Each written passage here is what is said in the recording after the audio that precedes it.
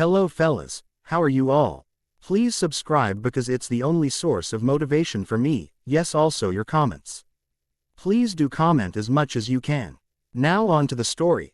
Being whole. First and foremost, I would like to acknowledge that the original idea for this story comes from I Hate Heroes, Naruto, to become a great ninja.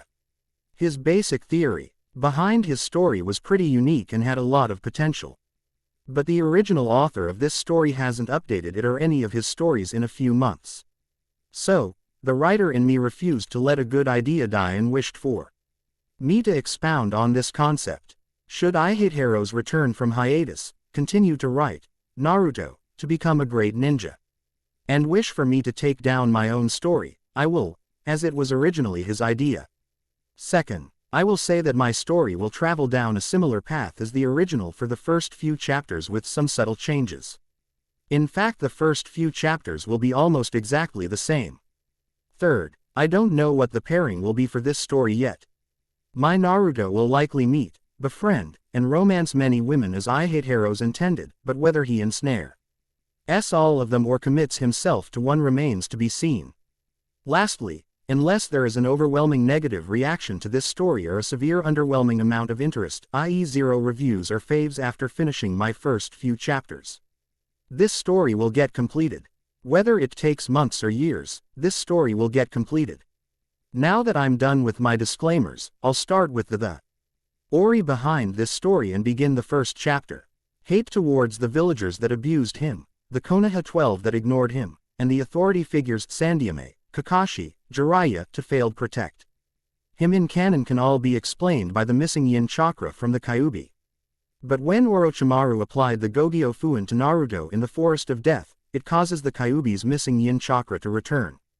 Now not only is Kurama complete, so is Naruto. This new Naruto will be very different from his retarded kill me orange self. He will have problems interacting with those around him due to his newfound animosity and darker thoughts brought about by the influx of yin chakra. And those around him will struggle to understand and reconnect with the complete Naruto. Naruto will be strong, very strong. He's going to meet and interact with quite a lot females. And he's going to have a bit of an edge to himself early on. All in all, he's going to be a complete badass as I Hate Heroes intended. Now let's see what Naruto was truly meant to be. The grass shinobi mused quietly, Naruto in her grasp. It seems the Kyubi brat is still alive. She then opened his orange jacket and rolled up his shirt. The grass kunoichi was amused at what she saw. On the boy's stomach was an intricate seal on the boy's stomach, so this is the seal. The Kusagaker kunoichi moved her right hand behind herself. A mini purple fire lighting up on each fingertip. Naruto thrashed in her grasp, trying desperately to free himself. The ninja's amazingly long tongue, however, would not relinquish him from its grasp. Hey, he shouted, wriggling as much as the foreign appendage would allow. Let me go. Naruto's face contorted into a silent scream as the hubby Sennin's agile digits dug into his stomach, clenching around the soft flesh. The red bled from his irises as the Kyubi's chakra disappeared, returning his eyes to their natural blue. His canine teeth shrunk to their original size and his nails were once more blunt and soft. Then, without warning, the blond boy slumped, unconscious. As the grass kunoichi tossed him into the depth of the abyss, all Naruto heard was a scream. Naru! To gripped his head as white chakra started to form around him. Its energy sizzled, crackled like food under the stove. The white energy hissed upon bodily contact causing Naruto great pain. He screamed. When memories suddenly flashed once more. For a brief second he saw a red-haired woman being held by a blonde-haired man. Naruto, a feminine voice echoed his mind. My Naruto, don't be a fussy eater, eat a lot and grow up to be a big boy. Go to bed early and sleep well, take your bath every day. The voice coughed. She sounded like she was in pain. Make friends, it doesn't matter how many. Just make sure they're real friends. People you can trust, even a few is enough. And study your ninjutsu. I was never good at it, maybe you will be. Everyone has things they are good at and things they are not. So don't feel bad if you can't do it all. Make sure you listen to the teachers at the academy. Naruto's head continued to spin as he kept screaming. The white chakra whirled around him and began to sprout tails. 1.2, 3. And remember, avoid the 3 vices of the shinobi. Don't borrow money if you can help it. Save what you earn from missions. No drinking alcohol until you're 20 and don't overdo it or you'll ruin your body. 4. 5.6 Tails. The agony continued. And as for women, well, I'm a woman so I don't know what to say, but there are only men and women in this world, and you'll want a girlfriend someday. Just try not to pick a weird one, try to find someone like your mother. A man spoke now, another warning: watch out for Jiraiya sensei. The voices grunted, but the female voice again spoke. This time was very sad. Monster. Mom said I can't play with you, he's that boy. Demon. Remember who you are. Find a goal, a dream, and don't stop trying until it comes true. The female voice spoke again. Bring forth another memory. I want to be Hokage. The greatest of them all. Naruto yelled, standing in front of the class. Everyone soon laughed at him. Like you can be. Dobi. A boy with a dog in his head insulted. You've failed twice now. Yeah, Naruto baka. A pink-haired girl yelled when everyone now threw insults at him. One word was the most consistent of them all. Dobi. There's so much more I want to say, to teach you about. I want to stay with you. I love you, my baby. Weeping can be heard as Naruto felt great sorrow. The woman was crying. I'm sorry, Minato. I took all your time, she said when the male voice entered now. It's okay, Naruto, this is your dad. Listen to your motor mouth mother. I want you to be the greatest ninja ever. Naruto let out an ear-splitting scream. The pain was unbearable. 7, 8, 9 Tails. Finally complete. 8 trigrams seal. Both the female and male yelled. Arg. Naruto fell to his knees and beck. Aim unconscious. What he didn't know was that he stood before the seal. The white chakra surged into the cage and 2 red-slitted eyes opened. It spoke. I am complete. Quote. Uck. Naruto groaned softly, the splashing water waking him. He looked around, his expression a bit dazed. Still, where? A sewer is what he saw. Pipes that leaked a bit hit the water, creating dripping sound. He looked around, and was surprised to see a huge cage before him. A cage? Naruto said, still confused to where he was. Where am I? Last thing he remembered, he'd been in the Forest of Death during the second part of the Chunin selection exams, and he had fought against a strong Kusagaku ninja. He had been surrounded by trees and roots and then darkness. So where was he now? The only place that had sewers was Konoha sewers he used to venture to when he was little. This is no ordinary sewer, and this cage, the blonde thought as he looked at the cage, a cage. He walked to the cage and touched the bars. So, a deep voice, like the rolling thunder, spoke. Nearly jumping out of his skin, he suddenly froze, coming face to face with a crimson fox. You're finally here. Its fur was like fire, wild and uncontrolled. 9 flames appeared behind the beast. Uzumaki. Naruto began to tremble, but his feet refused to move. It is nice to meet my jailer. The fox spoke, its voice brought shivers to his spine. Naruto felt its hot breath making him sweat. Tell me, do you know who I am? The fox moved closer, its glowing red eyes boring into his own. Can you say it with THS? Kyubi? Naruto stammered. This was true fear he felt. The fox chuckled. Hoo. Naruto took a step back when suddenly claws attacked the bars. The massive claws stopped Naruto in his tracks as they tore his clothes, like knives tearing through his skin. The Uzumaki screamed in pain. With eyes closed and fear overcoming him, he screamed, your name is Kurama. The Kyubi's eyes went wide in great surprise when sudden light escaped the seal and a ball smacked the blonde Uzumaki on the head. Naruto fell backwards. He groaned when he felt something on his lap. He looked and saw a beautiful glowing orb. Kyubi chuckled. You are not stupid after all. It seemed that the brat too went through the process. I am the Kyubi and you are in the seal. The fox spoke, its eyes studying the blonde like a specimen under the microscope. Seal. Naruto moved away from the fox, fearing he would lash out at him. So the snake woman sent me here. Partially, the Kyubi spoke. I sent you here. It is not your concern, the fox said. What do you mean? Naruto got up now, holding the orb in his hand. Why did you send me here? The orb glowed and the fox slanted its eyes a bit. The seal is complete. What? Naruto blinked. The seal. You mean the 8 trigrams seal? Yes, the seal is fully complete. The Kyuubi said. What was lost has been found. What was lost? Naruto said in thought. You mean you lost something? Kyuubi chuckled. Its damn chuckle always made him shiver. Indeed, it smirked. But it appears I wasn't the only one. What do you mean? Naruto asked, but the fox spoke. Now is not the time. Wake up. Eyes wide open, Naruto woke with a gasp, his head aching and his stomach sore. It felt as though he'd been run through with a katana to the heart. Getting up, he looked around to see Team 10, 7 and another team. You're awake, Naruto, Choji spoke, getting his attention, as did everyone. Naruto baka, Sakura yelled as he saw her with Ino. It seemed she was done getting her hair done.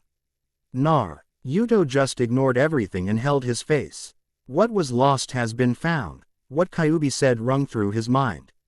Mendoku's troublesome, that fight was a waste of time. Shikamaru groaned as he sat next to Choji, who opened a bag of chips and began to inhale them. Don't be like that, Shikamaru. We won, Choji offered positively between bites. Yeah, you're right, Choji. It's just too troublesome to think about, Shikamaru replied as he leaned back to look at the clouds. Neji stood off to the side as he watched Tenten wake their teammate Lee up while keeping a discreet watch on Uchiha Sasuke. Sasuke sat under a nearby tree by himself, just reflecting on this latest development. That power. I felt that nothing could beat me, it felt great. Sasuke thought as he remembered what happened not too long ago. However, he looked at Naruto, who also was in deep thought. We got the scroll. Let's go, Sasuke said, now getting up. This alerted Sakura, who also got up. Naruto remained still. There are still plenty of teams out there who could easily beat us separately, Ino pointed out as she looked at everyone else in the clearing.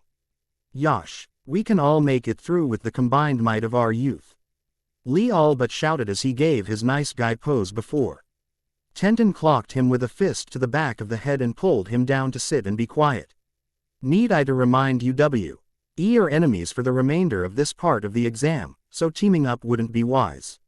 Let's go, Lee. Tenten, Neji ordered. Tenten nodded and got up. Lee did the same. They left now. Troublesome, but we have both our scrolls. Shikamaru got up. Let's go. Choji and Ino nodded as the Ino Shika Cho trio left. HRN. Sasuke grunted and walked off. Naruto, he called out to his teammate. Naruto snapping out of his thoughts. We're going, Sasuke ordered as Sakura followed. Naruto just got up and went with them. The other team followed. Chunin exam, Forest of Death Tower. I suggest we open the scrolls, Naruto said.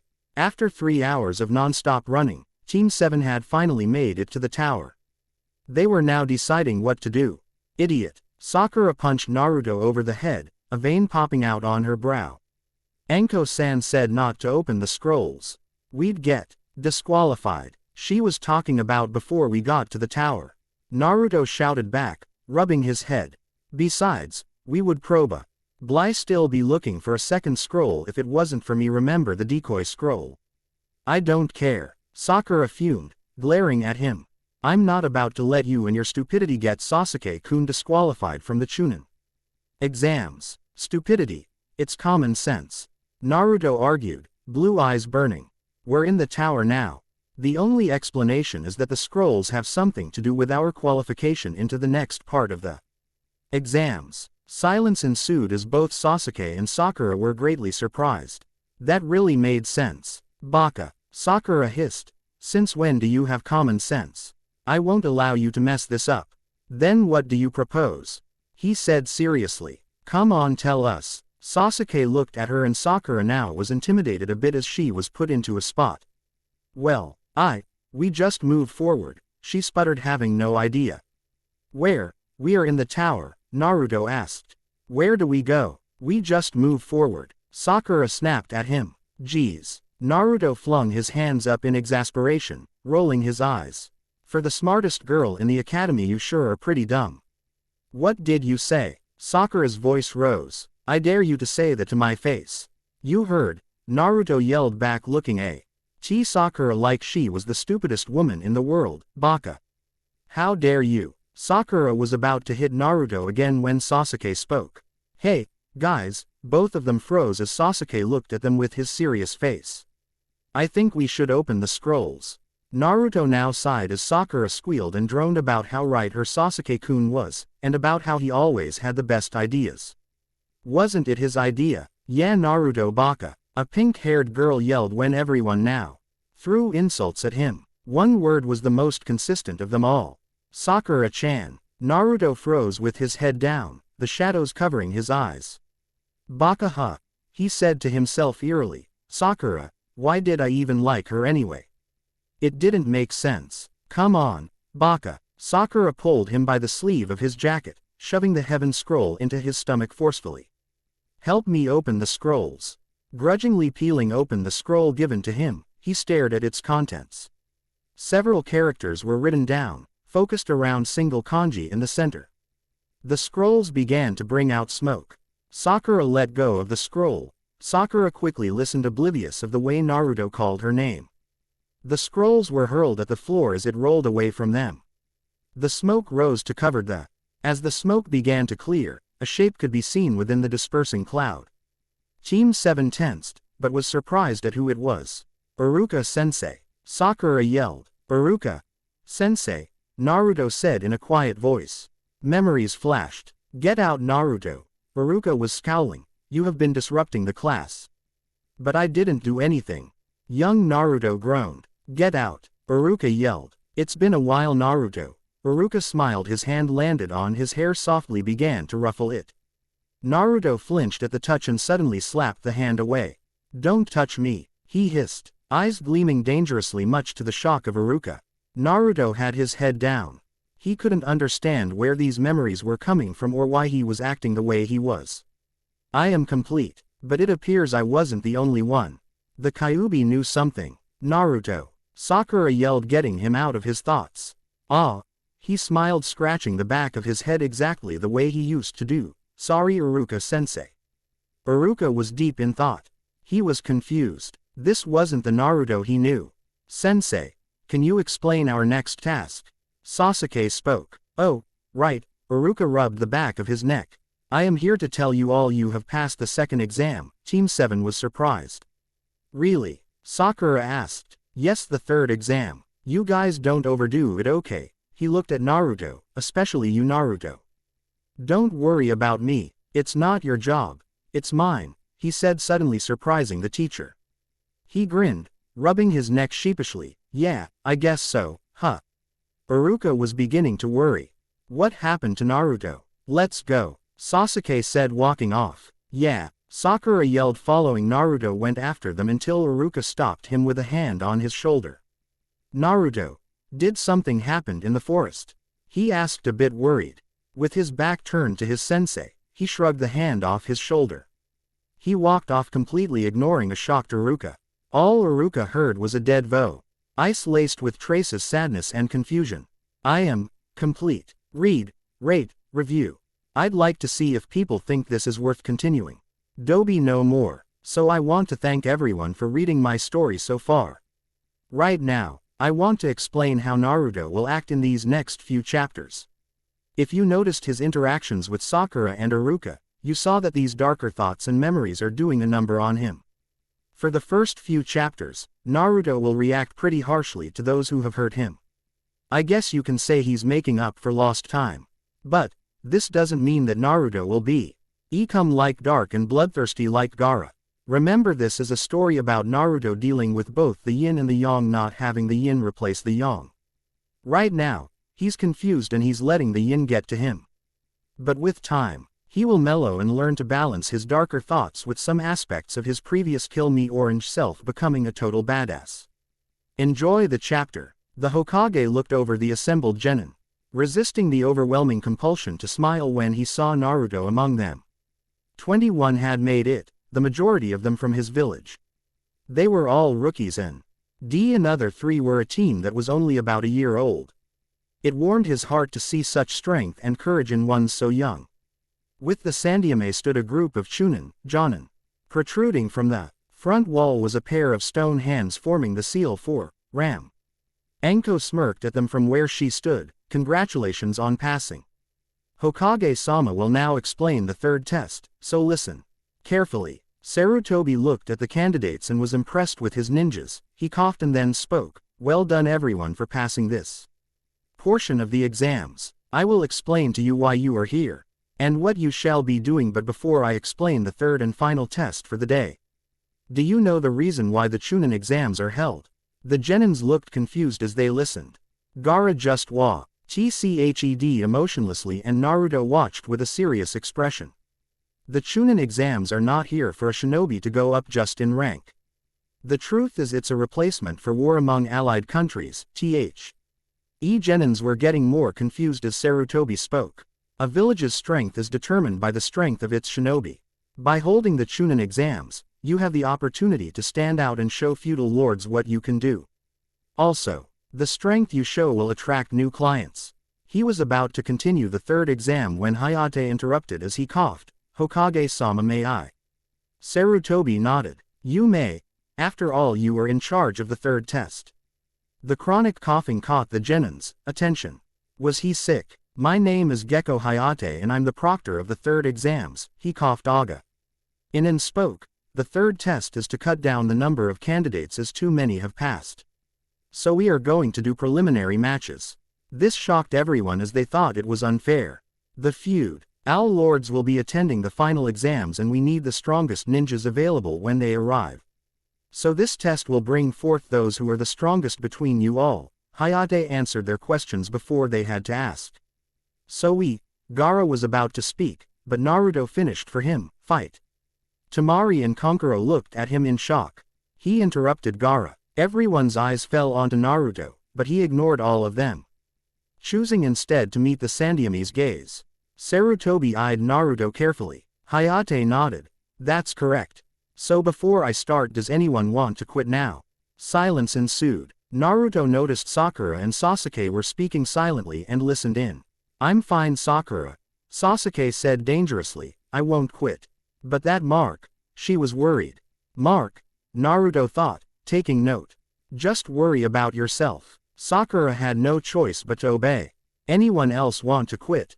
Hayate asked again. Sakura looked at Sasuke and softened. She relented. Sorry, I quit. Someone smiled. Kabuto-san. Sakura spoke in shock. Kabuto looked at Sakura and smiled. I'm injured all over. So you see I'm not fit to fight. He smiled at them but looked at Naruto. When their eyes met, Naruto's eyes narrowed as Kabuto walked off. The Junins and the Hokage noticed at how Naruto looked and pondered what changed in him.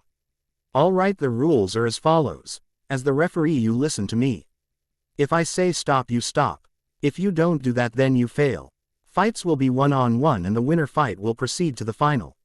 Your opponents will be chosen at random and the match will end when an opponent dies, loses consciousness or gives up. If I see that a match is unable to continue, I will also end the match. Alright, now let's begin the first round. Everyone turned around to look at the screen as multiple names popped up before stopping at the first two names.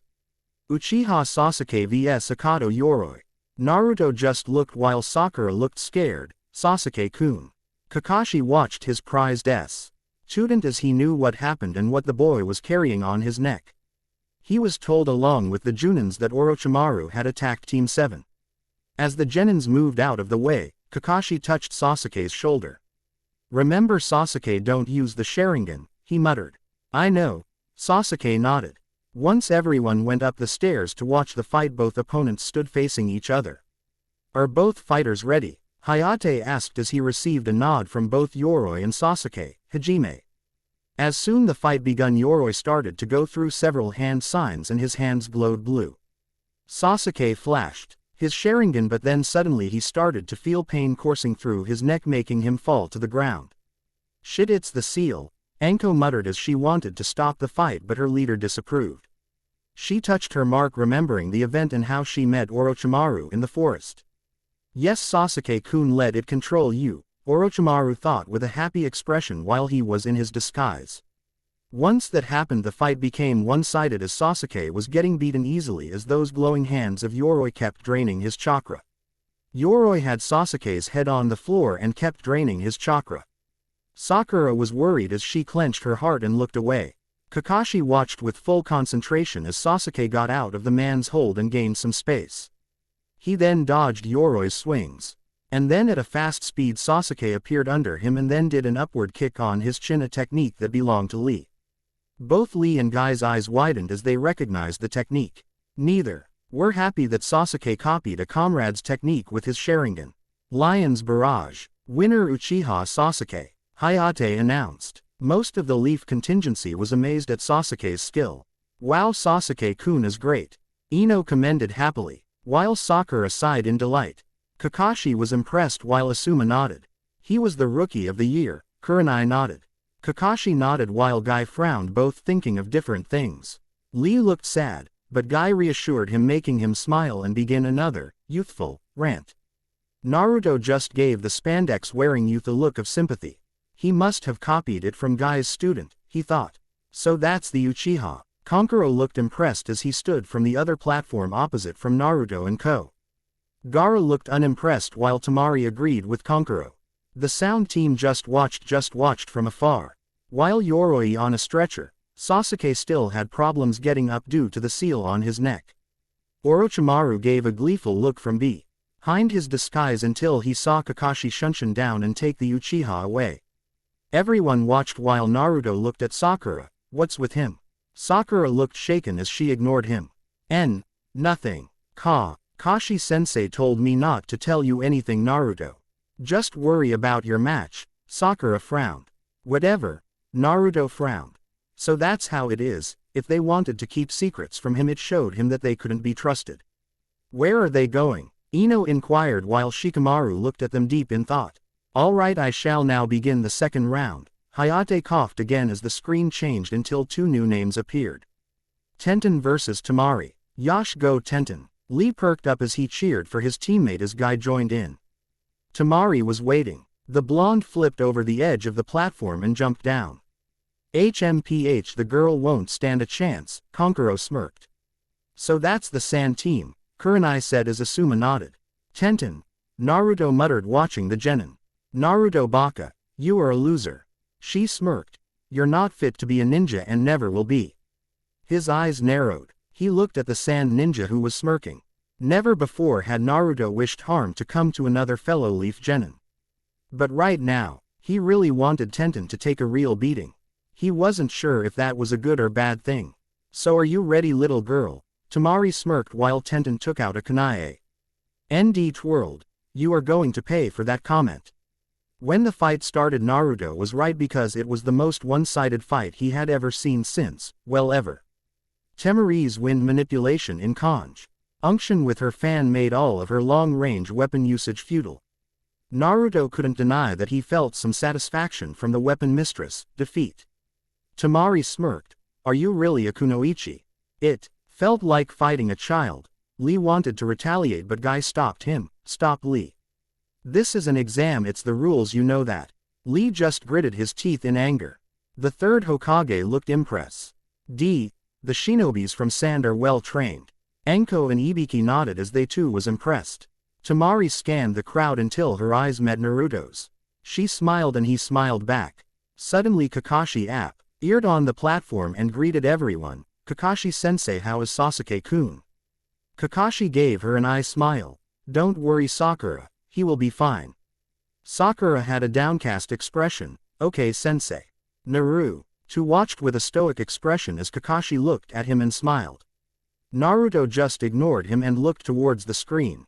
Hayate coughed for a bit as he commenced the next round. Now let's begin. The next round. The screen flashed as it landed on two people. Inuzuka Kiba vs Uzumaki Naruto. The Dobi. We got lucky. Akamaru. Kiba gloated, jumping down into the arena. Akamaru, his dog, gave an enthusiastic bark of agreement. Naruto froze. I want to be Hokage. The greatest of them all, Naruto yelled, standing in front of the class.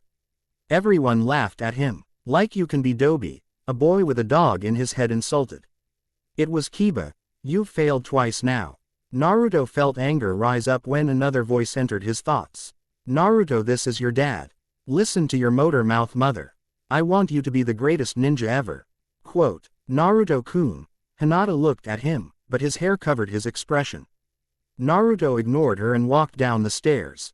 The greatest ever, he muttered to himself, but no one heard. Naruto now stood before Kiba as Hayate stood between them. Hey! Kiba clenched his fist. I feel bad for you, so I'll end this in one punch. Can you? Naruto muttered. Can that actually be done? Yup. Kiba smirked smugly. Against a dobi like you anything's possible. Dobi huh? Naruto smirked. Up in the stands, Yuhi Kurenai, Kiba's teacher, smirked at Hitaki Kakashi. Looks like your student doesn't belong in this exam, Kakashi-san. Kiba will finish him. Ma. Kakashi scratched the back of his head. Let us see, shall we? Naruto is surprising after all. Hayate looked at Naruto and Kiba. Are you both ready?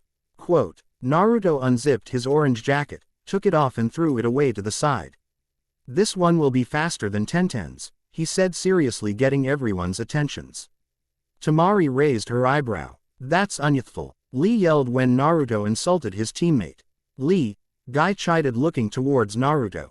The taijutsu specialist saw something in the blonde's eye, but couldn't pinpoint what.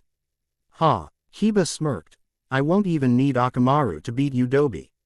Naruto didn't respond. Inuzuka Kiba, genin rank ninja and the heir of the Inuzuka clan, known for their nin dogs. Naruto thought, his eyes narrowed. Begin. Hayate began, and with that, Kiba charged in for a head-on assault, fist cocking backwards. They are nothing. At the last second, Naruto caught Kiba's fist his left hand. Silence ensued. Then in one fluid motion, the blonde took a step towards Kiba, cocked his right elbow back, and slammed it into Kiba's own right elbow joint. A sickening CK was heard as the Inuzuka's arm was literally bent in two, the wrong way. The collective gasps of the audience were drowned out by Kiba's blood-curdling scream as he dropped to his knees. Naruto Fina, LLY let go of Kiba's limp arm before giving him a vicious roundhouse kick to the face.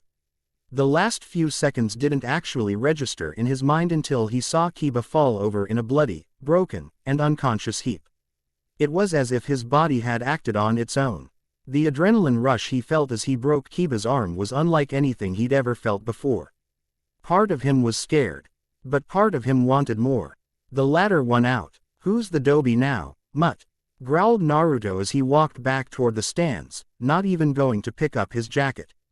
There was only silence was broken by Konkuro. That was fast, the puppeteer said with a shocked expression. He beat your record, sis.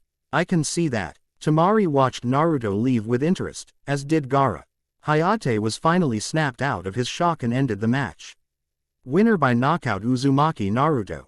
The medics speed out with a stretcher, prepared to put Kiba in intensive care. Kiba-kun. Hinata yelled as Kurenai jumped down the railings and went to her student. Several members of the Konoha contingency met Naruto at the top of the stairs. That was uncalled for, Naruto, Shikamaru said, frowning. You didn't need to do that. Shikamaru's right. There was no need for such brute force, Asuma said as he saw Kurenai coming back while Kiba was taken away. He wanted it to end quick. Naruto answered him. Who am I to deny him? Asuma's eyes narrowed. Where did you learn to fight like that, Naruto? Kakashi asked because as far as he knew Naruto wasn't good at taijutsu. The fluidity of Naruto's movements didn't match his previous assumptions. Not from you, that's for sure, he said, walking through the blockade of Konoha Nin. Instinct? Guy answered. That was all instinct. Instinct? Really? I find that hard to believe. Ino said. Hackened to the core at how quickly and brutally Kiba was beaten. That girl is seriously stupid, he thought as he turned his back to his comrades and leaned on the railing. Naruto answered Kakashi-sen's. Sakura asked, honestly curious and frightened at Naruto's ferocity. As I said, not from him. Naruto didn't even bother dignify the question with a look. The remainder of Team 7 frowned. Kiba has his right arm broken in half. A broken nose, a fractured jaw, and a mild concussion, Kurenai told them the damage. I don't know where you thought such behavior was tolerable, Naruto, Kurenai's eyes narrowed. Enough. The Sandaime spoke, getting everyone to look at him. Kiba was defeated. This is an exam. He knew the rules. Although he appeared calm, Deep down he too was a bit unnerved by Naruto's performance. But, Kurenai tried to explain, but one last stern look from the Hokage stopped her right in her tracks. Naruto-kun, Kiba, Hinata spoke in her usual reserved soft voice. Nah. Ruto looked up at her and another mem all right. Naruto smiled cheekily at a little blue-haired girl who wore a blue kimono. Hinata just hugged one of them, burying her face into his leg. The Hyuga bodyguards assumed the worst. Why, you no good brat. The man charged at Naruto, who tried to explain. Look, I didn't mean it. Naturally, his explanations fell on deaf ears, so he was forced to run.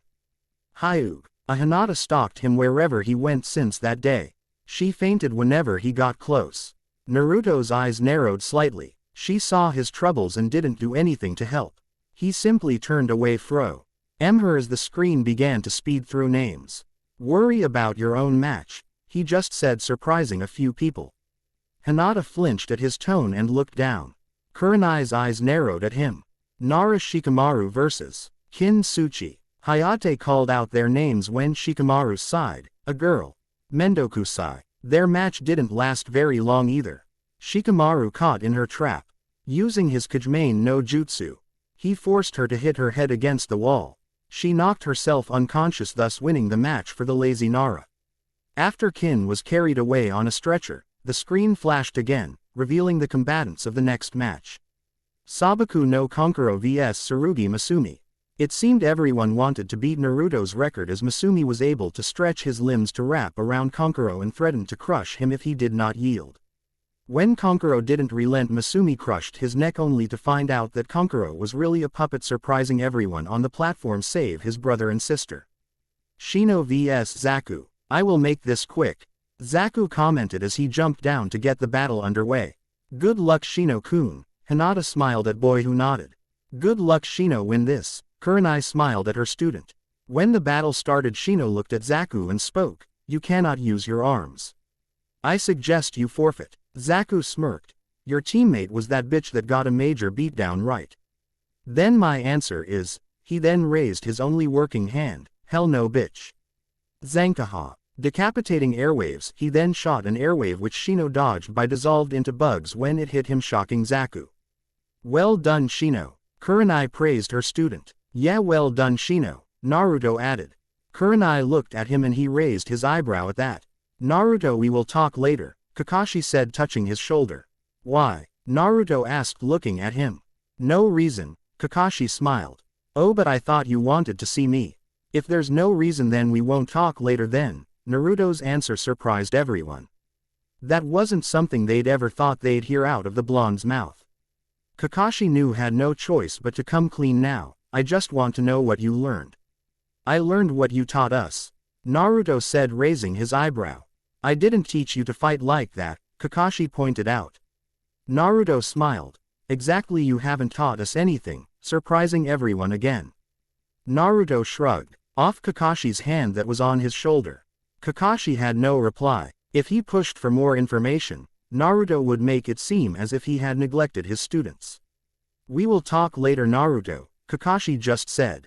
Just make sure there's a reason this time, Naruto added, finishing the conversation by turning back toward the screen. Shikamaru was surprised. Naruto just out-talked his teacher. Naruto. Oh Baka, how dare you say that about Kakashi-sensei? Sakura was about to put Naruto in his place when the Uzumaki pointed at the screen. Haruno Sakura vs Yamanaka Ino. Sakura sweated a bit when Naruto touched her shoulder. She looked to see him smiling at her. Don't worry, Sakura. Show Ino what Kakashi-sensei taught you. He did teach Sasuke after all. Sakura flinched. Naruto looked at Kakashi and gave him a pretty good imitation of the Cyclops' own one-eyed smile, right, sensei? The Junins didn't like what the blonde was implying about their comrade. Kakashi closed his book and put on a serious expression. He went to Sakura and touched her shoulder. Good luck, Sakura. Kakashi gave an eye smile. Sakura nodded. Good luck, Ino. Asuma said. His team nodded at her. Kakashi and Naruto continued their stare down. The blonde was smiling while the Junin had a serious expression. Sensei, let's watch, Naruto said. Sasuke's become much stronger with your teaching.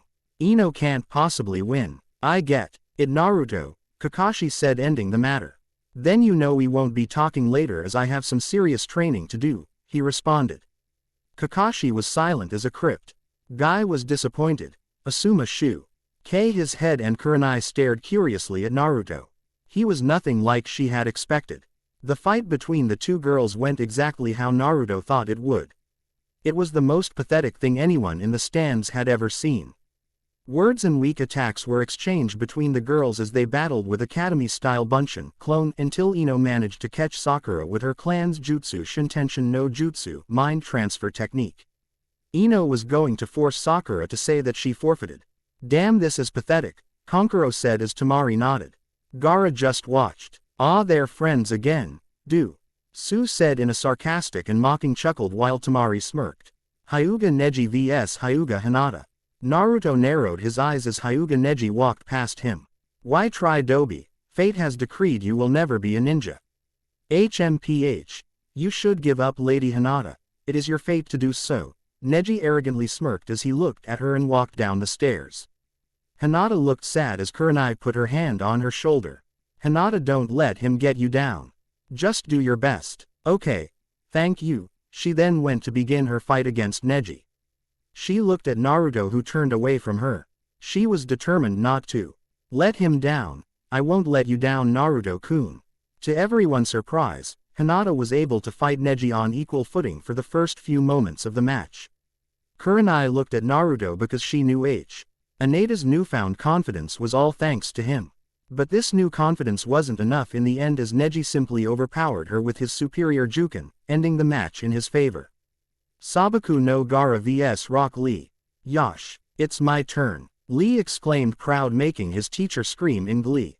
Go, my student. Guy gave a thumbs up and Lee jumped down to fight Gaara, who was waiting patiently. This was by far the most competitive match so far. Gaara's sand defense seemed pretty much impenetrable, until Lee took off his weights. When Lee released 5 out of the 8 Hachiman gates, his speed was absolutely outrageous. I can't believe someone can move that fast, Naruto thought in awe. Naruto realized that if he faced Gaara or even Lee as he was now, he would get creamed. Damn it, what was I doing all this time? He thought. Lee trained until he dropped for years while he was busy playing pranks, chasing after a pink banshee, and foolishly listening to his sensei. However, Lee's body didn't withstand the pressure of the Hachiman gates for very long. Gaara's second sand armor simply outlasted Lee's body. The reverse lotus was the last straw. When Lee fell over in pain, Gaara used the opportunity to attack Lee with his sand. The sand latched onto his arm and leg. Gaara was about to finish him off, but Guy stopped him before Gaara could complete his sand burial technique. Man, that was amazing. Naruto looked at Neji. You have an amazing teacher. Want to swap? No. Neji just replied, looking stoic. Why not? Naruto pointed at Kakashi. He's the copy ninja. He will not benefit me, Neji just said. Quite frankly, he didn't want to talk with this dobi. Oh my god, Kakashi. Naruto looked shocked at his sensei. He just called you useless. You're not useless because you'll help me in my training, right? No one said anything. Naruto smirked. I want to see how he's going to get out of this one. Ma. Kakashi gave an eye smile. Later, okay. Naruto groaned, channeling his kill me orange personality. But sensei, that's what you always say. Sakura and Sasuke have gotten stronger, why not me? Sakura was confused by the lack of suffix on her name. Kakashi's single eye both wondered the same thing. What happened to you, Naruto? You humans are funny, Kyubi chuckled as he watched everything. Naruto froze. What is the fox planning? You know what, forget it. I'm done with your excuses. Naruto dismissed Kakashi. You were never there for me and you never will. Kakashi's eyes widened at that. He thought of more than just his failures as Team 7's Jonin. He thought of his failures to protect his sensei's legacy. Sensei, I'm sorry. He looked down in shame. Naruto, how dare you spia? Sakura yelled, but stopped when Naruto gave her a dark glare.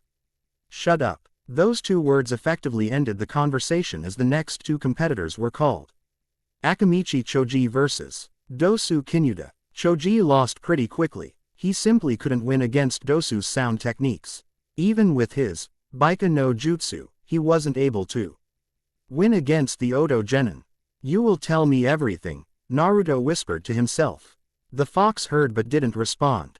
With the preliminaries over, the winners were then briefed on the last portion of the exam. Okay, now you will get a tab telling you who you will face in the final exams. Hiruzen gestured Anko to get the box of tabs and give them to everyone to pick. What are your numbers? Sarutobi spoke. The genins answered. 5, Gaara drones. 3, Konkuro says. 7, Temari calls out. 1, Naruto says. 9, Shikamaru responds. 4, Shino responds. 2, Neji spoke softly. 8, Dosu said. 6, Kakashi responds in Sasuke's place. Okay, the matchups for the finals are as follows. First match. Uzumaki Naruto vs Hyuga Neji, second Ma. TCH Subaku no Konkuro vs Aburame Shin. Third match Uchiha Sasuke vs Subaku no Gaara. Fourth match Subaku no Temari vs Dosu Kinuta. Finally Nara Shikamaru faces the fourth match victor, Hayate called out. That concludes the second phase of the Chunin exams. You each have a month before the finals to prepare yourselves and get stronger. Any questions? The Sandaime asks. Does the winner automatically get promoted? Shikamaru lazily points out. Not necessarily. The winner of the finals may not be promoted at all. Likewise, the losers might get promoted or no one at all. If you show Avenue both the ability and mentality to be a Chunin, then you will be recommended for a promotion. From there, it will be up to your cages or council to decide, the Hokage informed them. The genin seemed satisfied with the answer. You all may leave and rest. Good luck. The third Hokage waved his hand to conclude the Chunin exams as the genin saluted and left. Immediately, Kakashi, Sakura, and Yutobi eyed Naruto, hoping to talk to him at some point in the next month to get some answers. As Naruto left, he knew he had a big month ahead of him. First, he had to get some answers. The Kyubi was experiencing his thoughts and actions, and it troubled him. And these darker thoughts, feelings, and intentions weren't making him feel any better. But more importantly, he needed to get stronger. He thought back to his father's last words to him. It's okay, Naruto, this is your dad. Listen to your motor mouth mother. I want you to be the greatest ninja ever. I promise, Dad, Naruto grinned. I'm going to be the greatest ninja ever. Believe it. And cut. As you can see, there is still some of that lovable happy-go-lucky Naruto in there. The next few chapters will have Naruto doing some serious training Kage Bunshin style. Also, he will have to have conversations with a smut-reading Cyclops, an old man with a severe paperwork problem, a demonic Kitsune, and a certain Ero Sennin. Please leave a review. I appreciate any and all criticism and thoughts. Believe. So, this is a major turning point chapter. A lot happens in this chapter. I hope you guys enjoy it. A special shout out to my Beta Festa 1984. And please read the author's note at the end. Naruto reached his apartment just after sundown in a pretty somber mood. He knew his first and foremost priority was to try and figure out what the heck was going on. The thoughts, the urges, and the frustration and hate, he had never experienced them before. It was almost as if they weren't his. Oh, they most definitely are yours, chuckled the Kyubi. The Kyubi, so now you talk. Answer was given. Damn it, answer me, he screamed, but his mind stayed silent. Fine, if you won't answer me, I'll come get some.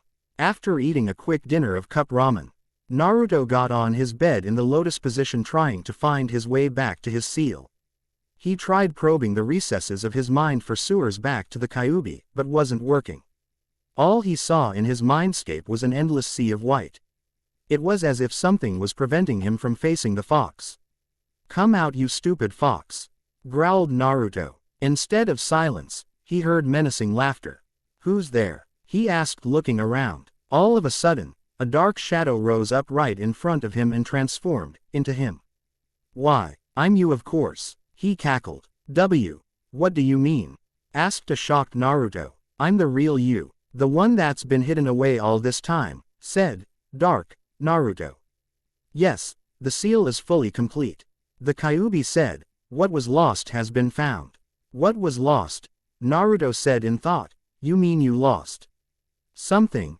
Kyubi chuckled. Its damn chuckle always made him shiver. Indeed, it smirked. But it appears I wasn't the only one. What was lost has been found. He mumbled. You're my darker half. You're the reason why I'm having these thoughts. No, I am the real you. You're nothing more than a mask trying to hide your sadness, frustration, and anger. Laughed Dark Naruto. And then he charged. Before Naruto could snap out of his shock, he got a mean right hook to the face, knocking him to the floor. Pathetic. You let all those villagers walk all over you. They hate you, he said. Freak. Monster. Mom said I can't play with you. He's that boy. Demon. They want to see you suffer. They want to see you fail. He continued. I want to be Hokage. The greatest of them all. Naruto yelled, standing in front of the class. Everyone soon laughed at him. Like you can be, Dobi, a boy with a dog in his head insulted, you've failed twice now. Yeah, Naruto baka, a pink-haired girl yelled when everyone now threw insults at him. One word was the most consistent of them all. Dobi. No one cared. No one loved you. But you don't need them. All you need is me. Join me and we'll get our revenge, he said, extending his hand out. Maybe he's right. No one's ever cared for me. No one's ever loved me. Naruto thought as he slowly reached for his darker half's hand. There's so much more I want to say, to teach you about. I want to stay with you. I love you, my baby. I'm sorry, Minato. I took all your time. It's okay. Naruto, this is your dad. Listen to your motor mouth mother. I want you to be the greatest ninja ever. I love you, my bab y. They loved me. I love you, my bab y. They loved me. I love you. They loved me. No. Instead of grabbing the outstretched hand, Naruto punched his darker half in the face, sending him to the floor. You fool. How can you possibly forgive those who have wronged you? Dark Naruto screamed. I didn't say I've forgiven them. I never will. But that doesn't mean massacring them is the right thing to do, spoke a calm Naruto. You don't understand. They'll never accept you. They'll continue to walk all over you. They'll continue to hurt you. No, you're the one who doesn't understand. The Kyubi was right. I am complete now. You make me complete, explained Naruto. What do you mean? Asked the Dark One. You are my inner darkness. You are the anger, the frustration, the hatred I felt for all those who've wronged me. And I am, or was the happy-go-lucky Naruto who let everything just roll off his back. But neither of us are complete without the other. Deep down, even when I would grin and bear it, there was a part of me that felt that same anger, frustration, and hatred you felt. And somewhere underneath all that hatred that you've let want to hurt anyone either, am I right? His darker half didn't respond, only looked away. With the lack of response, Naruto decided to the only thing that seemed to make sense. He walked over to his darker form and offered him a hand up. How do I know you won't just forgive and forget like you used to? Asked Dark Naruto, looking up at the offered hand. Why, you'll be there to make sure I don't, said Naruto in a more exuberant voice than was necessary. You're right, I can't trust you to do this on your own, so I'll have to be there to make sure you don't screw this up, chuckled the Dark Naruto as he reached for his light side's hand. Besides, I think we would be pretty badass together. Damn straight. And at this, Naruto, both yin and yang, grinned, sealing the handshake. Soon, Naruto's darker form disintegrated and was absorbed by his yang self. When the emerging was over, an odd sense of calm washed over him. He suddenly felt stronger. He suddenly felt faster. He suddenly felt more at ease than he'd ever felt in his entire life. More importantly, for the first time in his life, he felt complete. Before Naruto could gather his bearings, the endless white became a lush meadow full of life. He wasn't the only one. You certainly have some weird things happening in that head of yours, don't ya, Naruto-kun? Asked a feminine voice behind him. Naruto turned around to see a beautiful red-haired woman with blue eyes in a long pale green dress. She walked hand in hand with a tall blonde-haired man wearing a standard Konoha nin uniform underneath a long white coat decorated with flame-like motifs on the edges. Wait, long white coat decorated with flame-like motifs? He thought. Only one person was ever known to wear such a coat. Sandaime ho, he started. I bet he gets that from you, Kushina, the yellow flash joked. What was that, Minato-kun? Care to explain what you mean by that? The now dubbed Kushina said in a menacing tone with a visible twitch in her eyes. She even brought her fist up to his face. I'm sorry Minato. I took all your time, she said when the male voice entered now. It's okay. Naruto, this is your dad. Listen to your motor mouth mother. I want you to be the greatest ninja ever. The Sandaime, my father. He thought. Nothing at all. I didn't mean anything by it. The Sandaime pleaded, holding his arms over his head, trying to shield himself from the beating he was surely going to receive. Red heads and their tempers. Sheesh. Why? Naruto mumbled. This was beginning to become too much for him to handle. He tried desperately to hold back tears. This got the couple's attention. Why'd you do it? Why did you seal the Kyuubi in your own son? He screamed. His parents looked down in shame. All the hate, all the loneliness, all the suffering. How could you do that to me? This time the tears couldn't be stopped. Silence reigned. For what seemed like hours, no one knew what to say. Naruto, how old are you now? Asked Minato. 12 going on 13, he said, trying to wipe away some of the waterworks. Minato sighed. Not even 13 and already shouldering the burden of the world. He couldn't help but feel that stab of pain watching his son cry in front of him. We know that after all that has happened to you, we don't deserve to be called your parents, Kushina began. Our greatest regret was passing on this burden without being there for you to shoulder it. Again, there was silence. Although, it was a little less awkward and depressing than last time. What made you think I could handle it? He asked, remembering their last words to him. Because you're our son, they answered in unison. It's only natural for the parents to believe that their children will surpass them. Continued his father with a smile. Ha! You have some high expectations, Dad, chuckled Naruto. I know, but I know you'll surpass even me one day, his father said with the utmost conviction. How can you be so sure? He asked. Just call it a hunch, Minato smiled. And never doubt a mother's intuition. His moth. Exclaimed as if that defeated all possible negatives. Somehow, Naruto couldn't help but smile at his mother's enthusiasm. Naruto, there are a few things we need to tell you, his father said in a serious tone. First, your mother was the previous host of the Kyuubi. On the night your birth, your mother and I were attacked seconds after your birth. That man's name was Madara Uchiha, and so Minato recounted the events of that fateful night. I see. I'll need the Kyuubi's strength one day to stop whatever he plans to accomplish, Naruto summarized. Yes, Kushina and I sealed some of our chakra in the seal before we passed away in order to help you on that goal. My chakra was to be awakened should you prematurely start losing your mind from the Kyuubi's power. And your mother would be the when you would fight the Kyuubi for control of his chakra, said his father. But with the Kyuubi's yin chakra returned and you now knowing its name, neither of us need to fulfill our roles anymore, his mother finished. So you're going to just leave me? But I have so much to ask you. How did you guys meet? How'd you fall in love? Why'd you name me Naruto? He asked. This would be his only meeting with his parents. He couldn't just let them leave so soon. Ah, that last one's easy. We named you after the hero from Jiraiya Sensei's first book. We hoped that you would one day be a great ninja like the one from the book. Chuckled Minato. Jiraiya Sensei. I thought you told me to stay away from him, mused Naruto. As you should. He's a pervert, Kushina huffed. A page. Pervert. Yeah. He tried to peek on your mother and me during the process of creating you, his father said, clearly embarrassed at the turn the conversation had taken. The process of creating me.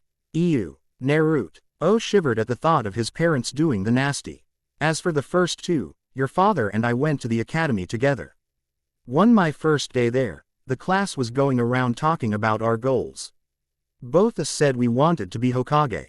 Of course, Minato looked like a total flake and was when he was younger, so no one took him seriously, smiled Kushina. An indignant cry of, hey, was heard from the Sandaime, but was promptly ignored. But one day, some Kumo ninja kidnapped me in order to use my special chakra chains to gain control of the Kyuubi. On the way to Kumo, I secretly plucked and left strands of my red hair to mark the trail, hoping someone would find me. As fate would have it, your father found the trail, saying how he admired my hair even though I hated it. I guess you LD say it was the red thread of fate, that brought Konoha's yellow flash and red hot-blooded habanero together, she finished. I always knew there was a reason why I liked orange. I guess subconsciously I was carrying on the dream you guys passed on to me, mused Naruto to himself. Naruto, you should know that we'll never actually leave you, his father said, coming closer to him. We'll always be right here with you. He finished by touching the spot on Naruto's chest where his heart was. We'll always be there guiding you, helping you, and watching, said his mother, bringing her face down to meet his. I can already see it in your eyes, Naruto-kun. You are already strong, and you'll only get stronger as you go. And for the first time ever, the entire Uzumaki Namikaze family shared one heartfelt hug together. No one present could hold back the waterworks. A few minutes later, it was time to go. Naruto, always know that we loved you so very much, cried Kushina, planting a soft kiss on his right cheek. And remember that no matter what, we'll always believe in you and be proud of you, son, finished Minato, ruffling Naruto's hair.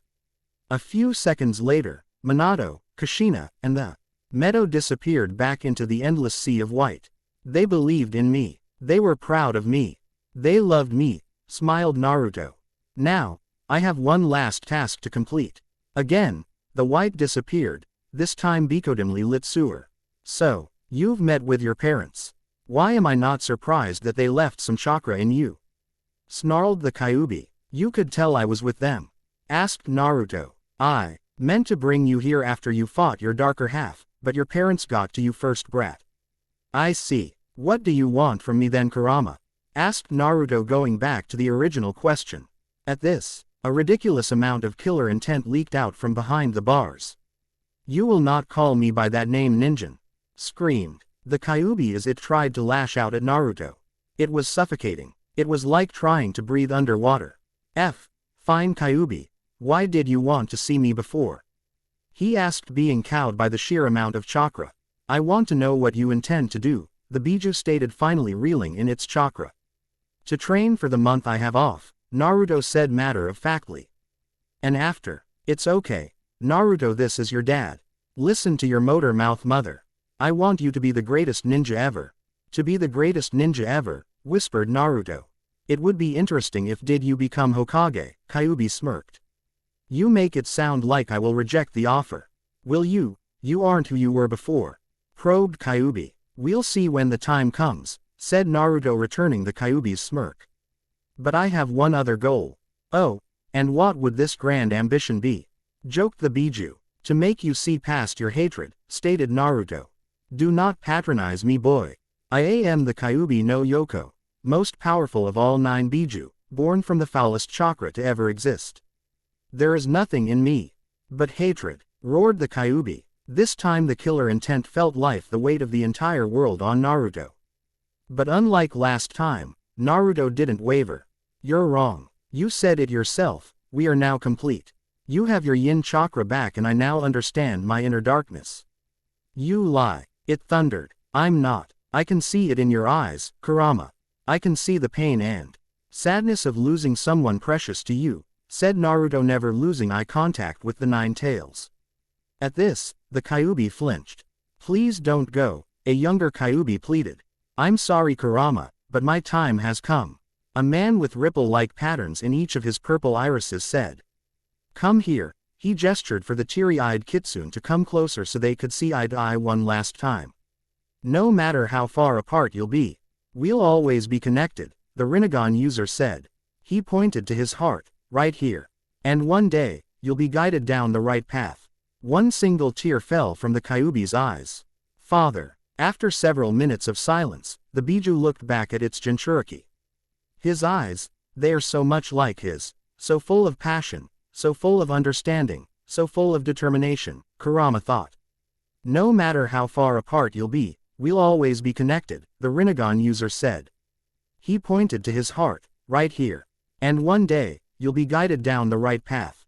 After centuries, maybe, just maybe, I can believe in those words one last time. All right, you little brat.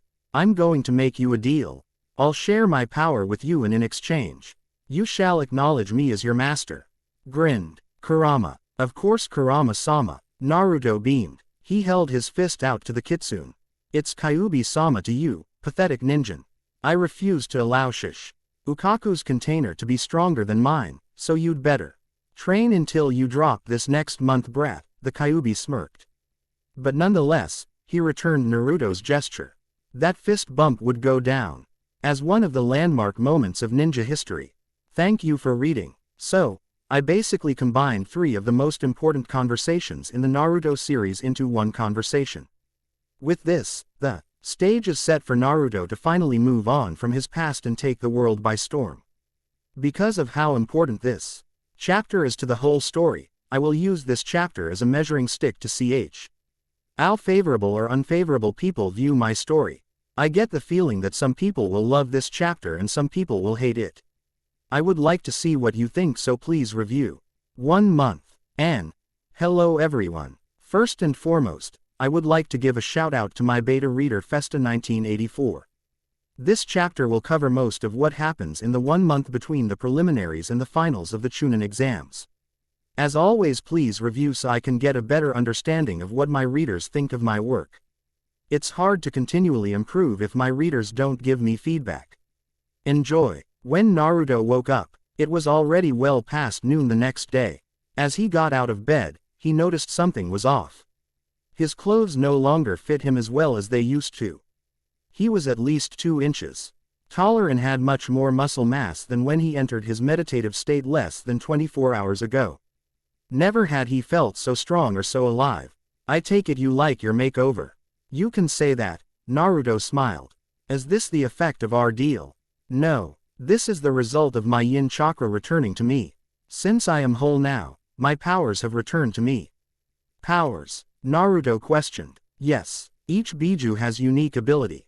My younger brother the Ikibi grants that Tsunade control over sand. One of my most prized abilities is chakra replenishment. I can take the natural energy of the world around me to replenish my chakra indefinitely. So how does this affect me?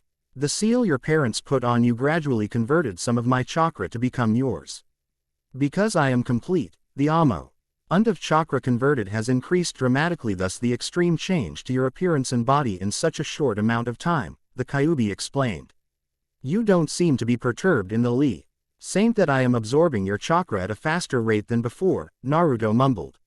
It would take many centuries before your reserves could even begin to compare to my own, laughed the Kyubi. With the return of my chakra replenishment ability, I can replenish my chakra much faster than you can absorb it. Wait a minute, you said that was one of your abilities, what else can you do? Asked Naruto. You'll have to just wait and find out for yourself, brat, said the Kyubi. Naruto could almost imagine it smirking at him. A few moments of silence occurred as Naruto took in this information.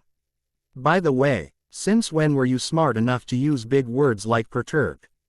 Joked the kitsune. A rather large tick mark appeared on Naruto's forehead as his left eye twitched uncontrollably. Mutt, rings of, stupid fox, and, thinks the sun shines out of his ass, were heard as Naruto left to get some ramen. Lunch was a rather pleasant experience. Naruto enjoyed well over 24 bowls of ramen, as he told Tsuki and Ayame of his advancement in the Chunin exams. After lunch, he went to the Konoha shopping district to find new clothes. Finding something orange yet tasteful wasn't easy to do. Excuse me ma'am, do you have this jumpsuit in orange? Asked Naruto. Orange? What, are you crazy? Do you have any fashion sense at all? The shopkeeper asked incredulously. Naruto answered her with a glare. The shopkeeper merely scoffed and went off to attend to another customer. I'll have her know that orange is awesome, said Naruto with a fist pump. Orange? Awesome? In what alternate reality is that possible? Said an amused feminine voice behind him. What was that? Naruto asked, turning around to meet the gaze of a smiling Sabaku no Temari. The civilian clothing and bags of clothing let him know that he wasn't the only one clothes shopping today. Naruto couldn't help but stare at the difference in Temari's appearance from civilian clothing to ninja gear. She is a rather fine specimen to look at, isn't she, brat? Much better than that other teammate of yours, said a certain devious fox. A rather large blush appeared on Naruto's face. Shut up, Arrow Kitsune, he screamed in his head. In no way, shape or form will orange ever be fashionable, Temari teased, snapping him out of his stupor. Ha, When I become the greatest shinobi will be dying to wear orange," declared Naruto, still trying to hide his blush. That got Temari to raise an eyebrow. "Bold words, can you back them up, Naruto-san? You'll see in a month now, won't you, Temari-san?" Naruto grinned. "I guess I will. I'll see in a month then, Naruto," stated Temari, walking out of the shop. "Of course, Temari-san," Naruto chuckled. "Oh, and drop the suffixes. They don't really suit me," she said, turning back around to face him. "All right. Good luck in the exams, Temari-chan," Naruto teased. Naruto couldn't help but laugh at the noticeable twitch in her eye before she left the shop. As Naruto left the shop, an Anbu appeared before him. "Hokage-sama wishes to speak with you," said the Anbu. "I see," was Naruto's response. He had been expecting this. The old man probably wanted to know what changed in Naruto. Hat was fine because Naruto had some questions of his own that needed answering. Hiruzen Sarutobi was very concerned about the sudden changes to surrogate grandson. From reports, he learned that Orochimaru had placed the 5-pronged seal onto Naruto. He hoped nothing disastrous happened to the Kyuubi's seal. Was it him, or was the Naruto that walked through the door slightly taller than he was yesterday? "Have a seat, Naruto-kun," said the third. "First, I must congratulate you on making it to the finals. Your match against Kiba was most impressive." "Thank you, old man. But let me guess, the real reason you want to see me is to talk about my recent changes, isn't it?" asked Naruto. "I finally got tired of everyone treating me like I was a demon," Naruto said in an even tone. "I'm sorry, Naruto-kun," the aged Hokage said, bowing his head in shame. "Why do people hate me, old man, why?" Young Naruto cried. "I'm sorry, Naruto-kun, it will be better." The third hugged the child who cried in his arms. "That's what you always say to me," Naruto roared. Suddenly, he was huffing now. Just stop saying that," his voice was breaking. "All right," was the only thing the third could say. After several minutes of awkward silence, Naruto began his most important question: "Why didn't tell me my father was the Sandaime?" At this, the third's eyes widened to comic proportions. "Naruto, how did you? It doesn't matter. Just answer me, please. Just this once, answer my question," Naruto pleaded. Hiruzen Sarutobi let out a rather long sigh. "Your father was beloved by the people of this nation, as a hero, and is the strongest shinobi ever produced within these village gates. But outside of the land of fire, he was feared and hated, especially in Iowa. Your father alone won us the third shinobi war. I can't even begin to imagine how many Iowa ninja he killed with his Hiraishin no Jutsu. That jutsu alone gave him the first and only flee on sight order in the bingo book. Even today, Iowa is saint, ill-crippled by the damage your father inflicted on them. By giving you your mother's last name, I was trying to protect you from possible Iowa assassins as well as politics."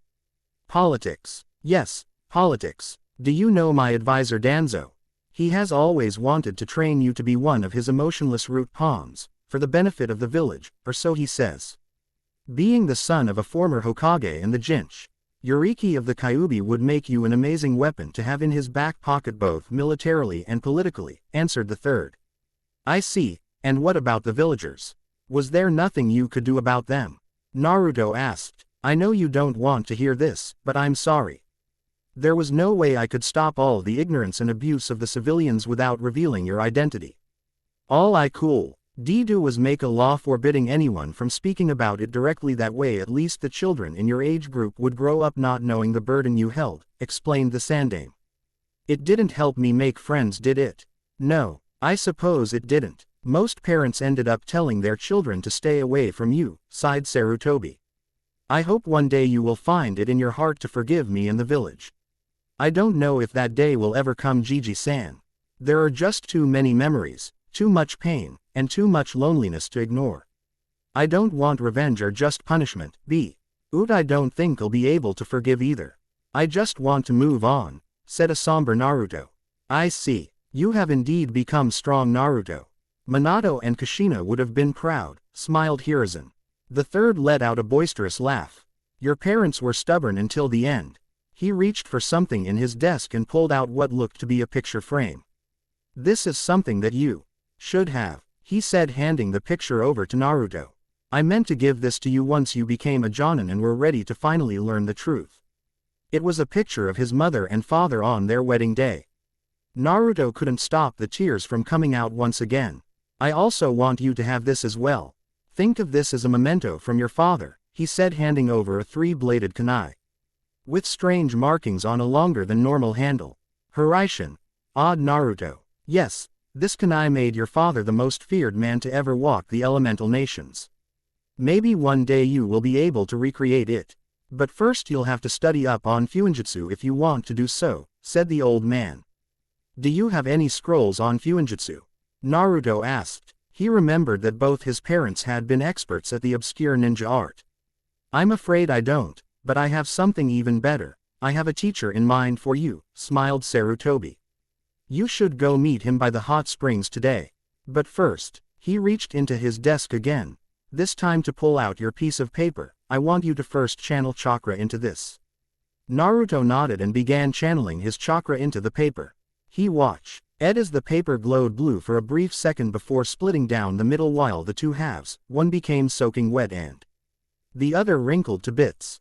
Sarutobi went wide-eyed at seeing Naruto have three affinities. Amazing. The third whispered. He was attuned to three elements.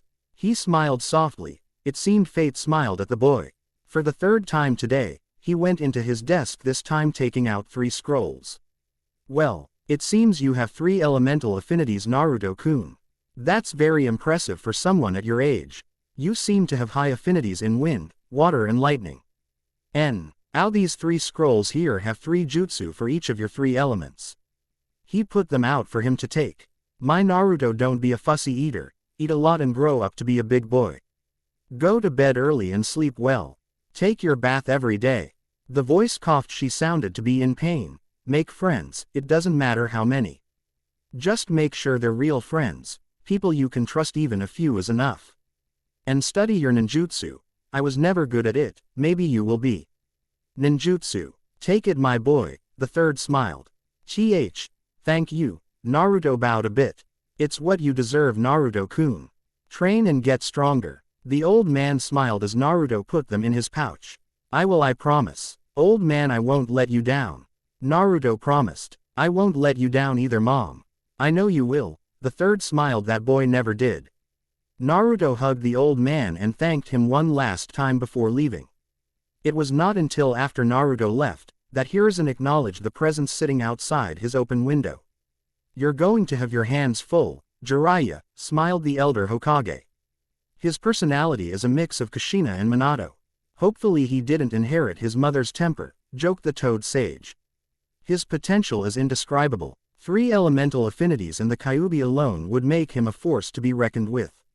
Of course, he'll need a lot more chakra control than he has now.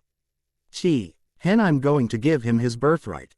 If he can master that, then his chakra control problems should disappear, stated Jiraiya. That's going to raise some eyebrows. A young boy that looks like a younger Sandaime using one of his signature techniques. Iwa will be up in arms, said Sarutobi Wi. Then I'll just have to make sure he's capable of defending himself by the end of the month then, won't I? Laughed Jiraiya. Of course, I'll have to do a checkup on that seal of his first to make sure the snake didn't damage it. Maybe Minato's and Kushina's presence changed the seal some. The third nodded. Be sure that you do. After all that he's gone through, I would love nothing more than for Naruto to show the village what a splendid ninja he can become. The Toad Sage simply nodded and left in a swirl of leaves. The third looked up at the portrait of the Sandaime. He will grow strong, Minato. I can already see it in his eye. He's going to surpass you one day, I'll make sure of it. He declared. Needless to say, Naruto was absolutely giddy about the possibility of learning so many jutsu from the scrolls in his hands. He briskly walked back to his apartment, trying to get ready to meet his new sensei for the month at the hot springs. Wait a minute, hot springs? Why would my sensei be there? He thought. His train of thought was broken when he noticed his silver-haired Jonin sensei leaning against the railing of his apartment. Hello, Kakashi-sensei. No porno book today. No, not today. Although, there should a new edition out next week. No, I'm here to talk to you today, said a surprisingly serious Kakashi. Oh, And what would this be about, sensei? Asked Naruto with a raised eyebrow. Kakashi let out a sigh. This was going to be long and hard to explain. Naruto, I want you to know how sorry I am. I've let you down in more ways than just as your sensei, he said before pausing. I know I wasn't the best sensei to Team 7. I taught you guys teamwork, but nothing to better yourselves individually. As a result, Sakura barely put up a fight against Ino. Sasuke simply fell back on his clan techniques and Sharingan to help him pull through. You, on the other hand, relied solely on instincts to win your match against Kiba. You showed strength no one else thought you had. Now, by the looks of those scrolls, it seems like you are learning elemental jutsu for your affinities. Naruto, I know that I can't take credit for it, but I'm proud of the ninja you've become. I don't know if anyone's ever said this to you, but many times you can know how strong someone is simply by looking at them in the eyes. And in your eyes, I see someone who's been able to overcome the hardship he's dealt with his entire life and resolved to become stronger. Your parents would be so proud. I know they've told me. Smirked Naruto. At Kakashi's shocked expression, Naruto idly wondered if everyone's reaction he told this information to would be as funny as Kakashi's and the old man's. How did they left some of their chakra in my seal? Naruto said, giving him the same explanation he gave the Hokage. At this, Kakashi had to chuckle and shake his head before he adopted a more downcast expression. I don't know if anyone's ever told you this, but I was on your father's genin team. Your father was a great man. He was like a second father to me when my own too. His own life, and your mother became something of an older sister to me as well. One of my greatest regrets in my life was not being able to shield you, his son, from the hate and abuse you took at the hand of the villagers. When I was a part of the Anbu, I would often guard you from ninja or villagers that would try to harm you. But I couldn't always protect you due to my other duties as an Anbu operative that would talk me out of the village, and I couldn't adopt you because of how suspicious it would be for the Yondaime's last living student to adopt a small child that looks exactly like him. I know you are tired of hearing it, but I'm truly sorry, Naruto, both for failing you as a sensei and as an older brother, finished Kakashi. An older brother? Questioned Naruto with a raised eyebrow. Yes, your father was like a father to me as well, so I guess I can call you my younger brother, One Eye smiled Kakashi. I already talked to the old man. I understand the situation you two were placed in because of my father's prowess as a ninja. Had you adopted me, I would have sent their entire Anbu team to try and assassinate me, started Naruto. And as for your failures as a sensei, how about you remedy that now? I could use some advice learning my wind, lightning, and water affinities, Aniki, grinned Naruto. 3 affinities, huh? You are definitely Konoha's most surprising ninja, chuckled Kakashi. You know, the Kage Bushin you were so fond of using can definitely help you out in your elemental training. Did you know that any experience you gained by your clones are returned to you? The total amount of experience the user gains is multiplied by the total number of clones being used to be trained. At this, Naruto's eyes widened at the implications of this new information. Oh, that will definitely speed things up, said the voice in his head. Now, as for your affinities, I don't know any futon jutsu, but I've copied a few Suiten jutsu and Raiden is my main affinity. I'll definitely send over a few scrolls of Suiten jutsu whenever your sensei says you're ready to learn them. As for Raiden, I've decided to teach my Otudo my first original technique. Kakashi's eyes gleamed. I'm going to teach you the Chidori. Later that day, Naruto found himself at the Konoha hot springs. Again, he wondered why he was here. Perhaps it was to use the hot springs water to learn the water walking exercise Kakashi had told him about.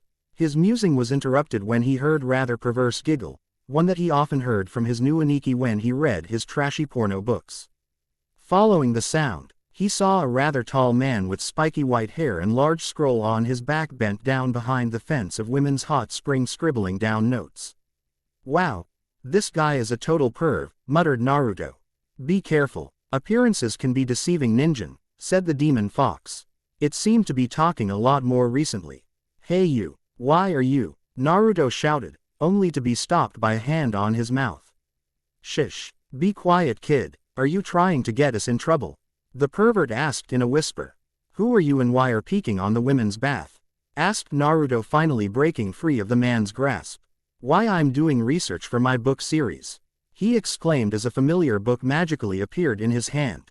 So you're that pervert that writes those trashy porno books, accused Naruto. They are not some trashy porno books. They are works of literary art. And I'm not a pervert. I am Jiraiya, the super pervert, he declared happily. Naruto's sweat dropped at the last part of his rant. Jiraiya-sensei, I thought you told me to stay away from him, mused Naruto. As you should. He's a pervert, Kushina huffed. A page. Pervert. Yeah. He tried to peek on your mother and me during the process of creating you, his father said, clearly embarrassed at the turn the conversation had taken. So this was my dad's sensei. I hope he didn't corrupt my dad, or me for that matter, Naruto thought. So you're Jiraiya, Naruto said, walking closer to the man. Ah, so you've heard the tales of the gallant Jiraiya. Jiraiya began to brag until Naruto gave him a rather hard kick in the man's own. This left him on the ground moaning and groaning in pain. Somewhere in the village of Konoha, Sarutobi Hiruzen and Hatake Kakashi shivered in fear and moved to protect their family jewels. That was for peeking on my parents during their alone time, said Naruto, walking away. About 3 minutes later, as Naruto was walking back toward his apartment when Jiraiya finally caught up to him. So you really met your parents yesterday? Jiraiya asked. Yes, I did, Kyofu. My father wanted me to stay away from you so you don't corrupt me, he smirked. Jiraiya narrowed his eyes and read something about disrespectful blonde gakis. They shared a moment of silence until Jiraiya spoke again. So you're wondering why I left you alone, right?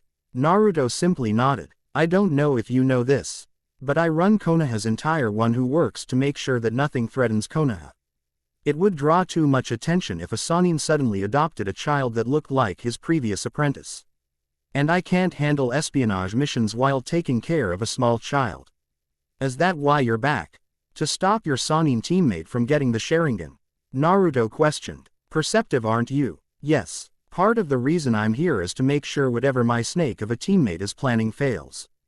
The other part of the reason I'm here is to see what's going on with my godson after all these years. To train him so he can protect himself, and to give him part of his legacy, Jiraiya grinned.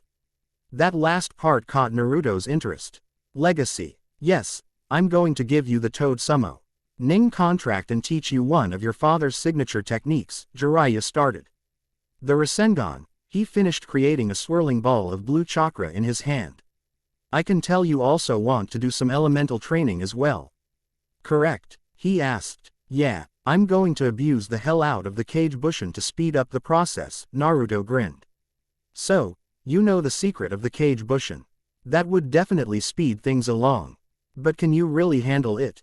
The amount of chakra needed for that sort of training is pretty high, the Toad Sage asked. I think the fur ball in my gut can handle it, Naruto stated. If you're going to use my chakra, you'd better make sure you actually do get stronger. I will not get shown up by the Ikibi, said the Kyubi. And I'm not just some fur ball, brat. So, you're going to use the Kyubi's chakra. Is that wise? Asked a concerned Jiraiya. Yeah, we have come to an understanding of sorts. Apparently, as long as I refer to him as Kyubi-sama, he'll share his chakra with me. We even fist bumped on it. Naruto tried not to laugh as Jiraiya's eyes bugged out. Well, if you are going to be using its chakra, you just might be able to master all 3 of your affinities by the end of this month. You also want to learn some Fuinjutsu as well, right? Asked Jiraiya. At Naruto's nod, Jiraiya continued, okay.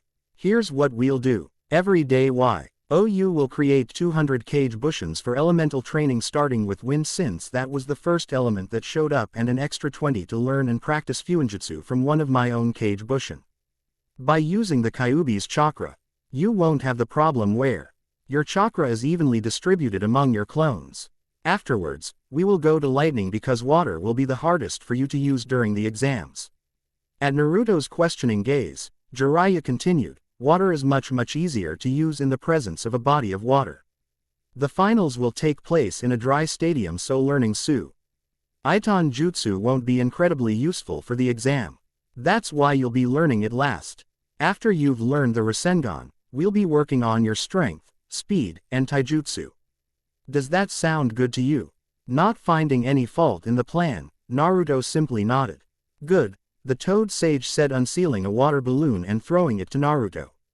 Now I want you to pop this balloon using only your chakra. 4 weeks later, Naruto was on his bed reading Jiraiya's first book. The last month had been hellacious. After learning the Rasengan, Naruto's physical training under Jiraiya began. Early on, even with his enhanced physical abilities due to the Kyubi, he was still no match for Jiraiya. But through the use of weights and gravity seals, Naruto's strength and speed increased dramatically. He had mastered nature manipulation for both his wind and lightning elements. He could now manifest his wind chakra into his taijutsu and use the Chidori. He even found a way around the tunnel vision problem with the Chidori. But he did run into some problems. His progress with Fuinjutsu was slow-moving as well as his water manipulation. As Jiraiya had said, it was extremely hard to manipulate water without a body of water already present. Also, because he lived in the land of fire, there was a distinct lack of wind and lightning jutsus to learn. As a result, he had to resort to trying to create his own jutsu. But that too was also slow-moving, though he had been able to create a few through using known jutsu for inspiration. Also, Naruto learned from Jiraiya that wind manipulation was several times stronger when used in conjunction with a weapon like Temari and her fan. But given that he only had 1 month, he couldn't possibly learn how to use any weapon with enough proficiency to use in the finals. Despite all that, Naruto, Jiraiya, and even the Kyubi were confident that none of the prospective genin would be able to hold a candle to him.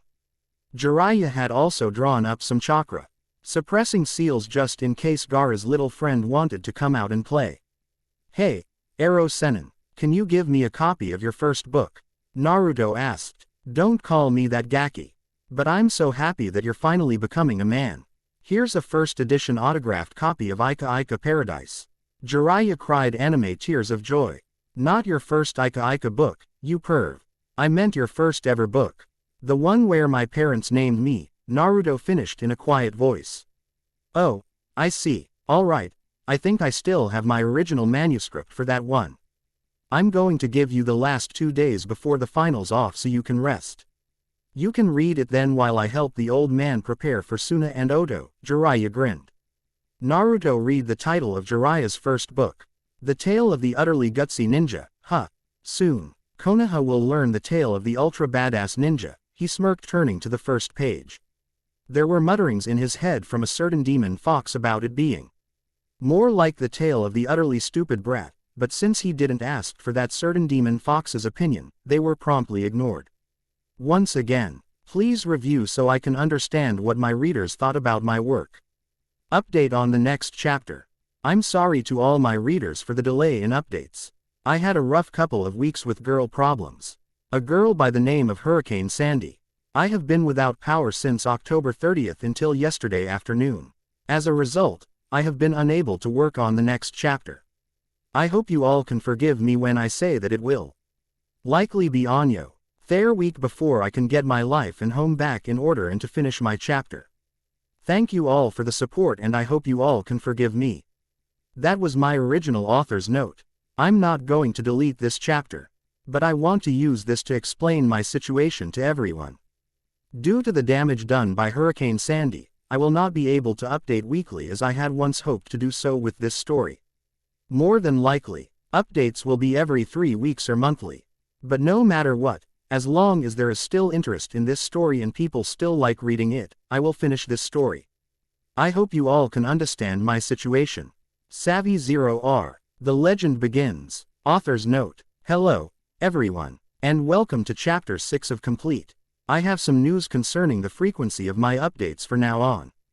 And for that reason, I have decided not to delete Chapter 5 as the change in my updates has to do with what I discussed in Chapter 5. I want to make it clear that unless there is no longer popular interest in my story, I will not be abandoning it. The damage Hurricane Sandy dealt me and my family just simply won't allow me to continually update as frequently as I would like to.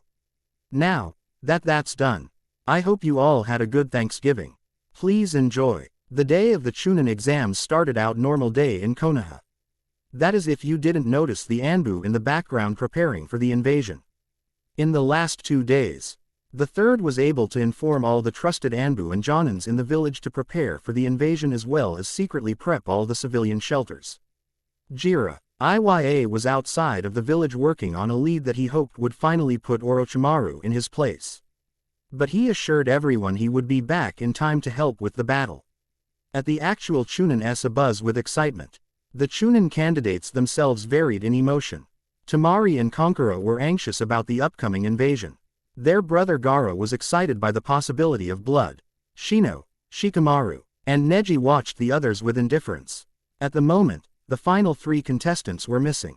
Everyone expected Sasuke to be fashionably late. How can you not, considering who his sensei was?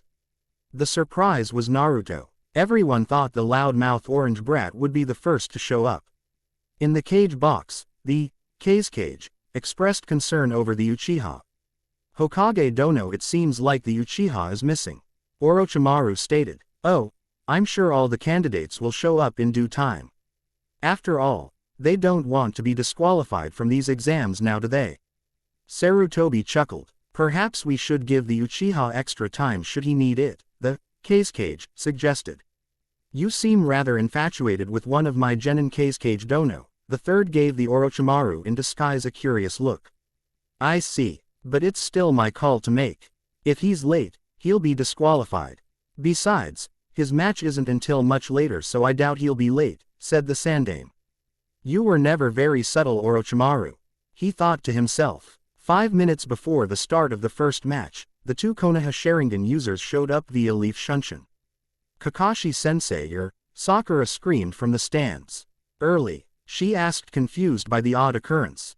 Many of the other Jonins sitting next to her were also confused. "Kakashi's early?" Kurenai asked. She then put her hands together to try to dispel the genjutsu. It didn't work. "Well, at least he's still reading Ika, so I guess that's still normal, right?" Asuma's sweat dropped. "Sasuke-kun looks so cool," Ino shouted, blushing. "Well, it seems like certain people are happy that you've arrived, huh, Sasuke?" Kakashi teased with his face in his book. The Uchiha chose to ignore the joke and instead search out his blonde teammate who strangely wasn't here. "Kakashi, looks like you've had quite the effect on the Dobi," Sasuke smirked. Kakashi simply waved off the jibe at his punctuality with a one-eyed smile. "Oh, he'll be here. He probably wants to make an entrance. Sounds like the Dobi wants to show," Sasuke began until he heard a crackle of lightning. Off. He smirked. This was going to be interesting. With a second crackle of lightning, Naruto arrived via lightning Shunshin dressed in black Anbu attire underneath a long orange cloak decorated with black flame motifs, reminiscent of another certain blonde Konoha nin. "Kakashi-sensei, you're early." Naruto's eyes bugged out as he pointed a shaking finger at his older brother figure. Kakashi simply waved at Naruto as he continued to read his prized Ika. "Oh, hello Naruto. I told Sasuke here that you'd be on time." Naruto then looked to Sasuke for answers with a finger still pointed at Kakashi. The Uchiha simply shrugged. "That new outfit not be all for show because I expect to meet you in the finals," Sasuke said. "Oh, I'll be there. I hope you can handle a little tanuki," Naruto grinned. All Naruto got in response was a grunt. Everyone in the stadium besides Kakashi, Sasuke, and the Sandaime was shocked. That was Naruto. When did Naruto get so hot? Ino asked from the stands. "I don't know," Sakura answered. "You know, they only ever known one other person to wear a coat like that," Asuma said. "Yeah, and that was a lightning Shunshin as well. Was he really the dead last of the academy?" Kurenai asked. I knew did the right decision to place my money the Gaki," Enko said, walking over to the group. "He's totally going to cream them." "Are you sure? I mean, he beat Kiba, but for him to get past Neji might be a stretch," Kurenai said. "Oh, I bet he has quite a few surprises in store for us. He always seems to have something up his sleeve," Enko grinned, taking a seat. Sasuke and Naruto nodded to each other before Sasuke walked away. Kakashi simply shunshined up to the stands and took a seat near his fellow Jonin. "Kakashi-sensei," Sakura screamed, happy to see her sensei after a month absence. "Hello Sakura, how have you been?" Kakashi asked with a one-eyed smile. "I've been good. How was your training with Sasuke-kun and Naruto? She asked. Sasuke is as ready as he can possibly be for his match against Gaara, the Jonin said in a cheerful tone. As for Naruto, I can't tell the true extent of his skills because I didn't train him, he said. But I can say with confidence that he won't have a problem making Chunin in this exam. This surprised everyone except Anko, who was now more confident than ever in her bet. But how can he improve so much in just 1 month? Kurenai asked. Let's just saw why that Naruto has more potential than anyone in this generation. And he's finally realized it, Kakashi said in a rather calm tone. But he was never any good at the academy. He was a dead last. How see? Old he have more potential than Sasuke-kun? Ino asked. This time Asuma answered. There were certain circumstances that prevented Naruto from succeeding in the academy. All the Jonins immediately knew that he was referring to the hate he received for being the Kyuubi's host. What circumstances? Sakura asked. It's Naruto's secret to tell, Kakashi answered. If you want to know, you'll have to ask him. Do you really think Naruto will beat everyone that easily? Kurenai asked again. Oh, I have no doubt that he will. If Naruto really wanted to go all out, he'd be able to beat me as well. Kakashi said as he took out Ika tactics. What? You can't be serious, Kakashi. You're the strongest Jonin in this village. Naruto can't be that strong. Kurenai said in disbelief. Oh, I'm very serious. He calmly stated with his head in his book. Everyone was now very interested in what Naruto could do. Back at the battlefield, Neji arrogantly stared at Naruto, thinking this was the same dead last he had heard about. Naruto on the other hand stared at Neji impassively. You should give up now. It is your fate to lose to me today, Neji preached. Naruto simply raised his right eyebrow. I know about your dream to be Hokage. You are a fool to believe a dead last like you can become Hokage, Neji sneered. Naruto lowered his right eyebrow, only to raise his left. Hajime, Genma said shouted. The second the match began, Naruto took one step towards Neji and disappeared into thin air. Startled, Neji activated his Byakugan just in time to see Naruto come at him head-on with a roundhouse kick. At the last second, Neji had to block the kick with his left forearm. The second the kick made contact, the bandages on his forearm exploded and blood gushed out. The silence in the stadium allowed Neji's scream to echo. That was wind manipulation, Asuma screamed, dropping the cigarette from his mouth. What? Ino and Sakura asked simultaneously. Wind manipulation works by making your chakra as thin and sharp as possible.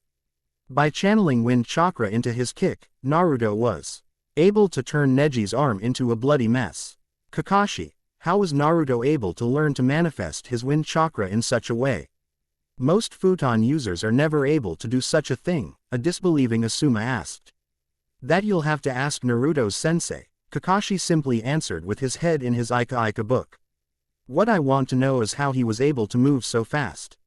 It was like he teleported right in front of Neji, Kurenai mused. That would be one of the jutsu he created. He calls it Shunpo, flash step. He channels a large of chakra on the soles of his feet. So whenever he takes a step and pushes off on the soles of his feet, he can basically jump to a location, Kakashi explained. That's amazing. How much chakra does the jump require? Anko asked. Naruto estimates every 5 meters traveled costs about as much chakra as a Kage Bushin, Kakashi answered. Wow, that much chakra. That's amazing that he can create such a jutsu. Kurenai said. Wow, Naruto's so strong now. Sakura mumbled, thinking about how weak she was compared to her teammate. Haven't begun to show anything yet, Kakashi mused. We probably won't see any more this match because Neji's lost an arm already. For the first time that match, Naruto talked. Unless fate can heal your arm, I think you've lost here, Neji. How can you be so strong? You were the worst student in your class. Neji screamed, still holding his bleeding arm. There's no such thing as fate, Neji. We decide our own destinies. I used to be a dead last knucklehead that couldn't even do a simple Bushin. But one thing I always had was a dream, to be Hokage. Everyone in my class laughed at me, everyone scorned me, and everyone ridiculed me. But I never gave up. To me it was a dream worth chasing after, a dream worth striving for, a dream worth fighting for. Now, I stand before you the strongest genin in this tournament. He took a step forward. Now, I stand before you no longer the dead last everyone thought I'd be. Another step. Now, I stand before you as someone who's spit in the face of fate. And then he disappeared. Naruto appeared in front Neji and launched him into the air with a spinning heel kick. The crowd watched in awed silence as Neji's unmoving body was launched several feet into the air and dropped back down to the ground with dull thud. Naruto walked over to Neji's unmoving body and sat down next to his head. You've been trying to fight fate as well, haven't you, Neji? I know about the caged bird seal. One day, you'll be able to defy your fate as well, you just have to keep fighting. Getting that stick out of your ass won't hurt either, he joked. Shusa, Uzumaki Naruto, what happened to that noisy orange knucklehead a month ago? Kankuro asked. That was what the majority of the prospective Chunin wanted to know. It seems he has gotten much stronger, Shino said. Man, I didn't think this guy could get any more troublesome. But it appears I was wrong, Shikamaru groaned. Then he noticed that Sasuke wasn't all that surprised at Naruto's newfound strength. You don't seem surprised by your teammate's performance. We might have sparred in the last month, Sasuke said cryptically. That blonde seems to be very strong, Hokage Dono, muttered Orochimaru. My seal should have weakened him, not strengthened him. What happened? Yes, Naruto was always Konoha's most surprising ninja. I dare say this is his greatest surprise yet. Sarutobi smiled. Even with his new powers, I highly doubt he'll be able to defeat my son Gaara or your Uchiha. The Kazekage stated matter-of-factly. We'll have to see, won't we? Maybe he'll surprise you as well, the third said. Leave it to Orochimaru to underestimate the power of hard work. Naruto realized that the eyes of everyone in the stadium were on him as he walked back towards the other genin. As he reached his fellow competitors, he immediately realized that they were weary of him. Surprising. It was Subaku no Temari who broke the silence. I see the month of training paid off. Orange isn't as much of fashion disaster anymore, is it? Naruto joked. No, it's still ugly, she smirked. Well, I still have a few more matches to change your mind, don't I? Naruto returned her smirk. If Naruto's new powers confused people, his familiarity with Subaku no Temari left everyone absolutely dumbfounded. Kankuro's eyes bugged out as he stared stupidly at his older sister and the Leaf Genin. Naruto noticed Sasuke staring at him with a raised eyebrow. What, Tem? The Uchiha simply head nodded towards the Sand Kunoichi silently asking what was going on between them. I'll tell you later, Naruto said. The raven-haired boy just nodded and looked back at the battlefield in anticipation for the next match. The second match between Subaku no Kankuro and Aburame Shino will now, Genma started. I forfeit, Kankuro screamed. He didn't want to show off any of his abilities before the invasion. His forfeit definitely piqued the interest of his fellow genin. Something's not right here, Shino and Shikamaru both thought. Very well. The winner by forfeit is Aburame Shino. The next match will now commence. Well, looks like you're up, Tem. You think you can handle the Tanuki? Naruto asked. I remember the plan, he drawled as he walked toward the battlefield. He thought back to his spar against Naruto a few weeks ago and to his part in this invasion. Flashback. What the hell was that dobi? How can you be that fast? Screamed a bloodied and dazed Sasuke. That was a new move I created just a few days ago, the blonde said calmly. Teach me it. No, Sasuke, you don't have enough chakra to use this technique effectively. Enough. Naruto's right. You don't have the chakra capacity to use that technique for any reasonable amount of time or distance. Kakashi intervening before Sasuke could retort. With frustrated cry, Sasuke walked away from the training ground. Naruto wanted to follow, but Kakashi raised a hand to stop him. Let him cool off a little before talking to him again, he said, to which Naruto could only nod. You've gotten really strong since the last time I saw you, Naruto. I'd have a hard time keeping up with that technique even with the Sharingan. Thanks, but it's not complete yet. I've been experimenting and I think I can go faster if I channeled wind chakra instead of just regular chakra, Naruto stated. Just be careful, wind is known to be a very dangerous element to play around with. This tiniest of mistakes can be disastrous. I know, he said as he walked off to find Sasuke. 10 minutes later, he found Sasuke sitting against a tree tending to his wounds. He sat down near another tree facing him. After several moments of silence between the two, "Well, how are you going to do it? Do you have a plan?" "What plan?" Sasuke asked. "Itachi is an S-rank ninja. You need a plan if you are going to kill him. Have you ever looked up his profile in the bingo book?" The lack of answer was all that Naruto needed to know. Itachi's biggest weakness is his below-average stamina. His biggest strengths are his ninjutsu and genjutsu from his Sharingan. If you want to take him down, your best bet would be find a way to slow down his two strengths with your own ninjutsu and Sharingan and just outlast him in a war of attrition. Sasuke could only gape at the advice he was getting from his blonde teammate. It sounded like it could work. I would recommend gaining a familiarity with Earth Jutsu to protect yourself against his Fire and Water Jutsu, training your Sharingan to nullify high-level Genjutsu, and gaining strength, speed, and chakra capacity to outlast him. "Why are you helping me?" Sasuke asked. "I didn't ask you for your help. We're teammates," Naruto said as if that answered everything.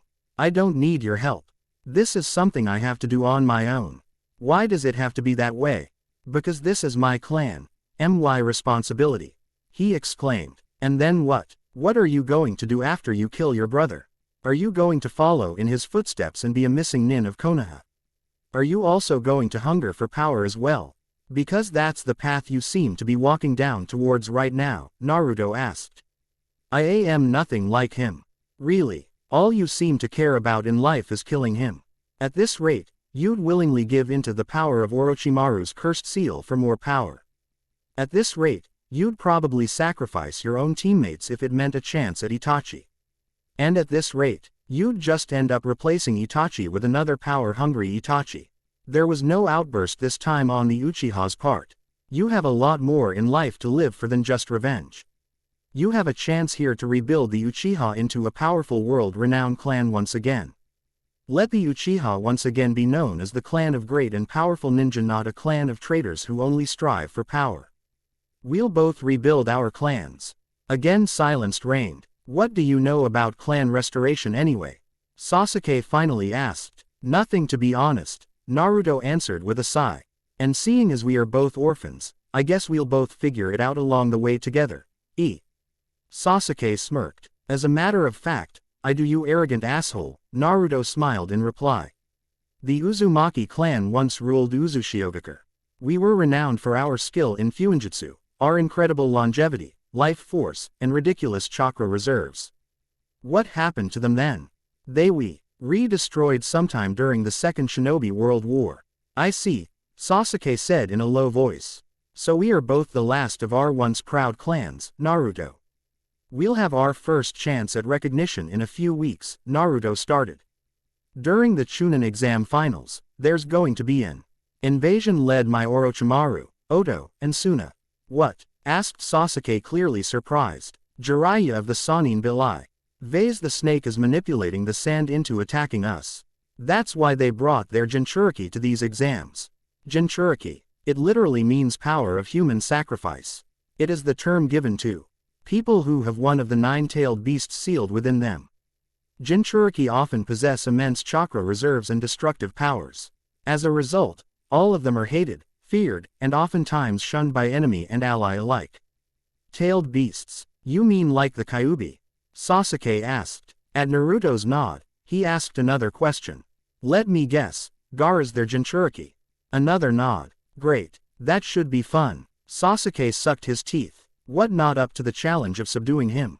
Naruto joked. "Don't worry about me, Dobi. I'll get the job done." "What are you going to do?"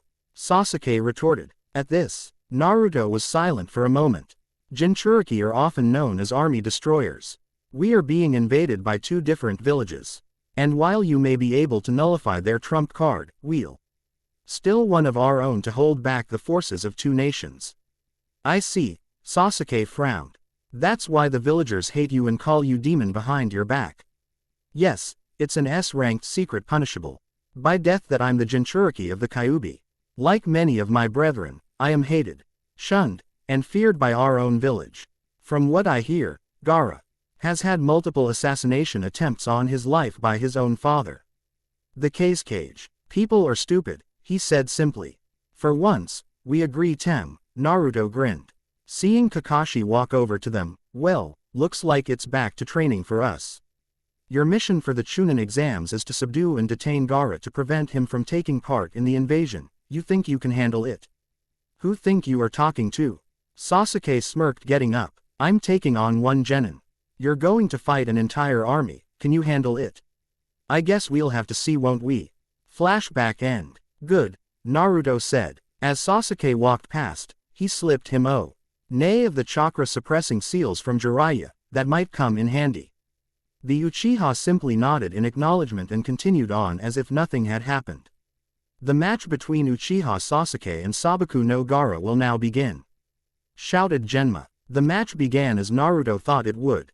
With the speed training help Sasuke got from Kakashi and himself, Sasuke was able to get past Gaara's sand defense with relative ease as Lee did. 2 swift body blow kicks and 1 punch to the face was all it took to put Gaara on the defensive.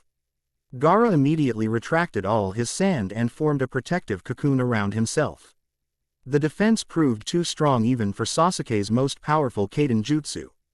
So, he was left with just one option, the Chidori.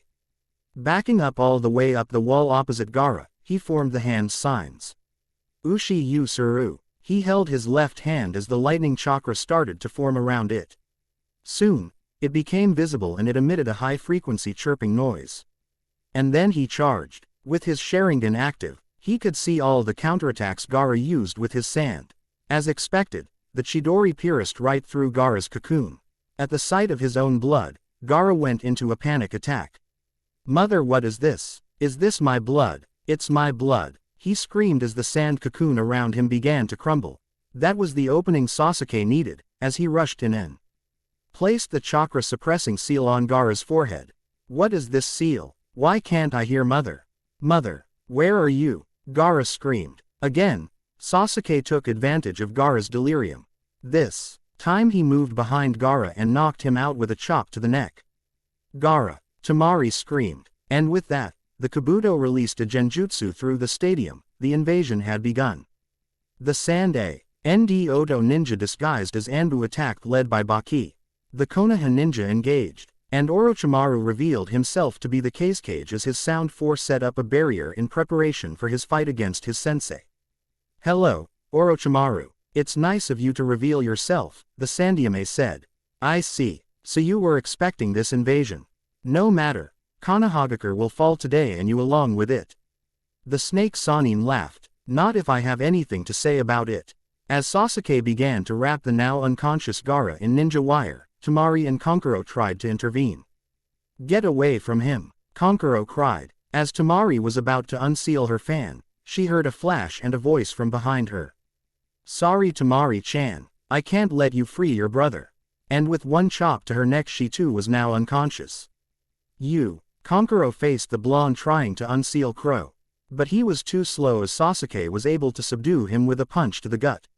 Shino, grab Shikamaru and come help Sasuke take these 3 to Anbu headquarters. Naruto commanded. As the 3 Konoha genin were about to move out, they were surrounded by several Sand Jonin. You're not going anywhere, said Baki. You 3 go, I'll take of things here. Naruto said, releasing all his weights and gravity seal. Shikamaru raised his eyebrow at that. You sure you can handle this, Naruto? At this, another presence appeared with one hand on Naruto's shoulder. He'll be fine. I'm here now, said the perverted toad sage. It is of the utmost importance that Gaara does not get free. Do you understand me? The Uchiha, the Nara, and the Aburame nodded and sped off. I see you're right on time, Naruto joked. Was your mission successful? It was. The snake's in for a nasty surprise, Jiraiya grinned. Once I'm done here, I'll help get rid of those snakes and... No, I'll take care of the snakes in the Oto army. You make sure Gigi ends the slimy snake once for all, Naruto decreed. Jiraiya raised an eyebrow. Are you sure? You only have 3 minutes at most. It'll have to be enough, Naruto evenly responded. All right, I'll cover you while you get ready. Just be careful. I want there to be something left of Uzumaki Naruto to train after this. Jiraiya said, giving Naruto a little shove in the back. Go. Naruto nodded and took a few steps back away from the other ninja as he began to channel a massive amount of wind chakra. All right, Kurama, juice me. You sure 3 minutes will be enough? Your body can't handle the speed and power of that technique for longer than that, the Kyuubi asked. It will be because it must be. Alright. Good luck kit. Insert bleach ost. Invasion, begin. As the Biju chakra washed over Naruto, the fighting throughout the stadium seemed to slow down to take in the sight that was the Kyuubi Jinchuriki. Soon, the ground underneath him began to crumble as Naruto's wind chakra became visible on his body. The loud bell-like screech was deafening and seemed to stop all fighting in the area. Futon. K's Kaminoikari. Wind release. Wrath of the Wind God, screamed a cubified Naruto. Naruto flashed from the stadium to the gates of Konoha, leaving a trail of destruction in his path. Jiraiya smirked as he watched his godson go. Naruto, show the world one more time why it only takes one Namikaze to destroy an army. Naruto arrived right within the middle of the Oto army by slamming one of its ninja's face into the ground. He flashed, killing another with a kick through the stomach. Another flash, this time decapitating several ninja with a lariat. The Oto ninja began to panic. Their comrades were being methodically cut down and there was nothing all they could do was watch as the blur of white and orange decimated them. Seconds later, the body count reached several dozen. Then the hundreds. 2 minutes and 12 seconds later, the Oto army was no more. With the Oto army gone, the Konoha forces would be able to hold off the Suna ninja. Now, it was time to deal with the 3 snake summons. Gather a large amount of wind chakra into his right arm. He flashed and rammed his arm through one of Orochimaru's unnamed snake summons. 40 seconds left. Naruto had to flash to the roof of a nearby house to escape the bites of the other 2 snakes. He was beginning to feel the toll his jutsu was having on his body. His 12-year-old body was just not strong enough to handle the speed at the jutsu allowed him to move at and definitely not strong enough to handle the pressure of sustaining the massive amount of wind chakra cloaking him. 25 seconds left. Once again, the snakes tried to strike Naruto. This time, he was prepared. Taking in a breath of air, he performed 3 quick hand seals. Futon. Shinkaha. Wind release. Vacuum wave, he screamed. The sheer amount of wind chakra put into that jutsu was enough to completely split the snake in half. 15 seconds left. Now, Naruto was beginning to pant and the fatigue was beginning to overwhelm him. His muscles just wouldn't move. And the cloak of wind chakra was beginning to thin out. As the last snake summon coiled its head and prepared to strike, he considered his limited options. His body wouldn't be able to flash, not anymore. Anything else would cause irreparable damage to his young body by tearing his muscles apart. 10 seconds left. Coming to a decision, Naruto channeled all his remaining wind chakra and willed his muscles to perform the necessary hand seals. Tora. The snake was 50 meters away from him. Ushi. 25 meters away. Inu. The snake's mouth now had him surrounded. The snake clamped down onto Naruto. Futon. Daitapa. Wind release. Great breakthrough, he exclaimed. Wind chakra burst out warded from Naruto. Almost instantly, the snake's head exploded from the pressure. Naruto stood on top of he rubble that used to be a house where the snake summon's head was supposed to be. His orange coat now painted red as he teetered on the edge of unconsciousness. 2 minutes 57 seconds, Naruto said, collapsing onto his knees. Mission complete. He smiled, letting the darkness claim him. Bleach ost. Invasion. End. Jiraiya smiled as he saw the last of the snake summons fall to his godson. He's going to surpass all of us one day soon. Minato. I hope you're proud of him.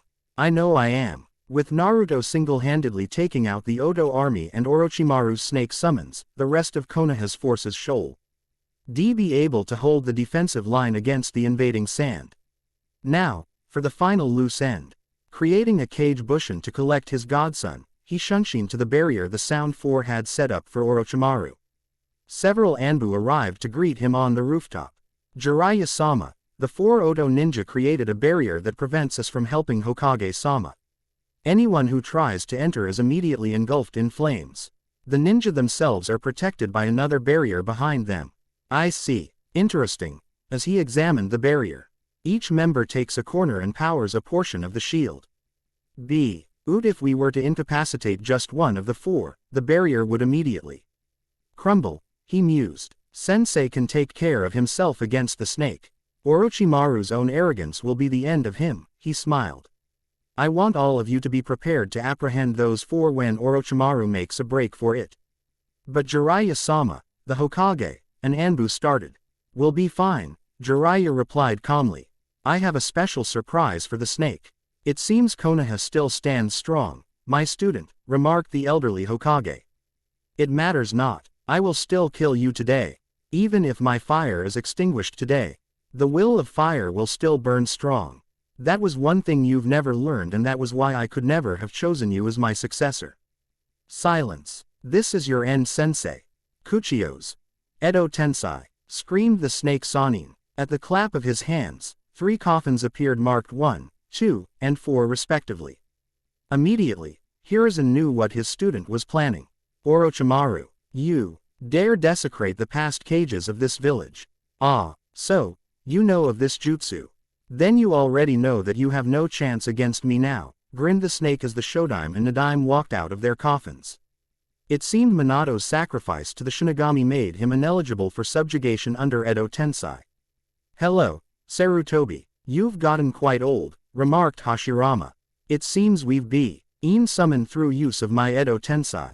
Such insolence, said Tobirama. Never in my years had I ever thought we would be forced to do battle. Please forgive me, Sarutobi frowned. His rant was interrupted by a punch in the face from the Shodaime and a kick in the stomach from the Nadaime. Right outside the barrier, Jiraiya had the biggest shit-eating grin to ever exist on his face.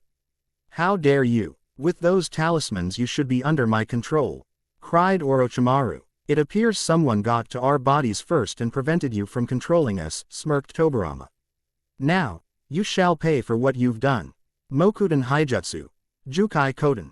Wood release secret technique. Nativity of a world of trees, cried Hashirama as wood began to grow on top of the roof.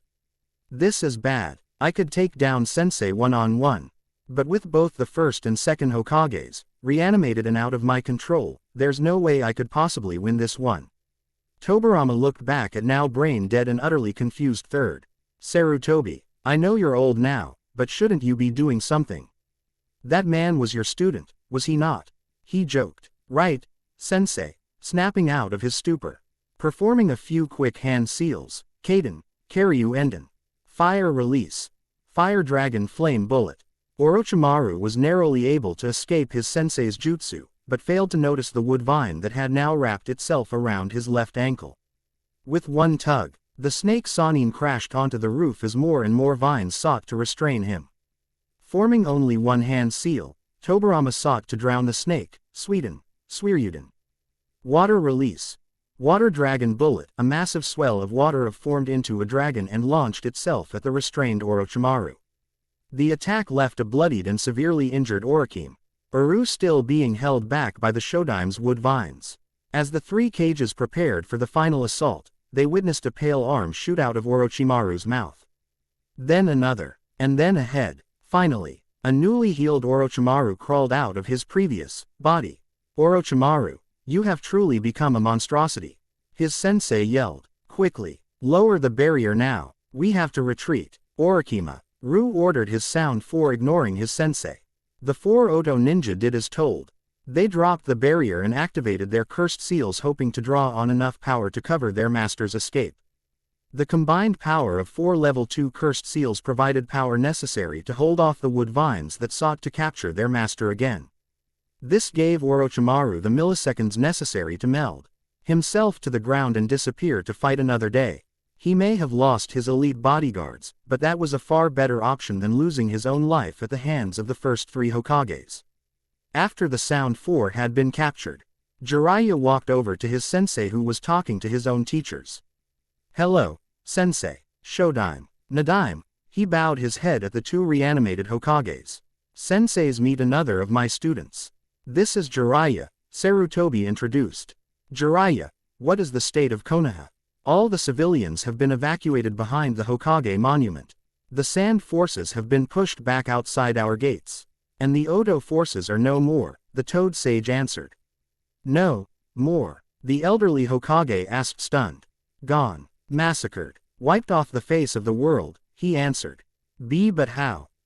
It only takes one namikaze to destroy an army. Sarutobi's mouth hung open for one moment, before he let out perhaps the heartiest laugh he's had in years. Minato, your son is going to shatter your legend. I'm sorry, but who is this namikaze? Asked Tobirama. His name is Namikaze Uzumaki Naruto, a genin who took part in the Chunin exams in this very stadium before the invasion began. He also bears the same burden your wife did, Shodaime-sama, answered Hiruzen. I see. I must meet this boy, replied Hashirama, his interest piqued. I as well. Jinchuriki or not, to take out an entire army at such a young age is astounding. Truly, you have kept the will of fire strong in our absence, Sarutobi, said the Nadaime. Yes, the will of fire burns strong in young Naruto, smiled the professor. The legend of Namikaze Uzumaki Naruto was born today. And one day soon, his legacy will outshine all of ours. And just like that, Naruto's legend begins. I ask all of you to perhaps give me a name you'd think would suit Naruto in his first ever entry into the bingo books. I have a few I'm deciding between, but I'd like to see if any of my readers can come up with something else better. If you guys like this chapter, please leave a review. In those reviews, if you have any monikers for Naruto's bingo book entry, I'd love to hear it as well. Thanks for reading. Savvy0R. Truths. Hello everyone, and welcome to this next installment of Complete.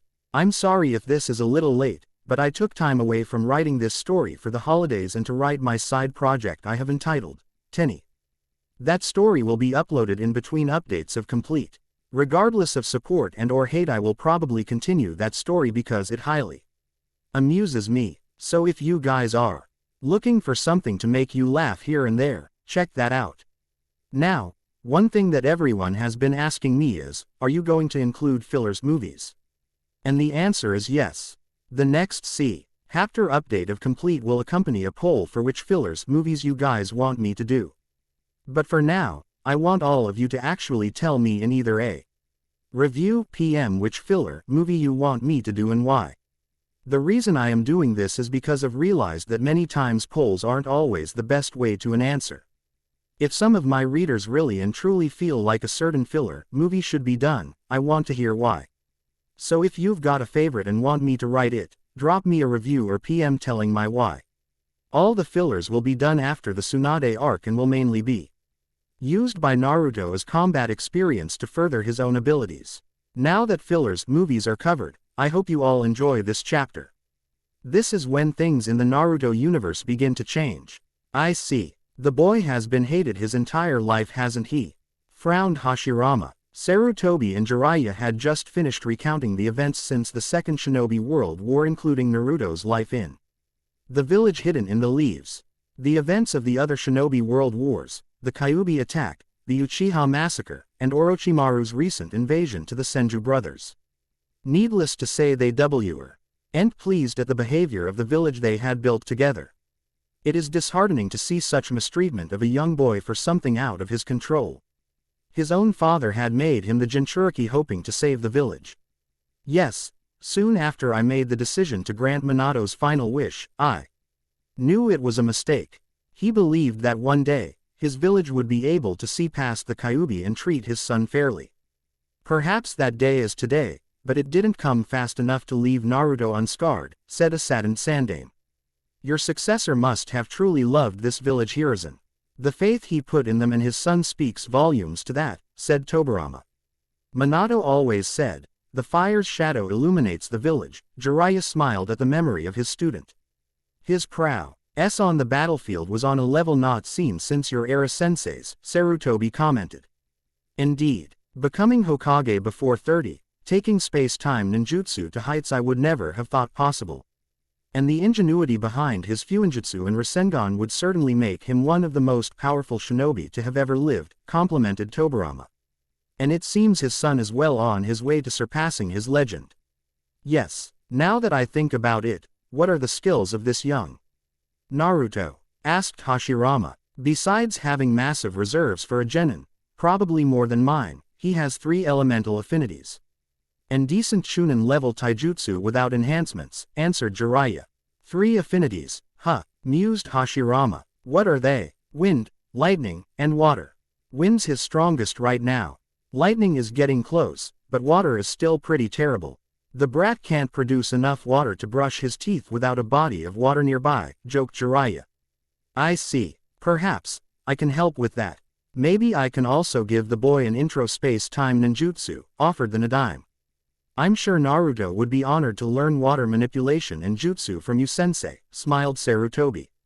Now, Jiraiya, what was that jutsu Naruto used to take out the Odo army?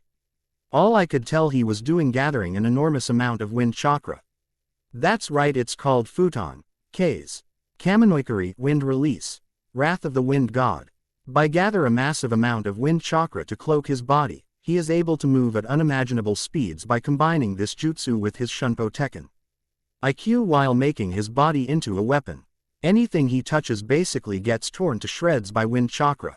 That sounds somewhat similar to the current Raikage's lightning release armor, but on a much more destructive scale. What are the drawbacks? Asked Hiruzen. He can't maintain it. Simply put, Naruto's 12-year-old body just isn't strong enough to handle it moving at those speeds or durable enough to handle the pressure of sustaining that amount wind chakra on the surface of his body. Right now, he can't hold it for more than 3 minutes, and that's stretching it. It also takes more than a whole cage's worth of chakra to sustain the jutsu for those 3 minutes, answered Jiraiya. I see. The amount of nature manipulation and chakra necessary easily makes it an S-rank jutsu. I would like you to place restrictions on how long Naruto can use that jutsu until his body grows up enough, suggested the professor. Jiraiya nodded in agreement. So young and he's already such a technique. And he still hasn't mastered water or the Kyuubi's powers yet. Truly, his potential is frightening, remarked Hashirama. With my brother helping him with water and space-time ninjutsu, perhaps I can help train his Biju powers. Now that I think about it, how long are we going to be able to stay in these bodies, brother? Because we are in control of our own bodies, we can dispel ourselves anytime we wish. I don't know about you, but I'd like to train the next carrier to the will of fire before passing on again, the younger of the Senju brothers answered. I agree as well, brother. The brighter the future is for this boy, the brighter the future will be for our village. Perhaps it's time we meet the boy in question, suggested Hashirama. He should be waking up soon. My clone checked out his injuries. He had no physical injuries, just severe cases of muscle fatigue and chakra exhaustion. The muscle fatigue will likely keep him bedridden for a few days, but the chakra exhaustion should be cured by now thanks to his tenant. Jiraiya said. Very well then. Let us all go meet our hero, smiled Sarutobi. The council meeting can wait. Hey Dobi, get up. I know you're awake, commanded Sasuke. Damn it Tem, can't a guy rest? I'm so tired I can't even move my head to look at you, responded Naruto from his hospital bed. Why are you here anyway? I thought I'd tell you my mission was a success. Gaara is being held at the Anbu Center right now sleeping. According to his siblings, he hasn't slept in years, replied the Uchiha. He'll probably be out for a few days insomnia. I see. It's probably the fault of a crappy seal. Suna's not exactly known for its fuinjutsu. Maybe Jiraiya can fix it for him when Suna comes to sign a peace treaty, wondered Naruto. So care to explain to me how you managed to wipe an entire army off the face of the world and only come out of it with muscle fatigue and chakra exhaustion, he interrogated. Maybe I don't wanna, you jerk, the blonde grinned. But after a momentary stare down between the two, he relented, wind nature manipulation on a massive scale and a few dozen shunpos. Well, that explains the white and orange flash all the reports are talking about. How do you learn both wind and lightning manipulation in 1 month? Sasuke asked, genuinely curious. Kage Bushin. I get the memories of each clone after it dispels. If 7 clones train for 1 day, it's the equivalent of training for a week. Sasuke's mouth gaped a little. You think I can learn that? I'd estimate each clone would cost as much chakra as 2 to 3 Kaden, Goka. Q. Fire release. Great fireball jutsus. PSH. I wish I had an unlimited amount of chakra stored in my stomach, the Uchiha grumbled. You're right. I don't have all-seeing eyes that can detect genjutsu, that see movement in slow motion. And can copy taijutsu styles, hand signs, and ninjutsu. Oh, lucky me, Naruto wailed. HMPH. Shut up, Dobi. After a few moments of silence, we'd better have gotten promoted. We both won our matches and played important parts in the invasion. Maybe, honestly, I couldn't care less about a promotion, I just want to get back to training. I still have so much to improve on. What else are you still working on? Water manipulation mostly. I can't do water jutsus at all unless I'm near a body of water. If I tried doing one at the Chunin exam stadium, I'd probably only get a puddle of water. Sasuke had to smirk at the last part. After thinking to himself, he reluctantly asked, "Since you're supposed to be helping me, got any tips for me?" It felt so weird asking Naruto for help. There are plenty of skilled earth jutsu users in Konoha, starting with our very own sensei. Since he has the Sharingan as well, he'll probably have a unique way to help you along in that respect. You should ask Guy for weights to begin your taijutsu training. And for chakra capacity, try jogging while water walking for an hour or two every day. Then work your way up to jogging against the current of a river and eventually up waterfall, the blonde suggested. The Uchiha grunted his usual noncommittal response, but deep down he was glad Naruto had given him such EFUL advice and had not ridiculed him for asking for help. I'm going to go find Kakashi. Hopefully, he can get me started on Doden. Later, Dobi. And you'd better get well soon. We still have to finish our fight. Yeah, whatever, Tem. Naruto groaned, trying to fall back asleep. 10 minutes later, Naruto was woken up by a bonk on the head. The first thing he saw was Jiraiya standing over his bed with a grin on his face. What the hell, Ero-senin? You little brat, not even your dad called me that. Tobirama raised an amused eyebrow to Sarutobi. Ero-senin. The Sandaime just put his face in his hands and shook his head as Jiraiya and Naruto continued to argue. Naruto, you can argue with Jiraiya later. There are 2 people here that would like to meet you. At this, Naruto looked at the other 2 people in the room. Who are they, idiot? Do you not know the first 2 Hokages of your village? Asked Jiraiya. Hey, it's not my fault the academy was boring and people hated me. Besides, how can they be the first 2 Hokages? They look younger than Gigi, retorted Naruto. Yes, my student Orochimaru brought them back to life using a forbidden jutsu. They wished to see the savior of the village. Also, Hashirama here is actually very familiar with your burden, answered the elderly Hokage. No kidding, I hate his stupid wood jutsus, said Kurama. You captured Kurama with your Mokuden? Naruto asked. Kurama, the Kyubi has a name? Asked Hashirama. Yeah, the Kyubi is a title, not a name, Naruto answered. I guess you do learn something new every day. My wife was the first ever Jinchuriki of Kurama and she never learned its name, replied the Shodaime. Naruto's eyes widened at that statement. So, why do you guys want to see me? It can't be just because I helped out during the invasion. As a matter of fact, there is, Jiraiya answered. I'm going to be out of the village for a few weeks starting tomorrow. So, I guess you can say I've found some suitable replacements. That's right, I'll be helping you with water manipulation and if we have time, an intro into space-time ninjutsu so you can eventually succeed your father. My brother will help you practice controlling Kurama's chakra, smiled the Nadaime. Not looking forward to having to deal with Mokuden again after all these years, muttered the Kitsune. Kurama doesn't like the prospect of having to deal with Mokuden again after all these years, Naruto chuckled.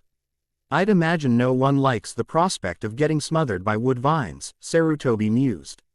Well then, Naruto, come to my office. Tomorrow morning, I have something to give to you and afterwards, Tobirama-sensei can go ahead and start your training. Let's see, we have about an hour before the council meeting today, how about we RV the damage around the city for the time being. I'm sure you wish to see the state of our village after being away so long, right? Senseis. The Senju brothers nodded, while Jiraiya gave off a rather perverse giggle. 1 hour later, the post-invasion council meeting began. Hiruzen, Kakashi, and Hashirama were present. Surprisingly, Tobirama wasn't there. And Jiraiya was, well, Jiraiya. He was likely doing research.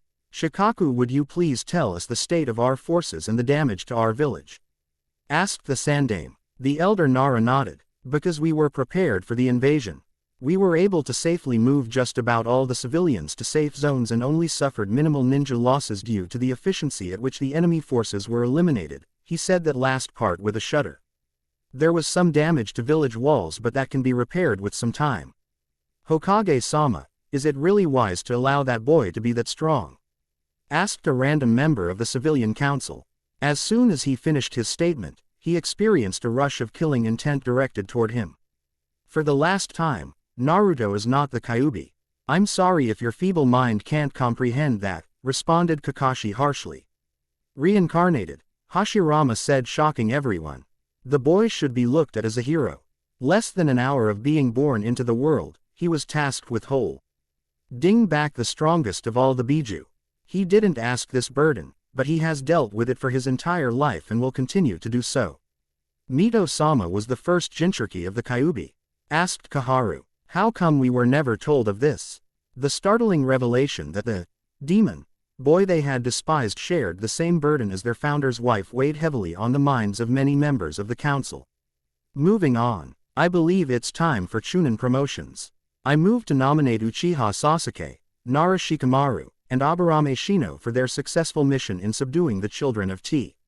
He former Kazekage and preventing them from participating in the invasion. I also nominate Uzumaki Naruto for his efforts in taking out the enemy forces and my former student's summons. Are there any objections? Asked the third, knowing no one would object to Naruto's promotion. Now with what his sensei had just revealed about the former Jinchurikis of Konoha, there was still some disagreement on the faces of some of the members of the council, but they couldn't voice them without looking petty and stupid. Seeing as there are no objections, I will award these promising genin later. For now, I assume many wish to know how our former Hokages have returned to life. Yes, how are you living again, Shodaime Dono? Asked Danzo. It seems to life through the use of my brother's Edo Tensei technique by Hiruzen's former student. It was through the work of another of Hiruzen's students that we were no longer under their control, answered Hashirama. Perhaps when my brother and Jiraiya arrive, we may get answers to how this all happened. After Orochimaru found out that bringing our former Hokages back to life was a bad idea, he was forced to retreat. He left behind his 4 elite bodyguards dubbed the Sound 4. All 4 are being interrogated by Ibiki and Anko for any useful information they may have on my wayward student's workings, answered Hiruzen. And the fate of the children of the Kazekage? Danzo pressed. It turns out my student killed and has been masking as the Kazekage for a while. As such, Suna has denied much of the responsibility for their invasion. After things calm down in Suna, they will send a delegation for negotiation. Before Danzo could respond, the door of the council room opened. And Tobirama walked into the council room dragging a bloodied, battered, and unconscious Jiraiya behind him. I was walking around town and was about to come to this meeting when I noticed your student being chased by several women that he was apparently peeping on in the hot springs. Sarutobi, Tobirama smiled. Ero Sennin indeed. At this, the professor gave a frustrated growl and banged his head on his desk. Of course Jiraiya had to get caught peeping at women with my sensei watching. Kaharu, Homura, is that you? It's good to see you again, said the Nadaime. Yes, likewise sensei, answered Homura. At this, Tobirama looked towards the lost member of the Elder Council with a scrutinizing gaze. Danzo, is that you? What happened to your eye and arm? During the Second Shinobi World War, I was injured fighting against Iwa, he immediately answered. Then why is it that I can sense multiple Sharingan signatures from you?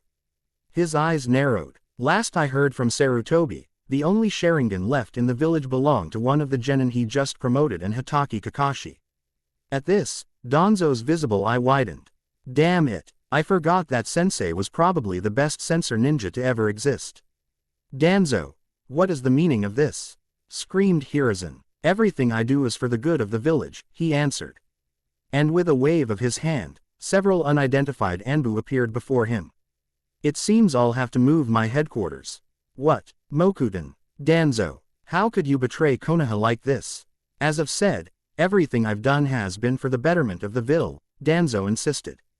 Kuchiyos, Gamaguchi Shibari, summoning. Toadmouth bind. Jiraiya screamed, apparently recovered from his injuries at the hands of righteous feminine fury. There's no way out of this, Danzo, surrender yourself. Rasengan, he said, taking out one of Danzo's root operatives. Never. Reikiri, lightning cutter. With Jiraiya, Sarutobi, and the first two Hokages distracting the root Anbu, the Team 7 Jonin was able to attack Danzo head-on. With one swift jab, he was able to cleave Danzo's Sharingan arm right off. Without his right Sharingan and would-release arm, he had nothing that could stop the Shodaime's Mokuden Jutsu from binding him. Take Danzo and his root ninja to Ibiki and remove his last Sharingan eye. Ordered the Sandaime. He will be executed for treason. Hiruzen, don't you think this is a little rash? Asked Homura. No, I've had enough of Danzo's schemes. Years ago, I told him to disband Root, but it appears he went behind my back then. And he had the audacity to experiment on himself with Sharingan eyes and Hashirama's cells. No, this isn't rash. I should have done this years ago. I believe this meeting is over. We have more important things to worry about, said a rather disturbed Jiraiya. The rest of the council could only nod and moved to leave the room. Hours late, the Hokages, Jiraiya, and Kakashi returned to the Sandaime's office to discuss the fate of one Danzo Shimura. Sarutobi, what are you going to do with Danzo? Asked Tobirama. He has committed many treasonous deeds in the name of our village's safety. Will you execute him? I'm afraid I will have to do so, and in a swift fashion, the aged Hokage said in a pained voice. The only way for Danzo to have gotten away with this level of treachery is to have several of his operatives in high places all over this village. I can't imagine Danzo or his root will be happy staying in prison. And even if he no longer has his Sharingan eyes that he stole from the dead Uchiha or the cells from Sodaime-sama, he is still a dangerous person to allow to live. He will attempt to break out in one way or another. And when he does so, he will attempt either a coup or will flee the village with his forces. Then it sounds like the best solution to this problem will be to eliminate him. How unfortunate. He was never this insubordinate when we were alive. I wonder what changed and caused him to do these acts, Hashirama thought out loud. Yes, the fact that he had his destroyed right eye replaced with a Mangekyo Sharingan is disturbing. Not many Uchiha awaken those cursed eyes. Do you know whose eyes he took? Asked the Nadaime. Yes, I can. How exactly whose eyes he took, and for that reason, I personally had to destroy that particular eye. It once belonged to a young man named Shisui Uchiha who was a prodigy that few rivaled. His Manjiki has a frightening power known as Koto Amatsukami. This technique allows the user to enter a person's mind and manipulate them by giving them false experiences, making it seem as if they were doing things on their own free will. Saruto answered. It is not difficult to see why Danzo would covet that eye. That eye would explain how he could get away with his schemes for so long, spoke Jiraiya. It's truly a frightening power. And the fact that took them off the dead is inexcusable. It makes you wonder whether he had a hand in their attempted coup before young Itachi stepped in, the Sandaime wondered. Wait, the Uchiha planned a coup? Kakashi asked. Yes, the Uchiha planned a coup because of the way they were treated. Many were suspicious of them because only the Sharingan could control the Kyubi. I tried to reason with them before it was too late, but my teammates and Danzo all thought it would be best to simply destroy the clan rather than let Konoha suffer from civil war. Majin Danzo hoped this civil war would give him the chance to take the title of Hokage. He could discredit me by saying that I let things progress this far, and if he could quell the coup with his root, he'd be a shoo-in for Godheim. But Itachi cared far too much for this village to allow such a thing to happen. Instead, he took it upon himself to deal with his own clan, sparing only his own brother. I guess since he couldn't get the Uchiha coup to start, he decided to make the most of it by harvesting the eyes of the deceased. Kakashi continued. With that train of thought, it wouldn't be much of a stretch to claim that he also helped Orochimaru into this village. Someone had to help him get the DNA of Shodaime-sama and Nadaime-sama, Jiraiya added. And it was Orochimaru's plan originally to take you out, sensei. Meaning there would be a need for a new Hokage after the invasion ended. Sarutobi simply shook his head sadly. How could you have fallen so far, Danzo? After doing these things, I believe the only option has to be to execute him quickly since we don't know the extent of his control over your forces, Sarutobi. It's likely many of his operatives are planning his escape even now, Hashirama stated. Yes, Danzo Shimura shall be executed at dawn today, stated Sarutobi. But I wish to be there at his execution. As do I, said Tobirama. The next afternoon, we find our favorite orange-loving hero still asleep in his bed. By his side though was the shy Hyuga Hinata. She was in the hospital because some of her injuries were aggravated during the invasion. She was allowed to leave a few hours ago.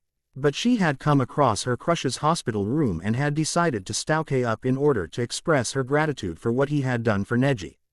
Last night, her older Auzan had come to apologize to her for what he had done. Apparently, her father had come clean and told him the true events that had caused his father's death. It was a stunning revelation for Neji and he realized most of his misgivings about the main family were simply clouded conclusions he made because of the anger he felt for his father's death. Neji said that after his beating at the hands of Naruto, he realized that there was no such thing as fate. People made their own decisions in life as his own father had done. She in turn told him of her dream to become strong enough to claim the leadership of the clan and do away with the caged bird seal and reunite both parts of the family. Needless to say, Neji was shocked about her dream and was absolutely dumbfounded when she asked for his help in making this dream come true. But in the end, he had agreed and the two had never been on better terms with each other. Hinata was broken from her train of thought when she saw Sakura enter Naruto's room. The pink-haired girl had been mostly unharmed from the invasion. With Naruto taking care of the Oto army and the snake summons, she and many of the other genin had an easy time evacuating the civilians. Oh hello Hinata, what are you doing here? Sakura asked noticing Hinata sitting by Naruto's hospital bed. I am here to thank Naruto-kun for helping my cousin Neji, she stuttered. Naruto helped Neji? The pink-haired girl asked incredulously. I wouldn't call beating the crap out Neji helping him. No. It was because of his defeat that Neji was able to put his past behind him. Hinata answered trying to get rid of her stutter. It would not be good for her to stutter in front of her crush when he woke up. Are you also here to see him as well? Yes, I haven't been able to see either of my teammates since the preliminaries. Sasuke-kun has a meeting with the Hokage soon. I think he's going to be promoted to Chunin. She screamed that last part. Then Naruto-kun should also be promoted for what he did as well, the Hyuga stated. Yeah, he should. Can you believe how strong he's gotten? He's stronger than Sasuke-kun now. Naruto-kun has always been strong. He just needed the chance to show everyone his strength, she said without the stutter. After all, it was Naruto who had inspired her to strive to become stronger. What? But Naruto's always been the class dobi, how could he be so strong? Sakura nearly screamed. Ugh, can you guys keep it down? I'm trying to sleep here, groaned the now waking Naruto. What do you guys want? He asked sitting up. Sakura blushed a little, proving Naruto's assumptions correct. So, what brings you here, Hinata? I just wanted to thank you for helping Neji deal with his fate problem Naruto-kun. She was trying so hard not to stutter this time. And to make sure you were okay. Well, if you want to thank me for beating the crap out of him, then you're welcome. I hope you're feeling better for as well, he chuckled. Now, if you'll excuse me, I want to sleep. Oh my, I hope I'm not interrupting something, said a voice by the door. It was the first time the group noticed Temari of the sand in their presence. As a matter of fact, you're interrupting my sleep. They let you out of interrogation already, Temari-chan. Smirked the Jinchuriki from his bed. Or the blatant use of the familiar honorific, we didn't have very much useful information. Apparently, my father has been dead for several weeks at the hands of Orochimaru, she sneered name of her father's killer. We were manipulated into joining this invasion. Wait, your father was at the Chunin exams yesterday. Sakura said rather loudly. It was Naruto that answered. That was Orochimaru in disguise. He wanted another chance to take out his sensei. Wait, how do you know that? She asked. Ero Sennin knew about the invasion for a while. That's why we were so prepared. Jonins we ready, to fight off the other sand and sound Jonins. Ero Sennin would help Jiji with Orochimaru while Sasuke incapacitates Gaara and I take out the Odo army and Orochimaru's snake summons, he answered. Ero Sennin. Temari raised an eyebrow in amusement. He's Orochimaru's former teammate and Jiji's student. But you know him better as Jiraiya of the Sannin. Naruto, show some respect. Sakura screamed. He's one of the most powerful ninjas in the world, don't call them that. Naruto ignored her command. You know those porno books Kakashi-sensei always reads. Jiraiya wrote them. He gets inspiration for those books by peeking on women in the hot springs. He's also known as the Toad Sage. Therefore, he is Ero Sennin. Sakura's face went red with rage at the rather perverse actions of one of Konoha's finest. Anyway, was there something you wanted, Temari-chan? He grinned as a Temari's eyebrow started to twitch. There was a brief moment of uncertainty in her eyes until she stowed them away. No, it can wait until you're out of the hospital, she said, walking out of the room. Well, that was fun, but I start training again tomorrow, so I'd appreciate it if you guys can let me get some sleep until then. I'll talk to you guys tomorrow.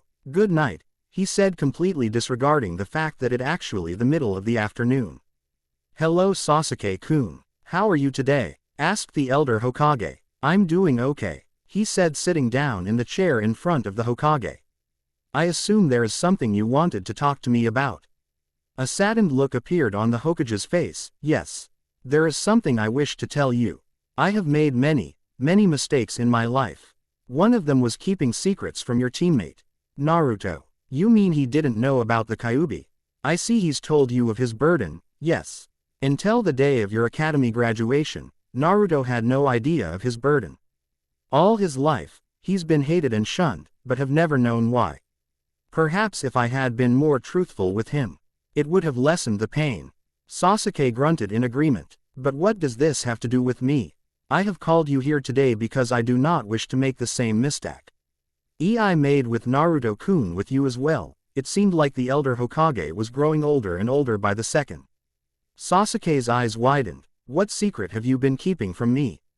What? Where is he? I'll kill him. Sasuke screamed as he got out of her seat. Sasuke, you have to learn that violence and vengeance isn't always the answer, the Hokage sternly said. But he desecrated the bodies of my clan. I bet some of those eyes he took were my own father's. You can't keep giving into the urge for vengeance. And besides, Danzo was executed a few hours ago. Sasuke sat down after hearing that Danzo was already dead. So is this the big secret that you've been trying to tell me?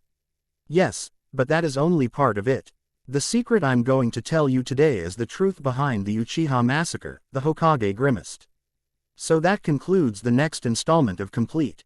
I hope you all have enjoyed it, and yes, things are going to start changing away from canon starting with this chapter.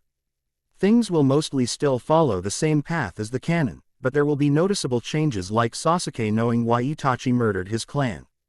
Danzo, of course, will be back. Apparently, they're a jutsu that allows you to bring back the dead. What's it called again? Edo Tensei Cough. Anyway, remember, if you have a particular filler movie you want me to do, please drop me a review or PM telling which one and why. And take a look at my new story Tenny while you wait for my next chapter of Complete. I had a lot of fun writing it, so I hope you all have a lot of fun reading it as well. Thank you for reading. Savvy 0R. Yin. Hello everyone and welcome to Chapter 8 of Complete. In this chapter, I tie up quite a few loose ends before starting the Tsunade retrieval arc next chapter. Sasuke learns the truth about the Uchiha Massacre training. Under the first two Hokages. Many of you have expressed concerns about Naruto reaching his skill ceiling too fast. I hope this chapter shows that there is quite a bit more that Naruto has left to learn and that his powers won't stop at just Fuinjutsu, Kage Bushin Rasengan, and his 3 elemental affinities. No, those are just beginning to scratch the surface of what Naruto will be able to do. I hope you all enjoy this chapter and I hope you all check out my other story, Tenny. I rather enjoy writing that story and it will be the next story I update. Happy reading. The truth behind the massacre. Sasuke was almost afraid to ask. Yes, Danzo has always disagreed with the way the village has been run by all 4 of our great Kages, especially me. He's been trying to get my job for several decades. In fact, the only way Orochimaru could have gotten into this village undetected would be if he had help. Danzo knew that my wayward student wouldn't let an opportunity to kill me go to waste. Therefore, if Orochimaru had succeeded with this invasion, Konoha would be in ruins, and without a Hokage, Danzo would have immediately put his name into contention for the title and have blamed the failure to push back the Oto and Suna forces on the teachings of my senseis and I, the elder Kage spoke. Under such circumstance, it would have been all too easy to gain the title. I get it, he's a power-hungry warmonger. But what does this have to do with the massacre? It turns out this wasn't his first vie for power. Are you saying the Uchiha massacre was another of his power schemes? The last, loyal, Uchiha nearly screamed. The Hokage decided some background was needed. What do you know about the Kyubi attack nearly 13 years ago? Sasuke furrowed his eyebrows. He wasn't sure what Naruto's burden had to do with his clan. Not much. The Kyubi attacked the village and many died. The Sandaime fought the Kyubi and died, sealing it into Naruto. Yes, that is the generalized version of it, Sarutobi nodded. But what isn't known by many is the fact that the Kyubi was compelled into attacking our village. What could possibly control the Kyubi? Sasuke asked. There are only a few known things that can control the most powerful of all Bijus. 2 of them originate from Konoha. The first is the Shod, Ai's Mokudan ability that could suppress its power. The second is the Mangekyo Sharingan. The Mangekyo can control the Kyubi. Yes, it was your ancestor Uchiha Madara who first controlled the Kyubi and used it to fight the Shodai. Sarutobi answered. Naturally, the Uchiha were thought to have possibly been behind the attack. It was the logical conclusion, seeing as there were many powerful Sharingan users in the village, and it was not impossible for one of them to be hiding the Mangekyo. After all, no one knew your brother had it before he did his deed. So my clan was blamed for the Kyubi. Sasuke clenched his fists. Not necessarily. There was never concrete proof that someone from your clan actually did the deed, but Danzo definitely put it in the thoughts of many of our villagers and ninja. As a result, people were wary of your clan, but of course they never took any direct action against your clan, seeing as they had your teammate to take their anger on. He spoke in a saddened voice. So while there was no concrete proof that your clan was behind the Kyubi, Danzo was sure your clan was somehow behind it. He saw it as a sign that perhaps the Uchiha were not happy with their position in the village and wanted more power. So he influenced many ninja and civilians on the council to enact certain measure to try to keep an eye on your clan. Among them were creating a CL and compound that was far away from the village and tighter restrictions on the Uchiha police force to keep an eye on all your ninjas. Data. That's a lie. My family would never rebel against the village. Sasuke yelled. I'm afraid that it is true. In fact, it was likely Danzo's plan from the very beginning. In the background, he had always kept his root Anbu strong, even though I had long ago told him to disband his ninja. Should your clan have rebelled, the village would have been thrown into chaos and civil war. Using fact that I allowed the civil war to occur, he would have sufficient reason to try and impeach me from my seat, and using his root operatives, he would have been able to put down the coup and easily declare himself the 5th Hokage. But Itachi wouldn't let that happen. He knew that if your clan was allowed to go through with the coup, it would mean the start of the 4th Shinobi World War. He knew that if Konoha, the strongest of the 5 great villages, dissolved in to civil war, it would be an open invitation for the other 4 great villages to attack us. He wasn't going to let your clan start another world war for the sake of power. And he wasn't going to let our clan ruin their name in the name of a coup, so he did the only thing that could possibly preserve your clan's reputation without sending the world into chaos and death. He took matters into his own hands. Itachi killed our clan members because he didn't want our clan to cause a world war. Sasuke wasn't sure what he thought that and he didn't want the clan to forever be known as the clan that tried a coup and ended up destroying the entire shinobi world with it. He also knew that should the rebellion have gone off, Danzo would have easily been able to take over the Hokage title and lead the village into ruin. So in order to preserve your clan's reputation and to save the village, he sacrificed his own freedom and his own humanity to massacre his own clan. Sarutobi finished. By now, Sasuke was in tears. Then why did he leave me alive? Because he loved you more than anything else. No matter what, he couldn't allow himself to kill his own brother. So he resolved to give you everything so you could rebuild the Uchiha clan and save them from their dark past. He told you to hate him, so you would have a reason to grow stronger. I believe this would have two purposes. First, it would allow him to atone for his sins against your clan. Only an Uchiha should have the ability to lay down the punishment upon the Uchiha clan killer. And second, it would provide you with a noble legacy to continue the Uchiha name under. By bringing him down, you would easily become one of the most celebrated heroes of Konoha. Itachi sought to bury the Uchiha clan's misdeeds under his supposed betrayal and your heroism. It was a long time before anyone spoke again. Why did you decide to tell me? Itachi didn't want me to know, so why tell me? The last Uchiha finally asked with tears in his eyes. I made the mistake of not telling Naruto his burden until it was too late. Doing this caused him to suffer far more than he needed to. I won't make that mistake again. I tell you is now because I hope to save both you and your brother pain. Your brother most likely wishes to die by your hand to atone for his sins. And I can't let you dream of killing your brother without knowing why he did what he did. You both have suffered far too much at the hands of Danzo for me to in good conscience let you continue to suffer. Is it true that you stopped an entire army on your own, Naruto-kun? Ayame asked. Naruto had just been released from the hospital, so naturally, he went to get some ramen in order to rid his taste buds of the taste of the evil hospital food. Yup, I'm awesome like that, Naruto grinned, finishing his 6th bowl of the food of the gods. And later today, I start training with the Sandaime. Ayame had to giggle at that. Her little brother, who had been hated throughout the village, had finally begun to gain some recognition around town. I knew you had it in you. Indeed, you are something of an enigma, Uzumaki Naruto, a voice said, entering the ramen stand sitting down next to Naruto. 1 bowl of miso ramen please. You know, Temari-chan, you seem to be following me around quite a bit. Are you, perhaps, stalking me? The Jinchuriki teased, picking up his flatter yourself. I simply have some questions I need you to answer, the Suna princess answered without missing a beat. Neither said anything as they waited for Temari's order to arrive. Why? She finally asked. Naruto simply raised an eyebrow at her and waited for her to continue.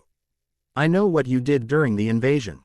And I have a pretty good idea of how you attained such power. Why question is, why aren't you like my brother? Was it because you weren't hated?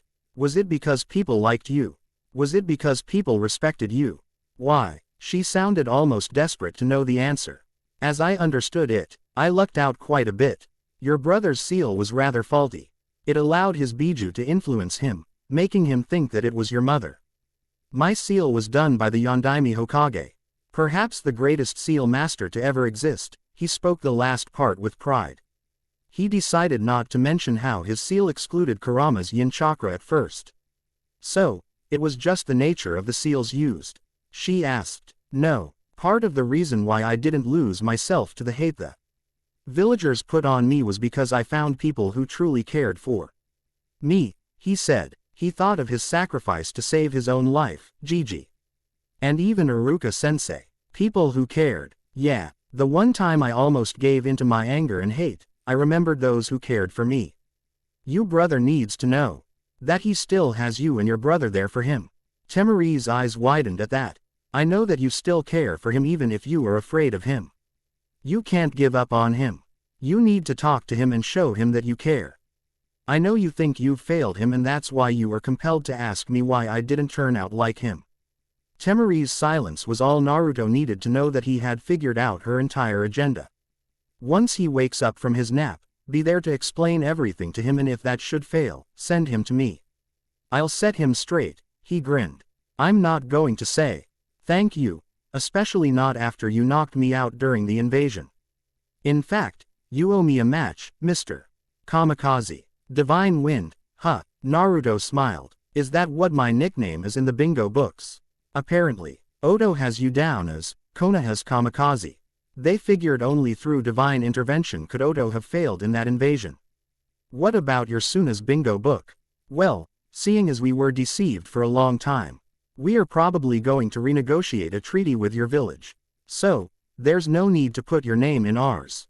As for the other major villages, they probably won't even glance your way until you run into them. Quote, why's that? Quite frankly, no one expects anything at all from a brand new village like Odo. They'll think it was rather foolish and ambitious of them to think they could topple Konoha, especially if a genin took out the majority of the army. Kiri, Tsuchi, and Kuma will probably just scoff at the fact that you took out an army. They'll downplay it as Odo being as stupid for trying to invade Konoha and weak for failing so miserably.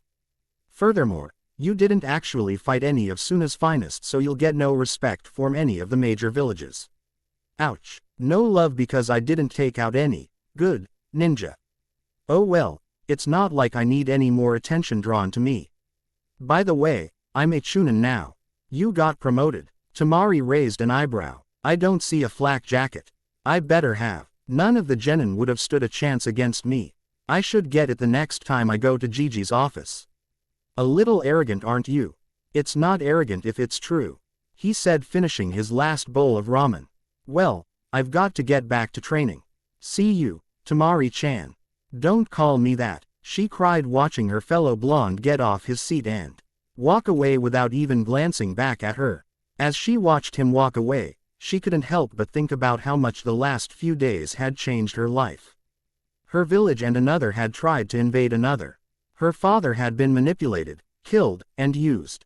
And her younger brother was sleeping for the first time in his life. She also thought about how one blonde knucklehead had. Here you go, young lady. The bill. The cheerful old ramen chef snapped her out of her thoughts. Thanks, she said, taking out her money until she noticed something peculiar about the offending piece of paper. Wait, how could one bowl of ramen cost this much? Oh, you were eating with Naruto-kun. Since he left first, I assumed he left you the bill to pay for, he simply said. He ate 23 bowls. Temari's eyes bugged out at that. How could he have eaten that many bowls? How could she not have noticed him eating that many bowls? And he left the bill for her. Naruto, she screamed. Naruto had to smirk. Kakashi had taught him the art of skipping out on the bill. As he saw the waterfall of Training Ground 16, he couldn't help but wonder what the Sandaime had in store for him. Hopefully, he could learn How-W to get a better grasp on water manipulation. As he walked over to the waterfall, he noticed that the Sandaime was missing. In his place was his brother the Shodai, and next to him was an Anbu with brown hair. I thought I was supposed to be training with your brother today. Naruto asked. Yes, well, it turns out Hiruzen needed some help with the administration of the village. Things haven't been easy since it was found out that Danzo was a traitor. So either my brother or I would go help him. Shodai gave a nervous chuckle. You don't like politics, do you? Naruto stated. And you simply left it all to him, didn't you? The man who was thought to have been the greatest ninja to ever live simply bowed his head and sighed. My brother was always the no-nonsense type, serious type. Politics and administration was always right up his alley. So who is this guy? Oh, right, I haven't introduced you guys yet. This is Tenzo. He is going to help in your training with the Kyubi, the Senju founder explained. He's going to help me. How? One of the reasons why Orochimaru ran from this village was because of some of the experiments he did on children. One of those experiments was implanting some of my cells into these kidnapped children, trying to get one or more of them to gain my power of Mokuden. Only one child survived, and this is him, Tenzo. But for this mission and his hand in training you, he'll be known as Yamato. It's nice to finally meet you, Uzumaki-san, the masked Anbu introduced himself, taking his mask off. He offered his hand to Naruto. Accepting the offered hand, it's nice to meet you too. How is this going to work then? Well, according to you, the Kyubi is able to freely give you as much power as you need. So, we are going to let you try to draw on as much power from the Kyubi as possible. The object of this exercise is to see how much of its chakra you can take on before losing control of yourself. When you lose control, Yamato and I will be there to suppress you. The Shodai stated. And you think this will eventually allow me to completely master Kurama's chakra? Naruto questioned. In theory it should. From Jiraiya's information on the current Jinchuriki, The number of tails your Biju have, the harder it'll be to control. Each tail basically represents a new level of control you'll have to attain. Usually, your Biju would fight you for control. But since that is not the case, that should make things slightly easier. Okay, sounds good. Let's get started, Naruto said, getting into the lotus position. Kurama, are you ready? I'm always ready, kid. Myself, I'm interested to see how well you can control my power, Kurama stated. There won't be any surprises, right? Maybe. Naruto could practically feel the nine tails grinning. Naruto decided to ignore his partner's vague answer in favor of meditation. After several moments of concentration, a red cloak began to envelop Naruto. Behind him, one menacing tail started to form. That's right, Naruto. Keep going. Try to draw on as much of his chakra while staying in control.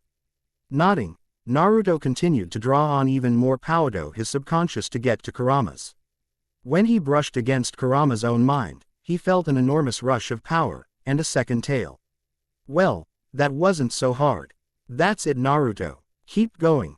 Don't be afraid to go as far as you possibly can, the Shodai encouraged. Naruto simply nodded, telling his senseis present that he was going to proceed. But actually making progress was very difficult. He wasn't sure why it was suddenly so much harder to get another tail.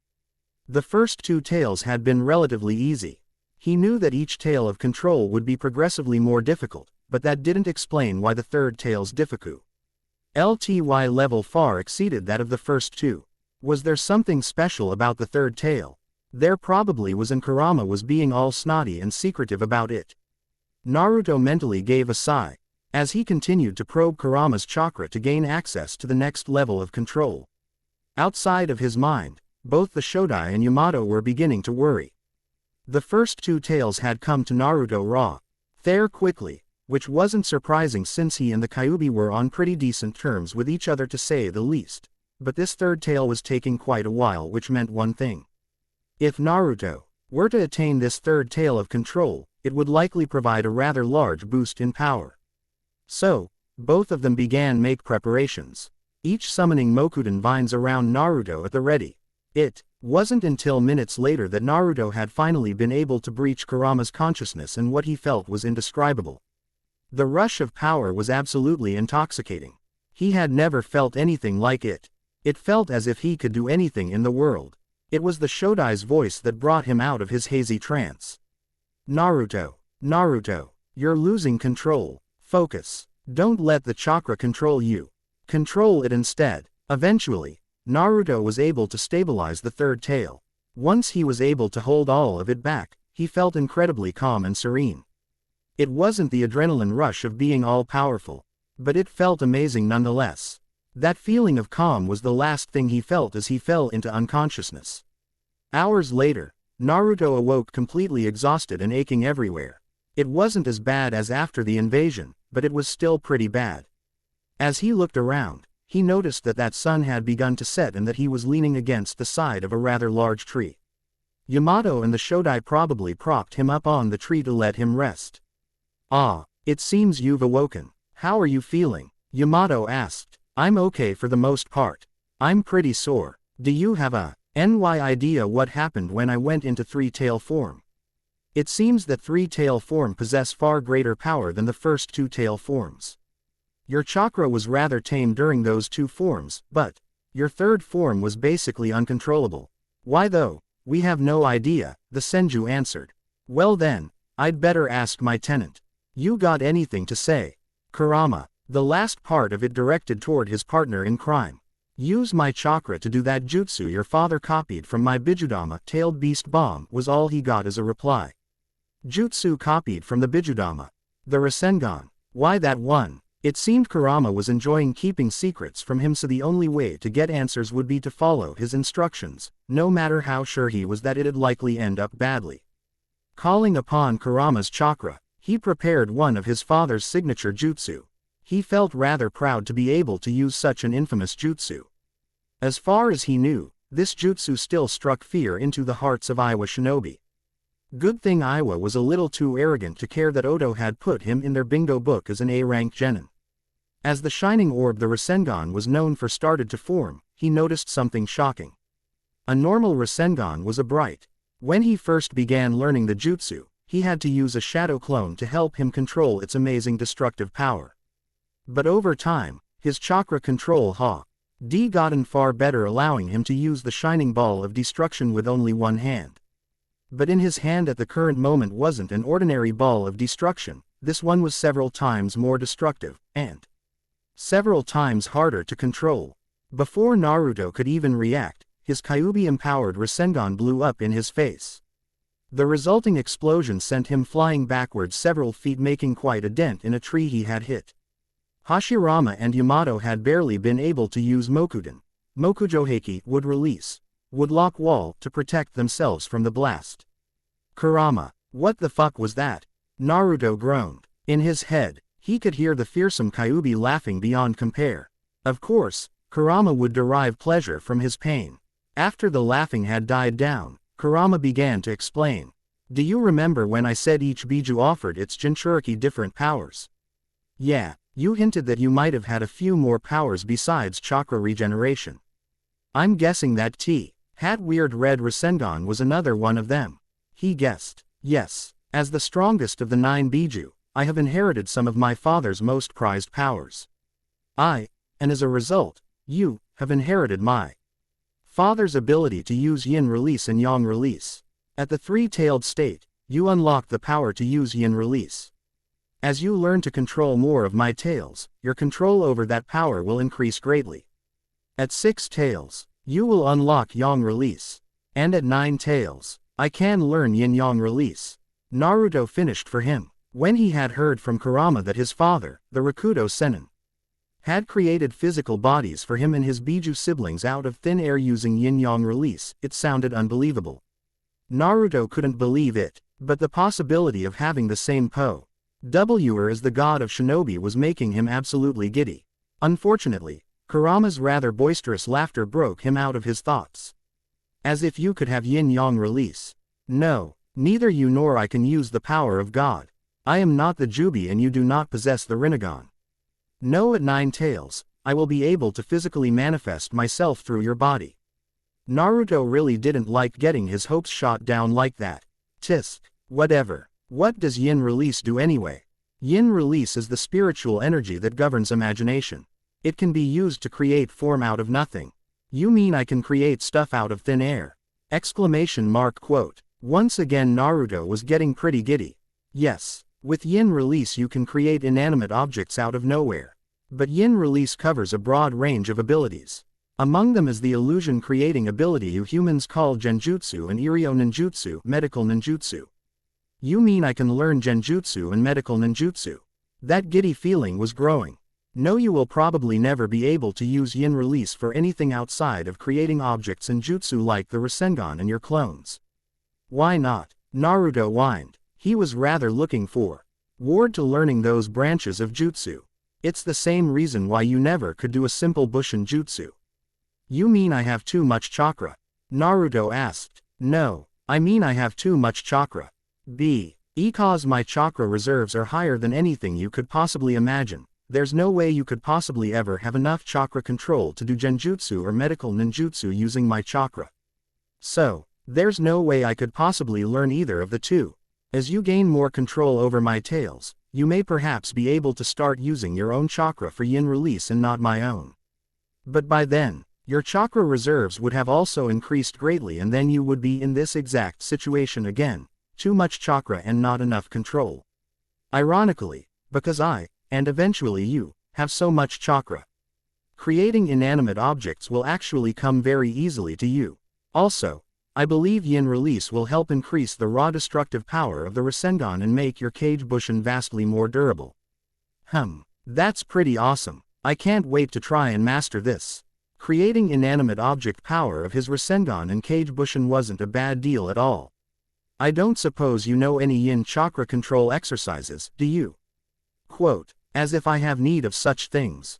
No, I was born with this power so there was never any need for me to learn to control it. All I know is that your control over yin release will grow as you gain control over more of my tails. Any other ways to increase your control in the meantime will have to of your own doing. Satisfied with the knowledge bestowed upon him, Naruto nodded. All right. Thanks for the help, Kurama. Whatever, kid. The powers I have gifted you are incredible, you'd better not waste them. After his conversation with Kurama, Naruto told the Shodai and Yamato about his newfound ability for yin release. Needless to say, both were shocked. This new development would have to be discussed with Sarutobi. With the injuries Naruto sustained from the yin release Rasengan and the aching he experienced from control Kurama's three-tailed state, it looked like Naruto would be spending another night in the hospital, much to his chagrin. How the hell can you be back in the hospital after leaving it this morning? The Uchiha mocked, throwing the jacket to his blonde teammate in bed, not caring that he may have been injured. I might have overdone it with my training. I discovered a new ability that's probably going to change my training regime quite a bit. Tisk. Only you, Dobi. For a while, neither said anything. But from Naruto's point of view, he could see that something was troubling his teammate. So he simply waited for his friend to say something. Have you ever felt like your entire life was a lie? Sasuke began. Yes, twice, in fact. Once when I found out I was the Jinchuriki of the Kyubi, and another time about a month ago. Another moment of silence occurred until the last, loyal, Uchiha spoke again. I found out today had my brother massacred my clan because the Uchiha were planning a coup d'etat. He knew that an Uchiha rebellion would cause civil war in Konoha and likely entice one of the other 4 great villages to attack us, thus causing the 4th Shinobi World War. So to save the world from much unneeded bloodshed and to save our clan name, he took it upon himself to kill our entire clan. But no matter what happened, he couldn't kill me. Apparently, he loved me far too much. Kill me. My brother now wants me to kill him so I can bring justice down upon the Uchiha killer. At this point, Naruto could see that Sasuke was very confused. Sasuke had trusted him with one of his greatest secrets, perhaps it was time to return the favor. Sasuke's eyes widened at that. That was not something he was expecting. When he thought about it though, it made sense why Naruto was chosen as the Jinchuriki and not someone else. Kami must really hate us. Perhaps. It was probably true. They both had terrible luck. So what are you going to do now? I don't honestly know. My life had purpose before. It was meant to kill Itachi so I could finally avenge my clan. Now, I don't know what it is that I want to do. Naruto could tell that he truly was lost. Perhaps, that was why Sasuke sought him out, for suggestions. You won't know until you face your brother again, Naruto said with finality. Get stronger. Get strong enough so you can finally look in your brother's face as his equal. When you do face him, keep your mind open and listen to what he says and just do whatever your heart says for you to do. Nothing needed to be said as the 2 newly minted Chunin looked back on how their lives had changed so much in the last month. They were interrupted by 2 rather loud feminine squeals. Sasuke-kun. Sakura and Ino both screamed, rushing into the room, nearly breaking the door down. Naruto had to smirk at Sasuke's situation. He could literally see a tick mark appearing on the Uchiha's forehead. The joys of fangirls. Sasuke-kun. I heard you got promoted to Chunin. I knew you could do it. You're totally the strongest Chunin in the world. Ino giggled. 1 month ago, Naruto would have taken exception with that comment. But now, he found himself rather amused by Ino's declaration. It was rather funny to see her delude herself. He chuckled to himself as he simply locked eyes with Sasuke and raised an eyebrow. Seeing Mount Sasuke erupt from irritation and anger was also amusing. Surprisingly, it was Sakura who was the voice of reason and diffused the situation. Actually, Ino, I think Naruto was the strongest genin at the exams. What? No way. Yeah, Naruto's definitely up there now. I saw how fast and strong he was when he beat Neji. But Sasuke-kun learned Kakashi's most prized technique. The Chidori. That totally means, Ino rambled. Tisk. The Dobi also knows the technique, the Uchiha grunted. What? You know it too, Naruto? Ino asked incredulously. Finger pointing abounded. How come you didn't use it then? Better yet, how did you learn it as well? The Dobi knows it because Kakashi taught it to the both of us. And as for why he didn't use it, that's pretty obvious. He didn't need it, answered Sasuke. That was probably the most words he had ever spoken to Ino so far in his entire life. Also, only one of us in this room is in the bingo books as an A-rank threat. This news positively shocked Ino. She couldn't believe it. Naruto, the class dobi, was actually in the bingo books. She looked to Sakura for confirmation. The pinkett gave her a tight nod. Naruto defeated the entire Oto army on his own Ino. In Oto's bingo book, they are calling him Konoha's kamikaze or divine wind. She then looked at Naruto, in hospital gown and all, in awe. He even had a cool nickname as well. Naruto chuckled, put his hands behind his head, and leaned back on his bed. The story is that it is only through my divine intervention that the invasion failed. Although, it was rather arrogant for them to believe that their invasion was going to work anyway. Naruto simply gave Ino an amused smile as she squirmed under his gaze. For a while, no one said anything. Once again, it was Sakura who broke the silence.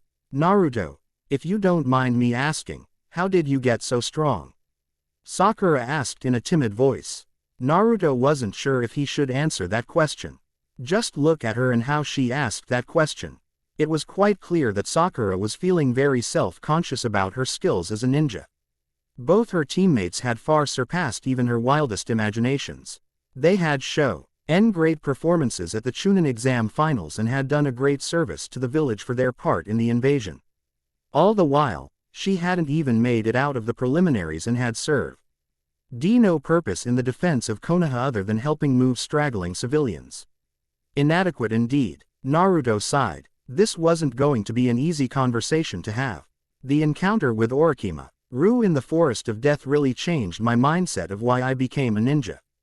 Tell me, Sakura, why do you want to be a ninja? If it's to impress your precious Sasuke-kun, then you should probably quit now. The three of us nearly died in the Forest of Death, Sakura. If that doesn't teach you about the horrors and rigors of being a ninja, then I don't know what will. People die in this profession, Sakura. And if you ever hope to progress your career, you'll be expected to kill people as well. Quote, hey, that's not fair. You can't just trample on Sakura's. Ino tried to stand up for her friend.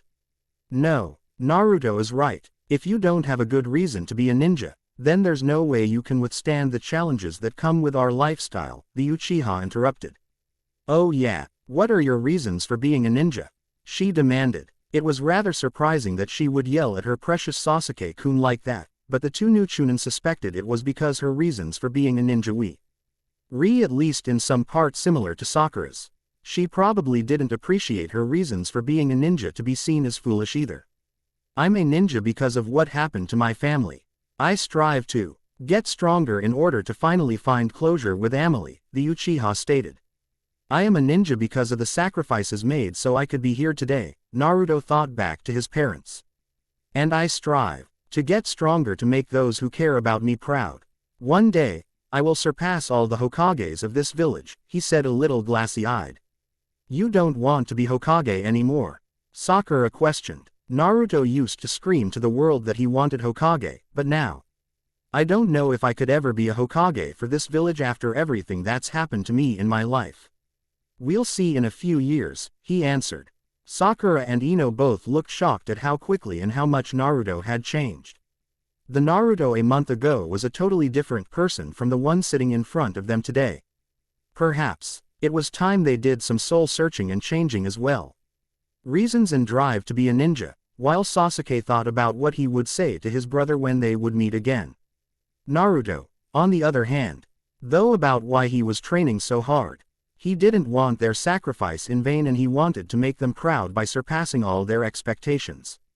Thinking back to today's development and the discovery of his new yin release power, he knew he probably should change his training regime. Water manipulation training would have to wait. Exploring the possibilities of yin release was a far more intriguing task than Sweden at the moment. Naruto thought back to the applications of yin release from Kurama. If he was going to use yin release to take the Rasengan to a new level and pay homage to his father, then he damn sure was going to pay homage to his mother as well. And I know exactly how to do it. He grinned. And that concludes this chapter of Complete. I hope you all enjoyed it. Yes, This is a yin release, yang release powered Naruto. There aren't many fanfics out there that explore these amazing powers. But this will be one of them. Also, for the purposes of this fanfiction, yin release will be the term used to deal with the energy that governs imagination that can be used to create form out of nothingness. Yang release will be the term to describe the energy that governs vitality and nature, like sage mode. And, of course, yin-yang release will refer to the power of the Rakuto Sennin to create life out of nothing, like how he created the 9 Bijus from the Jubi. Drop me a review if you have anything to say about yin release, yang release. And be sure to check out my other story 10 if you are looking for a good laugh. I hope you have all enjoyed this chapter. I hope you all continue to read and critique my work. Savvy 0R. Power. Alright guys, welcome to chapter 9 of Complete. A few things I want to make clear. First is that medical ninjutsu is indeed a part of yin. If you looked up the names of Kabuto's and Tsunade's most powerful medical ninjutsu, you'll see that all of them are named yin. Release. Something. And in light of all these responses, I've decided that for now on, if there are certain things that are unclear, like the idea of medical ninjutsu being yin release, I will elaborate on these notes using author's notes. Second, I want to say that I am absolutely sure that Kishimoto is going to troll all of us to hell and will somehow cause me to change my story a little. But I'll do what I can. Many have pointed out how Avenue dropped hints about how my Sasuke is stronger than canon Sasuke. So, I guess I should just come out and say that yes, indeed this Sasuke is stronger than canon Sasuke. Sasuke will get very strong, but Naruto will get even stronger. As for how strong Naruto will be, let me just say this. The 3 strongest ninja to ever exist are Senju Hashirama, Uchiha Madara, and Namikaze Minato in that order. The reason why Minato is below both of them is because he lacked both a bloodline and any other special abilities such as Sage Mode. If you consider Kurama's powers as a bloodline, which yin release, and yang release basically is, and the fact that he will also be learning Sage Mode, Naruto will without a doubt reach the league of Hashirama and Madara. Will he surpass them? Well, you'll have to wait and see. With that, enjoy the chapter. When Hiruzen and Tobirama were informed of Naruto's new ability, they were naturally shocked. Yin release. The ability to materialize inanimate objects using only chakra and our own imagination.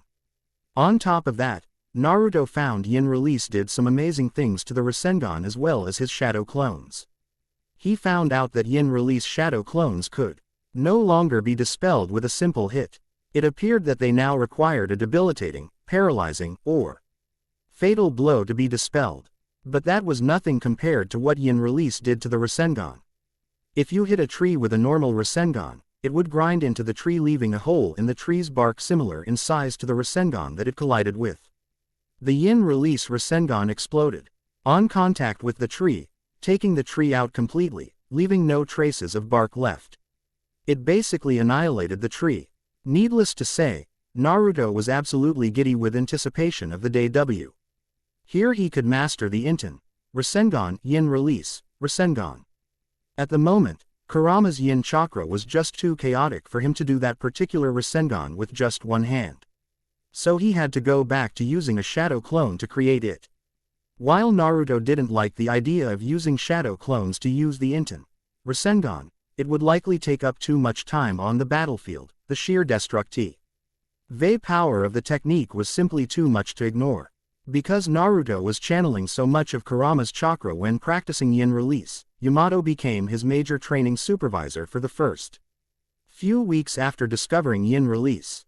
It was more of a safety precaution than anything. Hashirama, it appeared, couldn't escape the political aspects of being resurrected and was forced to assist Tobirama and Hiruzen in their political maneuvers after Danzo was exposed as a traitor to the Leaf. He hoped that he would be able to elevate his control over yin chakra enough that he could fulfill his plans to honor his mother. Kurama didn't like what Naruto had planned to honor his mother, with good reason.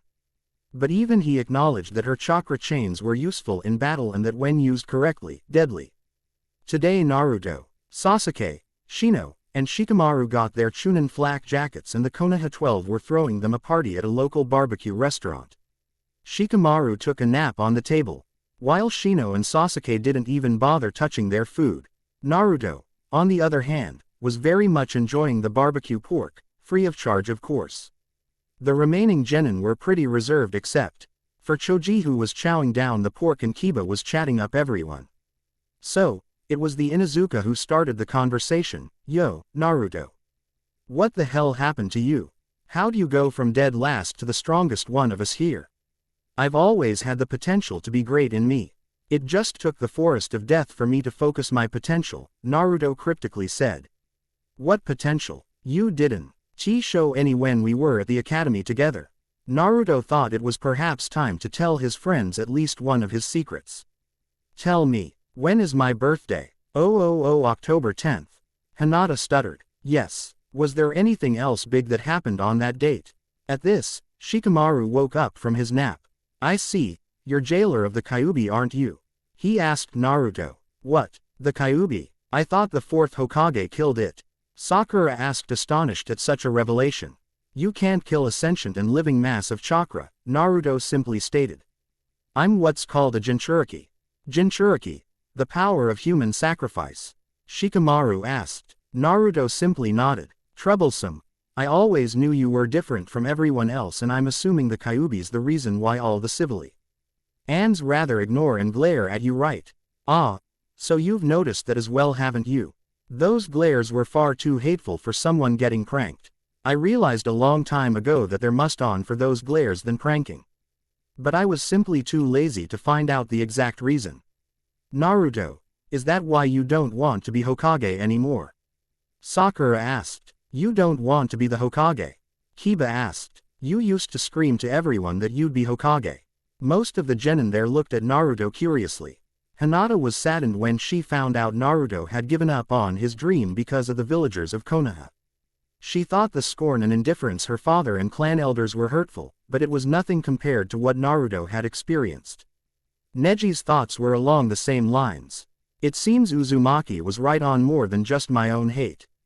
My status as a branch member doesn't even begin to compare to his problems." Lee and Tenten were saddened by how they had ignored Naruto's suffering. "The treatment our civilians showed you was most unyouthful." The other rookie genin were ashamed of themselves for letting Naruto go through all that pain alone. And now, the village had caused him to give up his dream. Choji had even stopped eating. "Yeah, I can't really see myself as Hokage anymore. Even if I've gained more respect from the village with my deeds this week, they still don't trust me. And even if the day where I gain their respect and admiration comes to pass, I don't know if I'll ever be able to forgive the village enough to lead them." Everyone could understand his decision. If it were them, they didn't know how they would turn out. "So, if you don't want to be Hokage anymore, why are you training so hard?" "I heard that you're being trained by Jiraiya of the Sannin."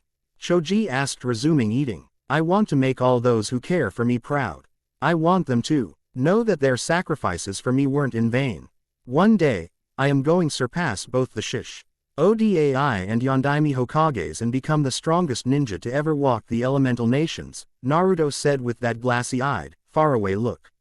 Even Sasuke had to raise his eyebrows at that one. Just ninja to ever walk the elemental nations, huh? You really think the class Dobi can reach that level of power?" There was a distinct lack of animosity in his words. There was actually a hint of curiosity. Naruto actually threw his head back against his seat and let out a laugh. "No, not if. When?" Naruto smirked back at him. "What, when? You can't be serious. The Shodai and the Yondaime are the two strongest ninja to ever exist. You can't say, when I surpass them." Kiba screamed. To the Uchiha, it sounded like Naruto thought he was on his way to surpassing his father. And it sounded like there was definitely something Naruto was hiding from him. There was only one way to find out what he was hiding. "Fight me, Naruto." This immediately put everyone on edge. Sakura remembered how angry Sasuke used to be when he saw how powerful someone else was. Shikamaru and Shino were very unsure of how far the two Team 7 Chunin would go. These were two changed shinobi. There was no telling what they were capable of. Everyone else was rather excited for the possibility of seeing the two strongest of their generation clash.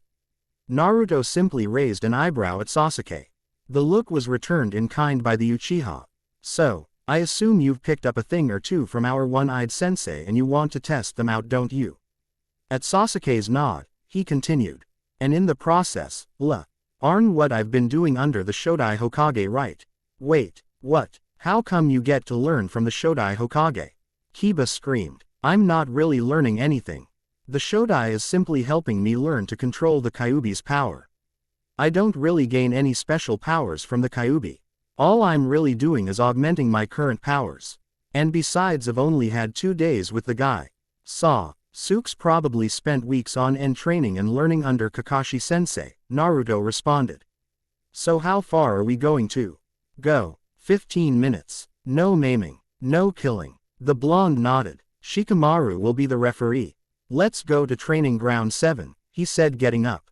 There was an unspoken agreement between the two that there would be no playing around. This was a serious match that was to showcase what they had learned, or in Naruto's case what he had improved over the last few weeks. Naruto knew that Sasuke had taken his advice and started more advanced chakra control and taken steps to increase his speed, stamina, chakra capacity and endurance. He probably wanted to test his new physical abilities against his Shunpo. Shikamaru stood between them as the rest of the Konoha 12 looked on from the sideline. You have 15 minutes. No maiming. No killing. If I think the match is getting out of hand, I'll stop it. Now, go. Naruto disappeared in a flash. Sasuke immediately turned his Sharingan on. With the Sharingan, Sasuke could see the remnants of Naruto's chakra. While he couldn't see exactly where the blonde would end up or do next, he could at the very least tell in what direction he would be attacking from. With that, he was able to block an incoming kick with his forearm. Although, blocking the kick hurt quite a bit since Naruto definitely hit harder than he did. Immediately, Naruto disappeared again and Sasuke went on the offensive. Seeing Naruto's chakra trail lead away from him and towards a pack of trees, he gathered lightning chakra into his hands. Chidori Senbon. 1000 birds Senbon, he said, aiming at where he thought Naruto would return to view. Naruto had apparently noticed Sasuke's counter because when he returned to view, he already had a jutsu ready. Futon. Shinkaha, wind release, vacuum wave. The Futon jutsu easily discarded the lightning-charged Senbon racing its way toward the Uchiha. Using his training to the max, Sasuke was able to dodge the blast of wind. He was now definitely faster than Lee ever was. A variation of the Chidori, not bad. I like it. And you're definitely faster than you were before, Naruto commented from on top a tree branch. You haven't seen anything yet, Dobi, Sasuke grunted. I should hope not, the blonde replied. 5 hand seals later, Futon. Daitapa, wind release, great breakthrough. Sasuke smirked. Let's see if I've got this down, he thought to himself. Tiger, hare, boar, dog. The Uchiha slammed his hands onto the ground. Doden. Doryuheki, earth release, mud wall. A large stone wall rose from the ground in order to block the incoming jutsu.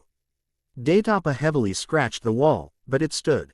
That is until Naruto decided to punch it with a large amount of concentrated wind chakra. Chunks of earth flew everywhere as Sasuke moved to avoid the debris. Earth release as well, and advanced manipulation at that.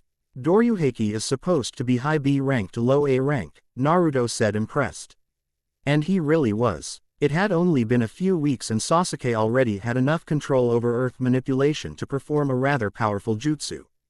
Without the training modifier he had with Kage Bushin, Sasuke's rate of growth was indeed pretty impressive. It seemed he really had wanted to finally be able to see eye to eye and face to face against his brother to talk about the massacre. But on the other hand, Sasuke's control over earth was taxing. Naruto could already see that the Chidori variation and the mud wall had taken quite a bit out of him. He was breathing pretty hard and sweating quite a bit. Got anything else you want to try? Naruto asked. Sasuke gave his trademark smirk. As a matter of fact, there is one more thing I want to show you. You said you've improved on some of the techniques and skills you've already got. Well, let's just say I did the same. That explains it. If you have the required nature control to do the Reikiri lightning ing cutter, then you certainly have enough nature control to create Chidori variations. How many can you do a day? Only once a day so far, the Uchiha grunted. This was definitely going to be his last move of the night. Well then, let's see what yours can do, shall we? Naruto moved aside, giving Sasuke a free path at the trees behind him. Surged forward. The ground underneath the Reikiri started to tear apart. Aiming for the middle of a tree, Sasuke was able to slice through the bark with ease. There was no resistance as the Reikiri cleaved the tree in two. Without a middle, the tree toppled over with a thud. And with that, Sasuke also keeled over, nearly out of chakra. The spectators ran over to help the Uchiha up. By the time Naruto made it over to him, Kiba and Choji were already helping him up off the ground. You know, at this rate, you could easily be Jonin level in strength in a few months, Naruto commented. Tisk, I still have to catch up to you, the Uchiha muttered. If I'm right, you've managed to take that technique you showed me to the next level, haven't you?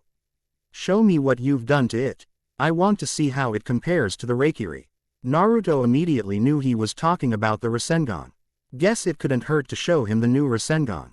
Very well, was all that he said as he walked over toward the stump of the tree Sasuke had used the Reikiri on. Watch closely, he said as he used his right hand to summon a large blue orb of destruction around 8 inches in diameter. Rasengan, he screamed as he slammed it into the stump. The Rasengan easily grinded into the stump. The screech as chakra met. Tree was painful. After several seconds, Naruto released the jutsu. That should be enough of an example of a regular Rasengan. The other genin and Chunin besides Sasuke were absolutely bewildered. What the hell was that? They thought. It was Sakura who knew the answer. Naruto, isn't the Rasengan? That's the Yondaime's prized technique. Naruto smirked. Yes, the Rasengan and the Hiroshin are the Yondaime's prized techniques. Ero Sennin taught me that one. Ero Sennin, Choji asked. Jiraiya of the Sannin, also known as the world's largest pervert. He writes the smut books Kakashi-sensei always reads. And he gets inspiration for them by peeking on women in the hot springs. As the female members of the Konoha 12 cried in indignation, Sasuke interrupted. Show me what you've done with it. Alright, let me show you the difference in power. Naruto walked up to a different tree and summoned a Kage Bushin. With his clone, he was able to channel Kurama's chakra into an angry blood-red Rasengan. While it was slightly smaller than the Rasengan he had just shown, everyone could tell that this one was far more powerful just by the ominous power it exuded. Naruto rushed to the tree and slammed the Yin-release Rasengan into it. Immediately, it exploded on contact. The force of the explosion caused a huge aftershock, actually knocking all his teammates off their feet. When the dust cleared, the Konoha 12 saw Naruto standing next to what was left of the tree. All that was left were a few branches without the leaves on them. The explosion must have blown the leaves off. There was no trunk of the tree. Apparently, this new Rasengan had destroyed the tree trunk. Or to put it more accurately, this Rasengan literally disintegrated the tree. TTT, there's nothing left. Tenten cried. What the hell was that? Everyone thought. They couldn't actually believe their eyes. That level of destruction was incredible. That is a Rasengan powered by the Kyuubi's chakra. Naruto answered the unspoken question. Alright, that's the end of our show, folks. Let's get Sasuke to the hospital to be treated for chakra exhaustion. I don't need to go, Dobi. The Uchiha growled. Maybe not, but I want to put you in the hospital so I can annoy as much as possible while you're stuck in bed, he grinned. The next day, Sasuke and Naruto went back on to their own training, and the rest of the Konoha 12 called an official meeting. The exhibition match between Sasuke and Naruto had really opened their eyes. The two male members of Team 7 were absolutely leaving the rest of them in the dust, and they couldn't accept that. The 10 of them swore to get stronger to catch up to the Uchiha and the Uzumaki. They weren't going to let them continue to carry the weight of their generation alone. 2 weeks later, Naruto had finally managed to summon his mother's chakra chains. But he didn't have much control after the initial summoning and command. For example, if he summoned the chains to attack or bind a tree A, that would be all the chains could do. The chains would not be able to disengage from tree A and attack tree B if he wanted them to. Kurama told him that in his mother's prime she could use her own chakra to manipulate her chains to her every command at will. It would take many more months or years before he could replicate that feat. But for now the actual summoning was an accomplishment on its own. He had also begun his Suiden training under the Sandaime. Unlike his older brother, Tobirama was rather strict. There were strict checkpoints that Naruto had to learn in his quest to master water nature manipulation. Some of them were simple and some of them were absolutely ridiculous. It took Naruto days to reverse the flow of a river, and this was even with the liberal use of Kage Bushin. Seriously, trying to change the flow of a river. This was nearly impossible if anyone not named Senju Tobirama. Hen Naruto asked him if reversing the flow of a river really necessary to learning Suiden. Tobirama answered no. But then, he continued on saying that reversing the flow of a river was the first step to doing Suiden jutsu with just water molecules in the air, or as he called it, perfect water manipulation. And as his student, Tobirama was not going to accept any less than perfection. Naruto was a bit put out at how ridiculously difficult the Suiden training was at first, but eventually he got the hang of it. And his training bared fruit. He could now do some very powerful Suiden jutsus in the presences of a water source and some minor ones in areas without a water source. Tobirama said that the final exercise to gaining perfect Suiden manipulation was to be able to make a large waterfall flow upwards for several minutes. How in the holy hell was he supposed to learn how to do that? At the same time Naruto was learning Suiden, Tobirama and Naruto both created shadow clones, so Tobirama could Naruto the basics of Jikuken ninjutsu, space-time ninjutsu. Tobirama explained that Jikuken ninjutsu basically affected the space-time continuum. The most common example was the use of summoning jutsus. For example, using hand signs and chakra, Naruto could summon toads from practically out of nowhere. Such a summoning could only be described as a type of space manipulation. From Hiruzen and Jiraiya had described the Hiraishin, flying thunder god. Tobirama theorized that Hiraishin was actually a rather advanced form of space manipulation and fuinjutsu, sealing arts, on his Hiraishin kunai. The Sandaime could not however describe how he combined the two. Naruto chalked figuring out the Hiraishin as another of things on his to-do list along with complete control over his mother's chakra chains. Doing the yin release Rasengan one-handed, learning fuinjutsu, perhaps learning kenjutsu, and trying out that sage mode thing Jiraiya and Hashirama were talking about. Whatever that last one was. Author's note number 1. But all those things would have to wait a bit. Ero Sennin had just come back to the village after scouting out what Orochimaru was doing in Oto. The Snake-san. Nin was apparently rather distressed about losing over 80% of his entire ninja force in the invasion of Konoha. As a result, Orochimaru had to replenish his forces with quite a few mercenaries to avoid Oto being a rather easy target for other villages. The Toad Sage also found some information regarding Orochimaru's immortality jutsu, as he called it. It was how Orochimaru was able to shed his skin in their last encounter. For the jutsu to work, Orochimaru would need an actual sacrifice, which disgusted all of those who heard that particular piece of information. His original plan was obvious. Why to make Sasuke his new body in order to gain the Sharingan? With Sasuke's cursed seal sealed up Jiraiya, that would be rather unlikely. Information gathered from spies suggest that his next possible body would be a Kagaya. The problem was that this Kagaya had contracted a fatal blood disease. As a result, Orochimaru was searching for someone or something to cure the Kagaya of the disease. As far as Hiruzen and Jiraiya were concerned, there was only one person alive that was capable of curing that disease, and that was Senju Tsunade. Speaking of Tsunade, Jiraiya thought it was perhaps me for Sarutobi to step down and someone else to take over. And that someone was Tsunade. Hashirama was actually rather horrified about the idea. When asked why, he said that when Tsunade was younger, he spoiled her rotten and even showed her how to gamble. Sarutobi and Jiraiya weren't sure how to react to that particular revelation. Nonetheless, whether or not Tsunade became the Sandaime, they all agreed that at the very least Tsunade should be brought out of her funk and back to the village. And that's where Naruto was at this moment and time, on the road with Jiraiya of the Sannin on a mission to bring back Tsunade. Between Jiraiya's escapades to do research at hot springs and actually searching for Tsunade, Naruto could tell they were going to be away from Konoha for a while. So he decided to work on his Suiden manipulation, chakra chain summoning, and the Yin release Rasengan in the meantime. It had been nearly 2 weeks since Jiraiya and Naruto had been on the road and they were no closer to finding Tsunade. Whether it was because of the Toad Sage's constant trip to brothels and hot springs or whether because finding a Sannin wasn't easy, Naruto couldn't tell. And that was ere we find Naruto today, lying in a hotel room bed with no trace of his godfather. He was broken from his thoughts by a knock on the door. He quickly put on a pair of pants and a shirt on. Opening the door, he saw 2 people standing in front of him wearing long dark coats adorned with red clouds. The taller of the 2 had light blue skin, strange gill-like markings on his face, and a long broad sword on his back wrapped in white cloth. The shorter of the 2 had black hair and red eyes that displayed to the world his identity, Uchiha Itachi. A rather protracted silence occurred between the 3 shinobi. It was the Uchiha who spoke first. "Hello, Naruto, K. Sorry, I don't talk to strangers, you know, the whole, stranger.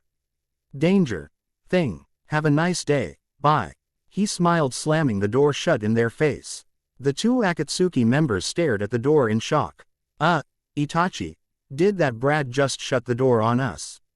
Sasuke's older brother blinked once, twice, and a third time before turning his head to his partner. "I think he did, Kisame." Even the always stoic and expressionless Itachi was shocked at Naruto's audacity. The Kiri missing nin's face contorted into anger. "I'm gonna kill that Gaki," he screamed, taking Samahata off his back to break down the door. A shout of "Kage Bushin no Jutsu" was heard as several hundred Narutos poofed into existence. "Well then, looks like we'll have to split up to find the real one," Kisame suggested the stoic Itachi. About 10 minutes later, Itachi found a Naruto sitting on the roof of a local brothel. The blonde gave no indication he was going to leave. In fact, he seemed like he was waiting for him. "You do not seem at all concerned that I have found you," Itachi commented. "Ero Sennin is downstairs. If I need to, I think I'm at the very least fast enough to call for his help before you catch up to me," the blonde responded. "Ah, that is probably correct. So why are you here?" the Uchiha questioned. Naruto responded with another, "Have you talked to your brother yet?" "Yes, I have." Flashback start. Uchiha Itachi was a hard person to get to show surprise. But when had captured Hitaki Kakashi in his Tsukuyomi, he would definitely say he was surprised.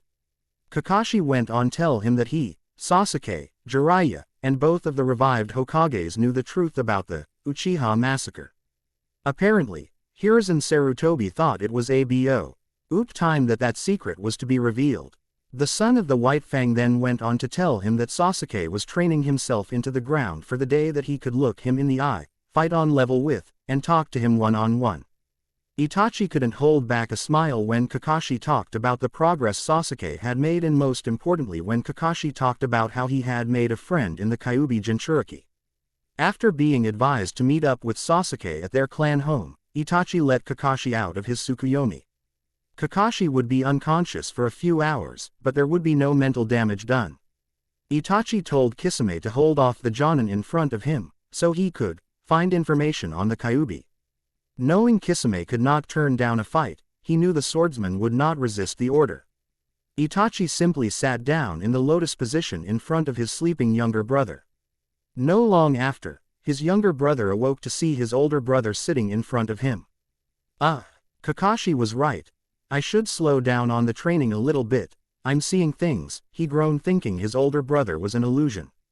No Tudo. I am very real, Itachi said with a slight hint of amusement. Immediately, Sasuke was on his feet in a defensive posture. The 2 Uchiha brothers stared at each other for a few seconds unmoving. Until Sasuke's shoulders drooped a little. Did you really kill everyone because we were going to have a coup d'etat? He asked. So, the Sandaime did tell you the truth. Why did he tell you? I asked him to never do so. He said that he had already made the mistake of keeping Naruto's secret from him, causing him more pain and suffering. He said he didn't want to make the same mistake with me. He didn't want to see me actually complete the quest to kill you and then regret it later. He also felt that you had suffered enough and didn't want you to continue to sacrifice yourself for Konoha in this manner. And with Danzo now dead, there was no need to keep me out of the loop. At that, Itachi had gone quiet. Itachi knew how much he had sacrificed for his brother and for Konoha, but none of it bothered him at all. He actually felt as if his brother and Konoha gave him the courage and strength to go through with the sacrifice. It was his best friend Shisui who taught him that the true mark of a shinobi was to protect his village from the shadows as he was doing so now. My friend Naruto told me that I should get stronger. He told me that I should get strong enough to look you in the eye to talk to you as an equal. It is only then that I would be able to decide what to do with my life, Sasuke said, breaking Itachi out of his thoughts. Your friend is very wise. Sasuke nodded. I may not be strong enough to face you one-on-one, but I still want to know. I still want to hear your side of the story. Very well. After our parents and the council decided to rebel, my friend Shisui and I needed to do something. We were planning to talk our clan out of it using Shisui's Mangekyo, but Danzo somehow got his hands on Shisui's eye. Apparently, Danzo wanted us to rebel.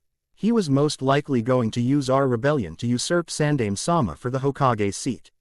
And if our rebellion were to happen, it would have dire consequences for our clan, our village, and most likely the entire shinobi world. Without a way to stop our clan from destroying the lives of so many innocent around the world, Shisui entrusted me with his last Mangekyo eye and the task of saving both the Uchiha clan name and Konoha. And I did the only thing possible. I took it upon myself to quell the rebellion before it began, thus becoming the greatest Uchiha traitor to the village after Madara himself.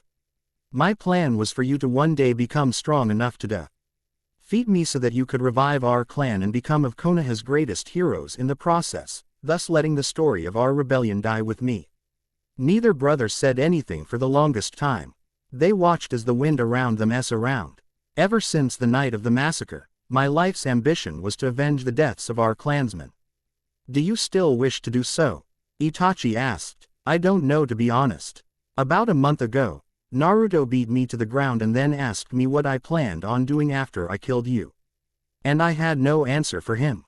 Now, after learning the truth of why you killed our clan, I don't even know if I want to kill you anymore. I feel like my life has been a lie for so long now. My life used to have purpose, but now it doesn't anymore. Your friend is very wise. He above all would know how it felt to be lied to your entire life. Tisk.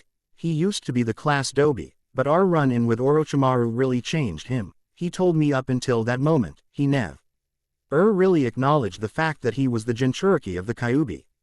He didn't want to be known as a human sacrifice. But once he got over that, he's been able to harness the Kyubi to become stronger, much stronger. Yes, I have heard about him being the A-rank genin in Odo's bingo books. Quite an accomplishment for someone his age. You two seem close, the older brother observed. We simply found common ground on the fact that Kami hates us and has cursed our lives, the younger brother replied curtly. Itachi gave a slight smile at that for a split second before his face turned serious, stoic again. You should know that the organization I am currently a part of is after Naruto and the other Jinchuriki. What? Why? Sasuke screamed, getting up. I do not know the reason, but it can't be a good one. The Akatsuki, as we are called, are composed of highly skilled S-rank missing nin like myself. Orochimaru used to be part of this organization as well, and its leader claims to be our ancestor Uchiha Madara. Shouldn't he be dead? Sasuke questioned. Yes, that is why I believe that he is lying about being Madara. But that does make him any less threatening. This matter, or Tobi, as his alias is these days, was the reason behind the Kyubi attack all those years ago. The Sandaime told me that some shinobi thought that an Uchiha with a Mangekyo was behind the attack. It seems like they were right. Yes, Toba's Mangekyo provides him with incredible Jikuken ninjutsu abilities as well as the ability to control the Kyubi. You don't sound like you like what he's planning. I do not. After I killed our clansman, he was the first one to offer me a place in the Akatsuki.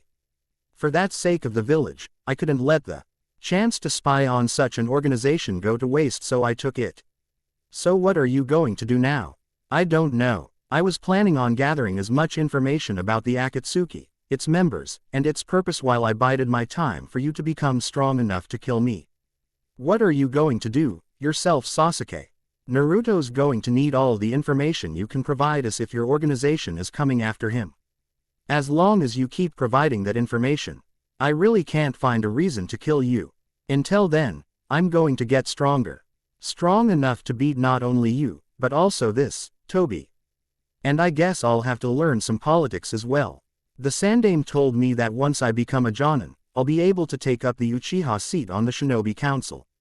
I don't really want to deal with that stuff, but I guess I don't have a choice in the matter. Itachi smiled. His brother was going down the right path. But there was one thing that Sasuke needed to see. Sasuke, I think you deserve to see our parents' final moments. Itachi said, unleashing Tsukuyomi for the second time today. Author's note number 2. With the Mangekyo awoken, Itachi poked Sasuke on the forehead, as he did many times in the past, told him that he would continue to do everything in his power to protect him and Konoha, and ended the genjutsu. Waiting for him outside his compound was the Sandaime Hokage, the man whom he had the utmost respect for. Itachi got down on one knee and bowed to the professor. Sandaime-sama, I cannot thank you enough for how much you have helped me and my brother. No, Itachi, it is I who should be thanking you. Why? Oh, you have sacrificed far too much to protect our village. You do not need to continue to do so. I cannot keep asking you to continue to sacrifice. No, I am simply doing what must be done. I will continue to spy on the Akatsuki and continue to pass on information to Jiraiya-sama. For the sake of this village and the peace of the elemental planes, I must continue, Itachi simply stated. I see, the elder Hokage said. Very well, I know that when you have decided to do something, I can't change your mind about it. But I will say that with Danzo dead, it will be very easy for you to return to T.'s village should you ever need to return. You are much more valuable to the village, the world, and most importantly your brother alive, Itachi. Always remember that, of course. Thank you, again Sandaime-sama. Tell my brother once he wakes, that his new eyes give him great power, but his eyesight will deteriorate the more he uses them. When the time comes, I will return to the village so we may exchange eyes to cure ourselves of the blindness. Sarutobi nodded. I will do so. You should probably get back to your partner. He is making quite a ruckus within the village. Bowing one last time to the Hokage, Itachi disappeared in a murder of crows. Flashback end. So, I take it the talk turned out okay?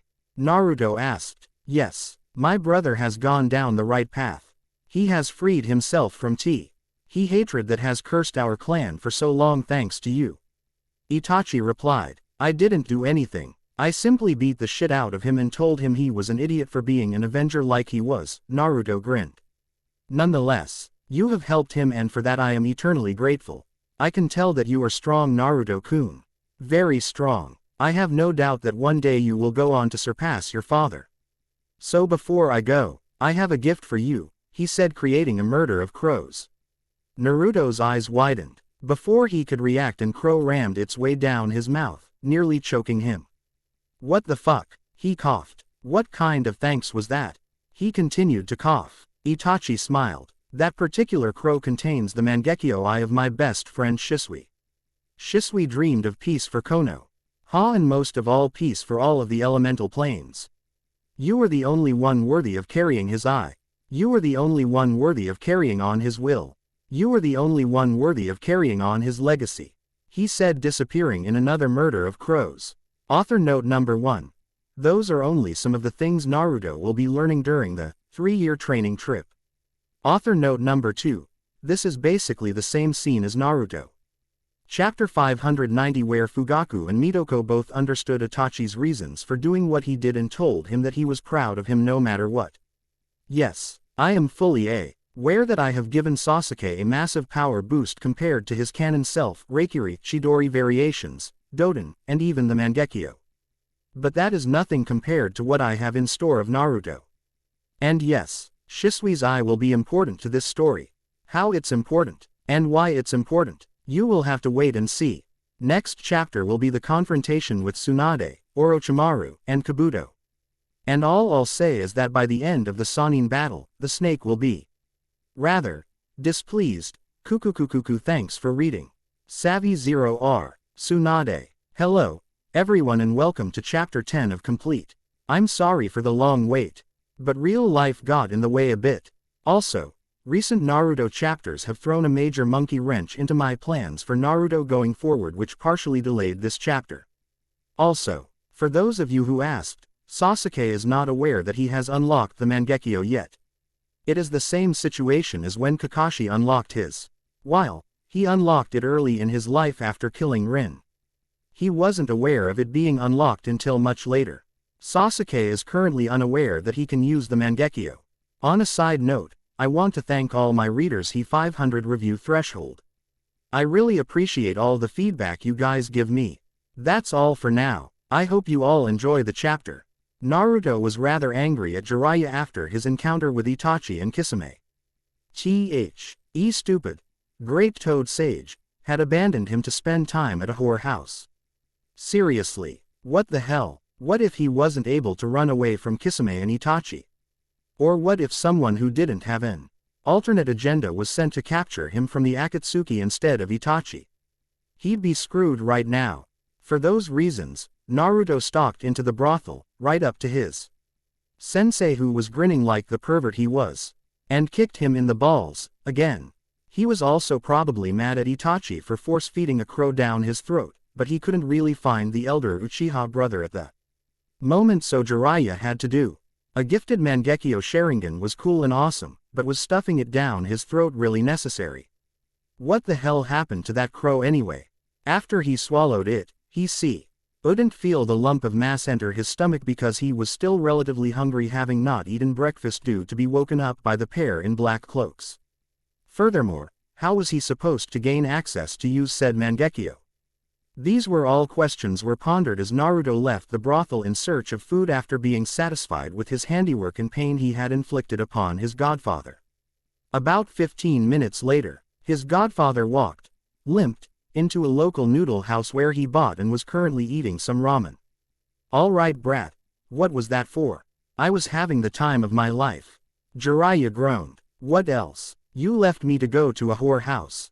And then I ran into 2 members of the Akatsuki." Naruto all but screamed. Immediately the goofy and annoyed face on the Sannin turned serious. "Tell me everything that happened." This got Jiraiya's attention. "Are you sure he said Uchiha Shisui's Mangekyo?" "Yeah, why? Was this Shisui guy really famous? I don't remember hearing much about him from anywhere."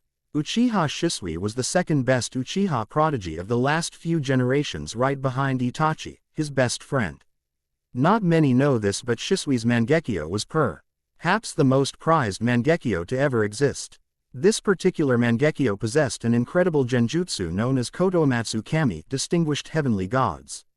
This genjutsu actually alters the memories of the victim and compels them to think that the actions they are performing under the genjutsu are their own. "So you don't know how to use it, huh? That sucks," Jiraiya mumbled. "You could use any help you can get."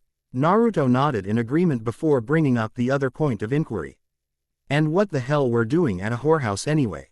"Ha, you wouldn't understand. The pleasures of the female form elude you, my young apprentice." "Shut up, you stupid pervert.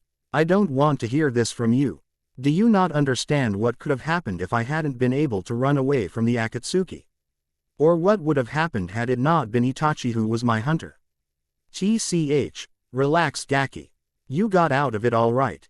Besides, that whorehouse, as you call it, also happens to be part of my spy network. That brothel is part of your spy network? Naruto asked incredulously. Jiraiya puffed out his chest. "As a matter of fact." "Never mind. I don't want to know." Naruto shook his head in disgust. "Did this trip to your spy network produce any leads?" Jiraiya turned serious. "Yes, it seems we were correct. Orochimaru is searching for Tsunade as well. My sources say that he is headed to Tanzaku town. That's also the last place Tsunade was spotted. We had better start there." A day's travel later, Jiraiya and Naruto found themselves in the rather shady town of Tanzaku, a rural paradise for gamblers and drunks. "We should find a place to eat and then get settled in before searching for Tsunade," Jiraiya stated. Naruto agreed with the logic. As luck would have it, the bar they decided to eat in contained 2 people of interest sitting in booth in the back of the bar, along with a pig. The first was a woman was of average height with shoulder-length black hair with black eyes holding a squealing pig to her body. If Jiraiya's information was right, this was Shizune. The second woman was fairly tall. She had straight blonde hair tied into two short bangs framing both sides of her face. Her most distinguishable feature was her rather large bust that seemed to scream for people to stare. And she didn't look a day over 25. A confused Naruto stared at his godfather with questioning eyes. Weren't Tsunade and he supposed to be the same age? He thought. His godfather ignored the unspoken question and instead let out a loud laugh, ha ha ha ha. Suheim. By now, he had drawn the attention of everyone in the bar. Suheim. It's been too long. The Toad Sage was absolutely giddy to see his teammate again. The Senju did not share his excitement. Jiraiya, what do you want? This can't be good. I've had enough reunions for one day. So, you've seen our wayward teammate, have you? What did he want? Jiraiya scooted into the seat next to Shizune pouring a cup of sake for himself. I don't see how that's any of your business. Now, what do you want? It can't be a coincidence that I see both of you in one day. So, spill, she demanded. Always right to the point, huh? Well, Sensei is getting up there in years and he needs someone to replace him. It's been decided that you would be best for the Hokage position, Jiraiya stated. By this time Naruto had made his way over to their booth. Absolutely not. Who the hell would want that job? Only idiots take up that job. Protecting the village. Everyone who takes it dies a premature and futile death. The last part caught Naruto's attention. What did you just say? He growled. Who's the squirt anyway, Jiraiya? Tsunade completely ignored him. This is Uzumaki Naruto. He's my newest apprentice, Jiraiya grinned. He's going to be my greatest apprentice yet. Ha, that's what you said about your last one. And look what happened to him. Took the Hokage seat and died by the time he was 25. Pathetic. Tsunade said, completely uncaring of Naruto's reaction. She simply raised her jug of sake to pour into her cup, only to find her cup smashed by a fist. What was that for you, brat? And there was that famous temper Tsunade was known for. I don't care what you think of the village. And I couldn't care less what you think about the Hokage seat. But I will not stand idly by and let you mock my father's sacrifice. Oh, and what are you going to do about it? She mocked. We're taking this outside, Naruto said, walking towards the door. Tisk. All right, I guess it's time someone beat some respect into you. Tsunade followed him out. Shizune, who had been quiet for the entire time, spoke up. Jiraiya-sama, aren't going to stop this. You apprentice is going to get seriously hurt. She asked, pleading for help. Jiraiya shook his head. Let's see where this goes, he said, getting up. You are way out of your league, kid. You have no idea who you are fighting, Tsunade stated. I know exactly what I'm doing, you old hag. A tick mark appeared on the Senju princess's head. She looked about ready to burst until she took a few deep breaths. Calming down, she simply raised one finger. One finger. That's all I'll need to beat some respect into you, Tsunade stated. And if I win, I get all your money. Whatever. Your loss. Naruto didn't particularly care for her overconfidence. He was going to show her that underestimating him would bring dire consequences. And with that, he used Shunpo, Flash Step, to get behind the female Sannin. Caught off guard, she was barely able to stop a kick aimed at her right flank with her forearm. She then brought forth the one finger she had pointed out to him in an attempt to flick him as if he were an annoying bug. With that one finger, she was able to send him flying several feet backwards. It seemed like Naruto wasn't ready to fight a Sannin. Nonetheless, Tsunade was impressed with his skills. Yo, what are you, a Jonin? No, I'm a recently promoted Chunin, Naruto said from his place on the ground. You are pretty strong for someone your age, but your arrogance is going to kill you one day. You aren't ready to fight someone on my level, so give up. I know I am not ready to fight someone like you or the pervy sage, but I'm not going to let you tarnish the names of the Hokages. Why, you want the title yourself? Tsunade mocked. To her surprise, Naruto shook his head. No, I don't want the title. I just respect the people who've held it. You of all people should understand. Your grandfather and granduncle brought peace to the land of fire by building Konoha. Then there's your own sensei. He trained you. Taught you. He held Konoha strong through 2 Shinobi World Wars. Naruto screamed before calming down and talked about the last of the 4 great Hokages. And then there's my own father. He loved my mother. He loved Konoha. And he loved me. He died protecting all the things in the world he loved. I won't stand here and let you call his sacrifice foolish. Naruto snarled that last part. You know nothing of what I have dealt with, boy. Tsunade retorted. I have lost everything I have ever cared about for that village. I am the last of my clan. I lost my brother. I lost my lover. There's nothing left for me there. There's nothing left for you there, so you decide it's okay to drink and gamble your life and sorrows away. It doesn't that way, Tsunade. Instead of scoffing at their accomplishments and drowning your sorrows, you should be doing something to honor your family and loved ones. I know more about sacrifices made for the good of Konoha than anyone else. After all, my name literally means the power of human sacrifice, Naruto stated. Tsunade's eyes widened. You mean you're... Yes, I am. Naruto cut her off. You know Avenue more reason than anyone to hate Konoha for being shunned my entire life, but what would that accomplish? Absolutely nothing. Instead, I choose to rise above the hate and the ignorance. I choose to continue living with the hopes of my parents alive within me. And I choose to strengthen myself so that one day I can protect those precious to me as my parents did in their final moments. For several moments, no one spoke. It wasn't every day someone spoke so passionately about their goals in life. Jiraiya, we should leave. She's a lost cause. If she's going to continue to dwell on her past, then let's leave her to it.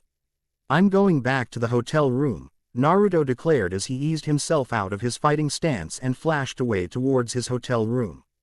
It was 2 hours later that Jiraiya found Tsunade alone in the same bar booth he had found her earlier.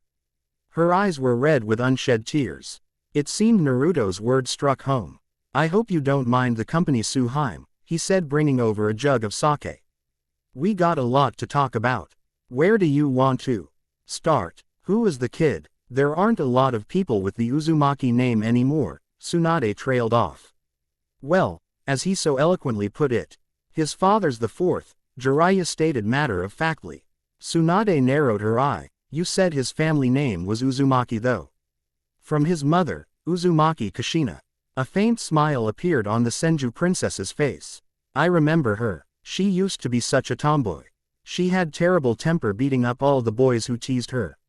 Her son is different. He's got the best of both his mother and father. For the most part, he's calm and calculating like his father, but once in a while he's got a temper to be feared like his mother. He even inherited many of their skills. He seems strong, but that's not always enough in the shinobi world, she said longingly. No, Naruto's different. He's going to change the world. I can feel it. He's the child of the prophecy, the Toad Sage said without a doubt in his mind. Tsunade raised an eyebrow at that. What makes you so sure this apprentice won't go the way of his father? I don't know. Call it a gut feeling, but the kid has limitless potential. 3 elemental affinities, unlimited chakra, and the drive to get stronger. What the hell? That just sounds ridiculous. I know being a Jinchuriki give him access to enormous amounts of chakra, but 3 elemental affinities. That's 1 in a million. Billion even. Jiraiya chuckled. Yeah, well, he's got them. Wind and lightning from his father and water from his mother. But that still doesn't make sense. Sure, elemental affinities are generally passed down from parents to children, but there should be no way he inherited all 3 of them. 1 or 2 of the affinities should have overpowered the others and won out. What do you mean? Jiraiya asked. Elemental affinities are genetically passed on. That's why you see certain clans or even villages are more inclined to a certain affinity. When parents of different elemental affinities are reproduce, one of the elemental affinities will become the dominant trait and the others will become recessive traits and not actually show up physically. The only exceptions are elemental bloodline limits like ice release, lava release, or wood release. To have 3 elemental affinities without a bloodline is unheard of. That does make sense. Naruto's affinity for wind is much stronger than either his affinity for lightning or water. Perhaps this all happened because he does have a bloodline of sorts. You think at the Kyubi had something to do with it? Tsunade questioned. Yin relays. That's preposterous. Tsunade screamed. Yes. And when he gains sufficient control of the Kyuubi's chakra as well as his own, he'll be able to use yang release as well. Tsunade looked positively shocked. It wasn't hard to figure out why. She took pride in her medical knowledge and for someone to come along and shatter her previous notions. After a few moments, she collected herself. You're not going to tell me he can use yin-yang release as well, are you? She joked. No. The Kyuubi said that he'd need the Rinnegan to use yin-yang release. Jiraiya stated with a pained look on his face. That particular dojutsu always brought back unsavory memories for him. Another student he had lost.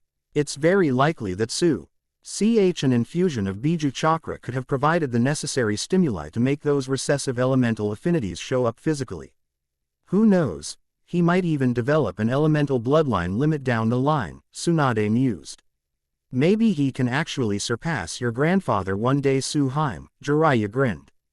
PSH, just because he has all these things going for him doesn't mean he'll go that far.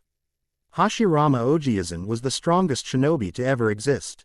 Just because he has a few advantages doesn't mean he'll be anywhere as strong as my grandfather, the Senju scoffed. Jiraiya turned serious at this. There's something I need to talk to you about, Suheim. We know what Orochimaru wants from you. And from what he did recently in Konoha, I think I know what he offered you. What did he do to the village? I don't know if you know this, but the wayward teammate is the leader of a new shinobi village, Oto. He was also able to manipulate Suna into launching a dual invasion onto the village. Thanks to my student and timely information, we were able to escape the invasion with very little losses. But there were consequences. What happened? Being the snake he is, Orochimaru could pass up the chance to take out Sensei for good. To achieve that goal, he used your granduncle's jutsu, the Edo Tensei, to try and revive both your granduncle and grandfather to finish the job. What? That bastard! Tsunade screamed, jumping out of her seat. Relax, Haim. I took care of it. I looked into your granduncle's jutsu. For the user to gain full control of the revived corpses, he needs a specia L sealing tag to tie the bodies to the user. I was able to get to the sacrifices without the snake realized too late. As a result, Orochimaru ended up reviving your family with them out of his control. Jiraiya smirked, very happy to have gotten one over his former teammate. Some of her family was alive again brought many long dormant feelings in Tsunade up to the surface. I know you've lost a lot, Tsunade. But that doesn't mean you can keep running from your past forever. That doesn't mean that you can keep thinking the worst of everyone you meet. And that doesn't mean you can keep drinking and gambling away all the pain. Jiraiya gave a heartfelt chuckle. Would you look at me? I'm starting to sound like that brat. But the fact of the matter is that you need to find closure, Haim and I. Starts with what Orochimaru offered you to heal his next vessel. Naruto was really starting to regret coming on this retrieval mission. First he gets visited by Uchiha Itachi and Agaki Kisame of the Akatsuki at his hotel room. And then this morning, he gets woken up by Tsunade's assistant, Shizune, carrying a totally smashed Jiraiya. For a spy master, he really did let himself go sometimes. Naruto also noticed there was a rather large trail of dried blood coming from said Toad Sage's nose. Whether it was because someone decided to break his nose or because he knocked himself out with another perverted fantasy, he didn't want to know, probably both, knowing the man. So, you don't look so well, Naruto remarked to his godfather. Shut up, you brat, can't you see I'm not in the mood for your smart talk at the moment? The Sannin groaned as he found it hard to even speak without having to deal with his bad hangover. What happened? And where's Tsunade? And here Naruto was 20 minutes later standing in front of all three of the Sannin. Orochimaru was standing next to Kabuto from the Chunin exams and an older teenager with pale skin and 2 dots on his forehead, the Kage. Uya who was going to the snake Sannin's next body. Next to Naruto was the hungover and drugged Jiraiya. He was still feeling the effects of the alcohol and whatever drugs Tsunade had slipped him. But he was feeling a little bit better since Shizune had given him an antidote that was slowly doing its work. And speaking of Shizune, she was kneeling next to her master who seemed to be going into shock. Apparently, after drugging and indisposing Jiraiya, Tsunade attempted to finish business with her wayward teammate alone by knocking out her student as well. That plan obviously backfired, seeing as she was on the ground going into a panic attack because there was some blood on her hands. It appeared that the world's greatest medic had a really bad case of hemophobia. Well, the whole team is back together again after all this time. How delightful, Orochimaru mocked. And you brought a guest, he said, gesturing wildly to me. You know, Naruto-kun, I have very interested in how you were able to become so strong in such a short time. I mean, you were nothing but a weak genin without a shred of talent, and now you're the hero of the village. He drawled. The seal I placed on you should have weakened you greatly. But instead the opposite happened, and I have yet to understand why. I think I will enjoy experimenting on you. Naruto shivered. If this pedophile was going to Rai and get him angry, then too could play that game. Sorry dude, I'd rather not becoming one of your experiments. You have an unnatural interest in younger boys and their bodies. I mean seriously. Why? Oh, you gave my 12-year-old teammate a hickey. A fucking hickey. Number 1. I mean, I know that you do some pretty terrible things in your life. You experimented on people. You abandoned your village. And you tried to destroy your village. But going after little boys, that's a totally new low. Naruto cried. The young blonde was rather happy to see the snake Sanin's face turn sour. It looked like he was about to explode from anger for a second. But being a ninja with decades of experience, Orochimaru was able to calm himself quickly after. I see that you are not the same hyperactive knucklehead I fought in the Forest of Death. At first, I wanted to capture you and experiment on you to find out why my seal didn't work. But now that I see that you are merely a nuisance that needs to be eliminated. Naruto didn't take kindly to being called a nuisance and was going to respond before Jiraiya decided to step in by placing a hand on his shoulder. Relax, kid. My teammate has always been known for his arrogance, cockiness, and downright dismissal of others. Just let it go. He'll get what's coming to him. I'll deal with him while you deal with his butt buddies, okay? Jiraiya joked. It always felt good to get a small laugh at the expense of his former teammate. Even Naruto had to grin at that last line. Alright, I've been itching to get into a fight anyway. I might as well take it out on them. With that, Jiraiya and Orochimaru moved to take their fight elsewhere, leaving the excited Naruto, the worried Shizune, the still catatonic Tsunade, the calm Kagaya, and the traitorous Kabuto. Shizune, I want you to keep the Kagaya busy so I can protect the old lady. I'll handle the Four Eyes. This snapped Tsunade out of her stupor. You can't possibly mean that. The kid in the glass is probably an elite jonin on Kakashi's level. Kabuto decided now was the best time to speak. You know, you should listen to her, Naruto-kun. I know all about your Shunpo technique that allows you to move at incredible speeds and your powerful wind manipulation. But that won't be enough against the two of us. So, that's the extent of knowledge they have on me. I think I can win this if I bring out the chains, Naruto thought to himself. Shizune looked at Naruto with worry. I'll be fine. Just keep the Kagaya busy and I'll deal with the traitor. With that, Shizune and Kimimaro exited stage left. Stop trying to be a hero. If you stay here, you're just going to get yourself killed. Tsunade yelled. Naruto stayed calm though. Without even looking at the female Sannin, he spoke.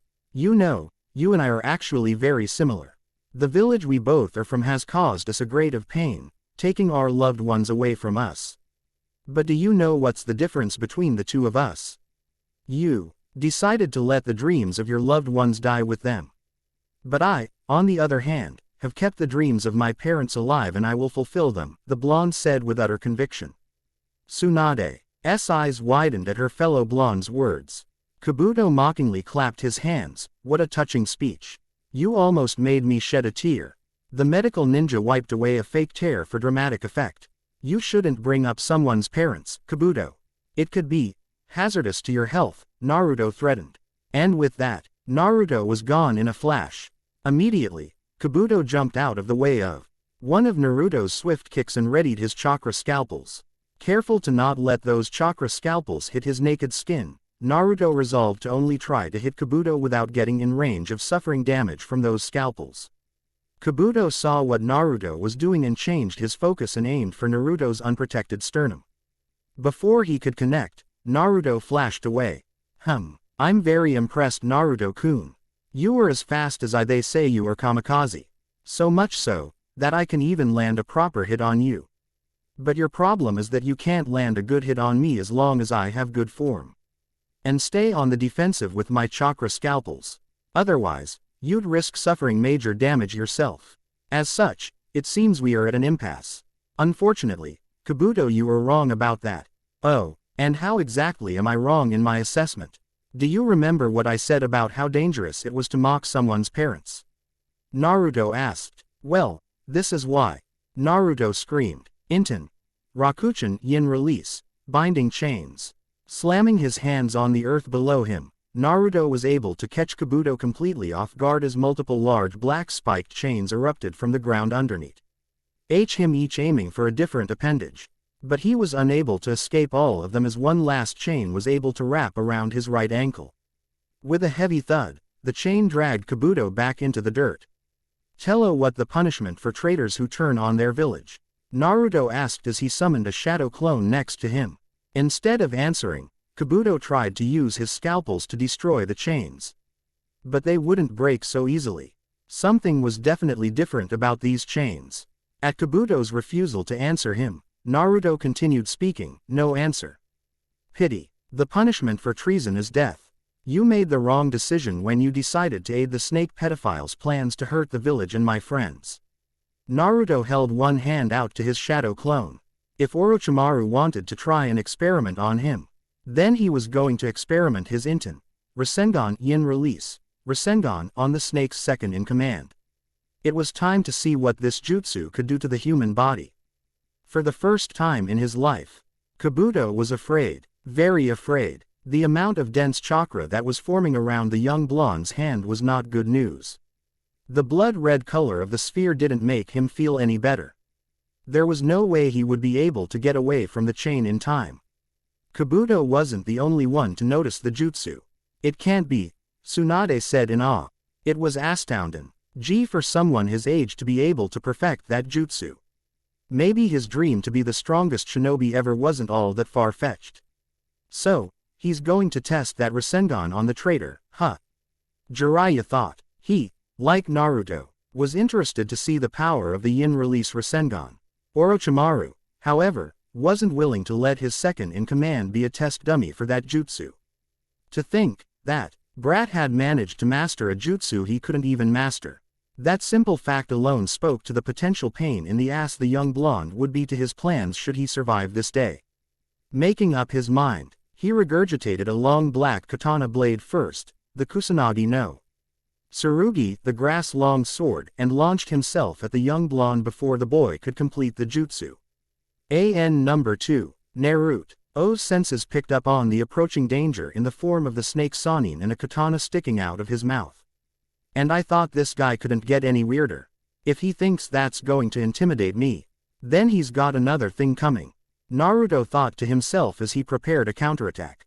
Naruto, look out! Tsunade screamed. Run Gaki! Jiraiya yelled. Both Sannin felt their RTS skip a beat when they saw Naruto complete his Rasengan and start running towards Orochimaru.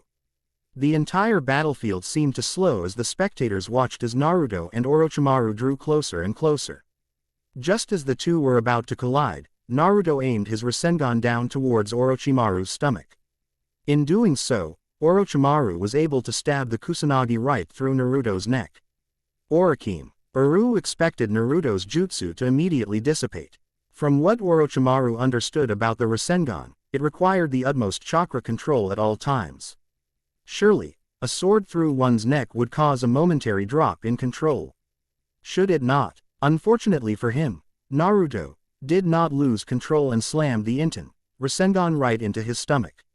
With his job done, Naruto, dispelled to reveal that he was in fact an Inten Cage Bushin Yin release, shadow clone. The resulting explosion from the Inten Rasengan was thunderous. Blood spewed everywhere. The grass-long sword flew through the air towards Naruto, and the mangled mess of body mass that was left of what used to be called Orochimaru was sent in the opposite direction. After the smoke cleared, the snake Sannin looked black and charred. He was missing both legs, half of his right arm, and several internal organs if amount of blood and the gaping hole in the sternum was any sign. Number 3. Everyone watched in shock as Orochimaru wheezed, struggled to breathe, and cough up copious amounts of blood. It was Orochimaru's loyal Kagaya that sprang into action first. Orochimaru-sama, as the pale white teenager ran to his master. A hand shot out of Orochimaru's mouth. And then another. And then a head poked out. With Kimimara's help, Orochimaru was able to free himself from his skin. PSH. Figures, the stupid snake wouldn't die, Naruto remarked. Upon hearing the clanking of chains behind him, Naruto realized that Kabuto had finally managed to cut himself free from his chakra chain. Immediately, the traitor ran to his master to assess the damage the Rasengan had done. You little punk. Orochimaru continued to cough blood. Naruto gave a smirk as he walked over towards the fallen blade of Kusanagi and picked it up. You know, I always wanted to learn some kenjutsu eventually. It's rather generous of you to gift me a good reason to start learning. The traitorous Sannin wanted nothing more than to rip the cocky young blonde to pieces. But in his current condition, it just simply wasn't possible. He had made the mistake of underestimating the child and now he was paying the price. He was going to have to abandon his plans with Tsunade, and his prized sword. This isn't over. I'll get you for this. Orochimaru hissed as he, Kimimaro, and Kabuto sunk into the ground and disappeared. As Naruto continued to study his new sword, Jiraiya shunshined over to his student and smacked him upside the head. What the hell was that Gaki? You nearly gave me a heart attack. Hey, I knew exactly what I was doing. I knew that he would continue to underestimate me, so if I used the Kawarimi body replacement with an Inten Kage Bushin, he wouldn't know the wiser. Naruto's logic didn't prevent Jiraiya from smacking him on the back of his head again. That was a gutsy move, kid. But next time, don't scare me like that.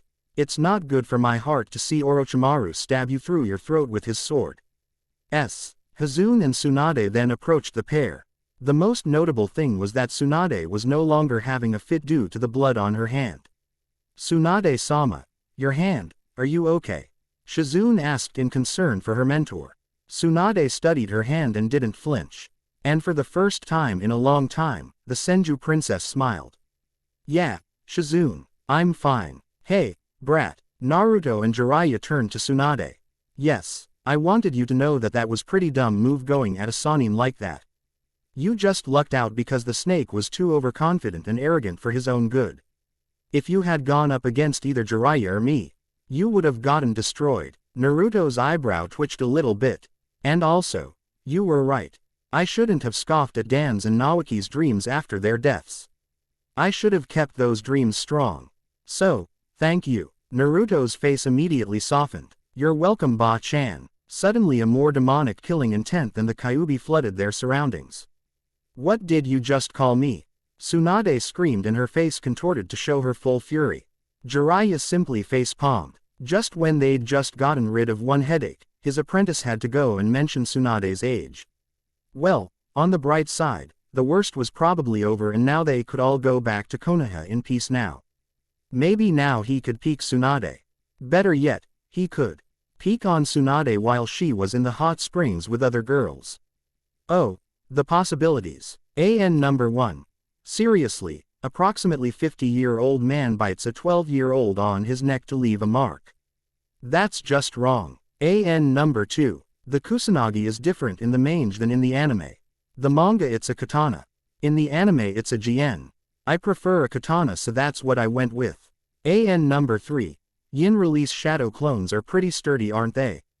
Not dispelling even when said clone gets stabbed through the throat. And that ends Chapter 10 of Complete. I hope you all have enjoyed it. Please leave any comments and questions and I'll try to answer them. Savvy0R. Update on next chapter. Hello readers. I just wish to inform everyone that by the end of next week, the next chapter will be out. Now, since many have asked me why there are delays with Complete, I guess I should inform everyone that the reason for my delay is that I am forced to entirely rethink how I am going to do the Naruto series. Let me explain. Hi. I have alluded to it before in previous author notes that it was getting harder and harder to write for this story and or stick to my original ideas because Kishimoto has been throwing twists everywhere, from Obito being Toby, Orochimaru reviving the cage, which totally screws with half my current story, and now Obito becoming the Jinchuriki of the Kyubi. Anybody else reminded of Kid Buu?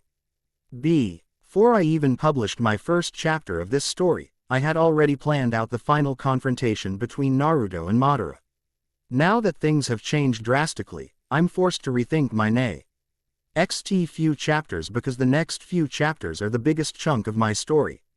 These next few chapters are going to be about Naruto's trip with Jiraiya, where he learns the skills necessary to fight against the Akatsuki and eventually Madara, Obito, and the Kyubi. Now, I'm debating whether or not I want Naruto's abilities to end at just yin and yang release, whether to actually return the Shodai and Sandaime Hokages to the dead, and whether to revive them later on Orochimaru, and ultimately what to do with the entire Shippuden storyline. I had originally planned on keeping it canon for the most part, like Gaara's retrieval, Pain's invasion, Jiraiya's death, and Cage Summit. So, what's the point of having me inform you guys of my struggles in keeping up with Kishimoto's trolling? WTF Sasuke wants to be Hokage? You may ask. Well, I want to hear if you guys have any suggestions and or ideas on what to do in regards to Naruto's overall strength, the two cages, and even the Shippuden canon timeline. I have some ideas of where I might want to go, but I'd like to hear what you guys have to say. Remember, the next chapter should be out next week. Savvy 0R.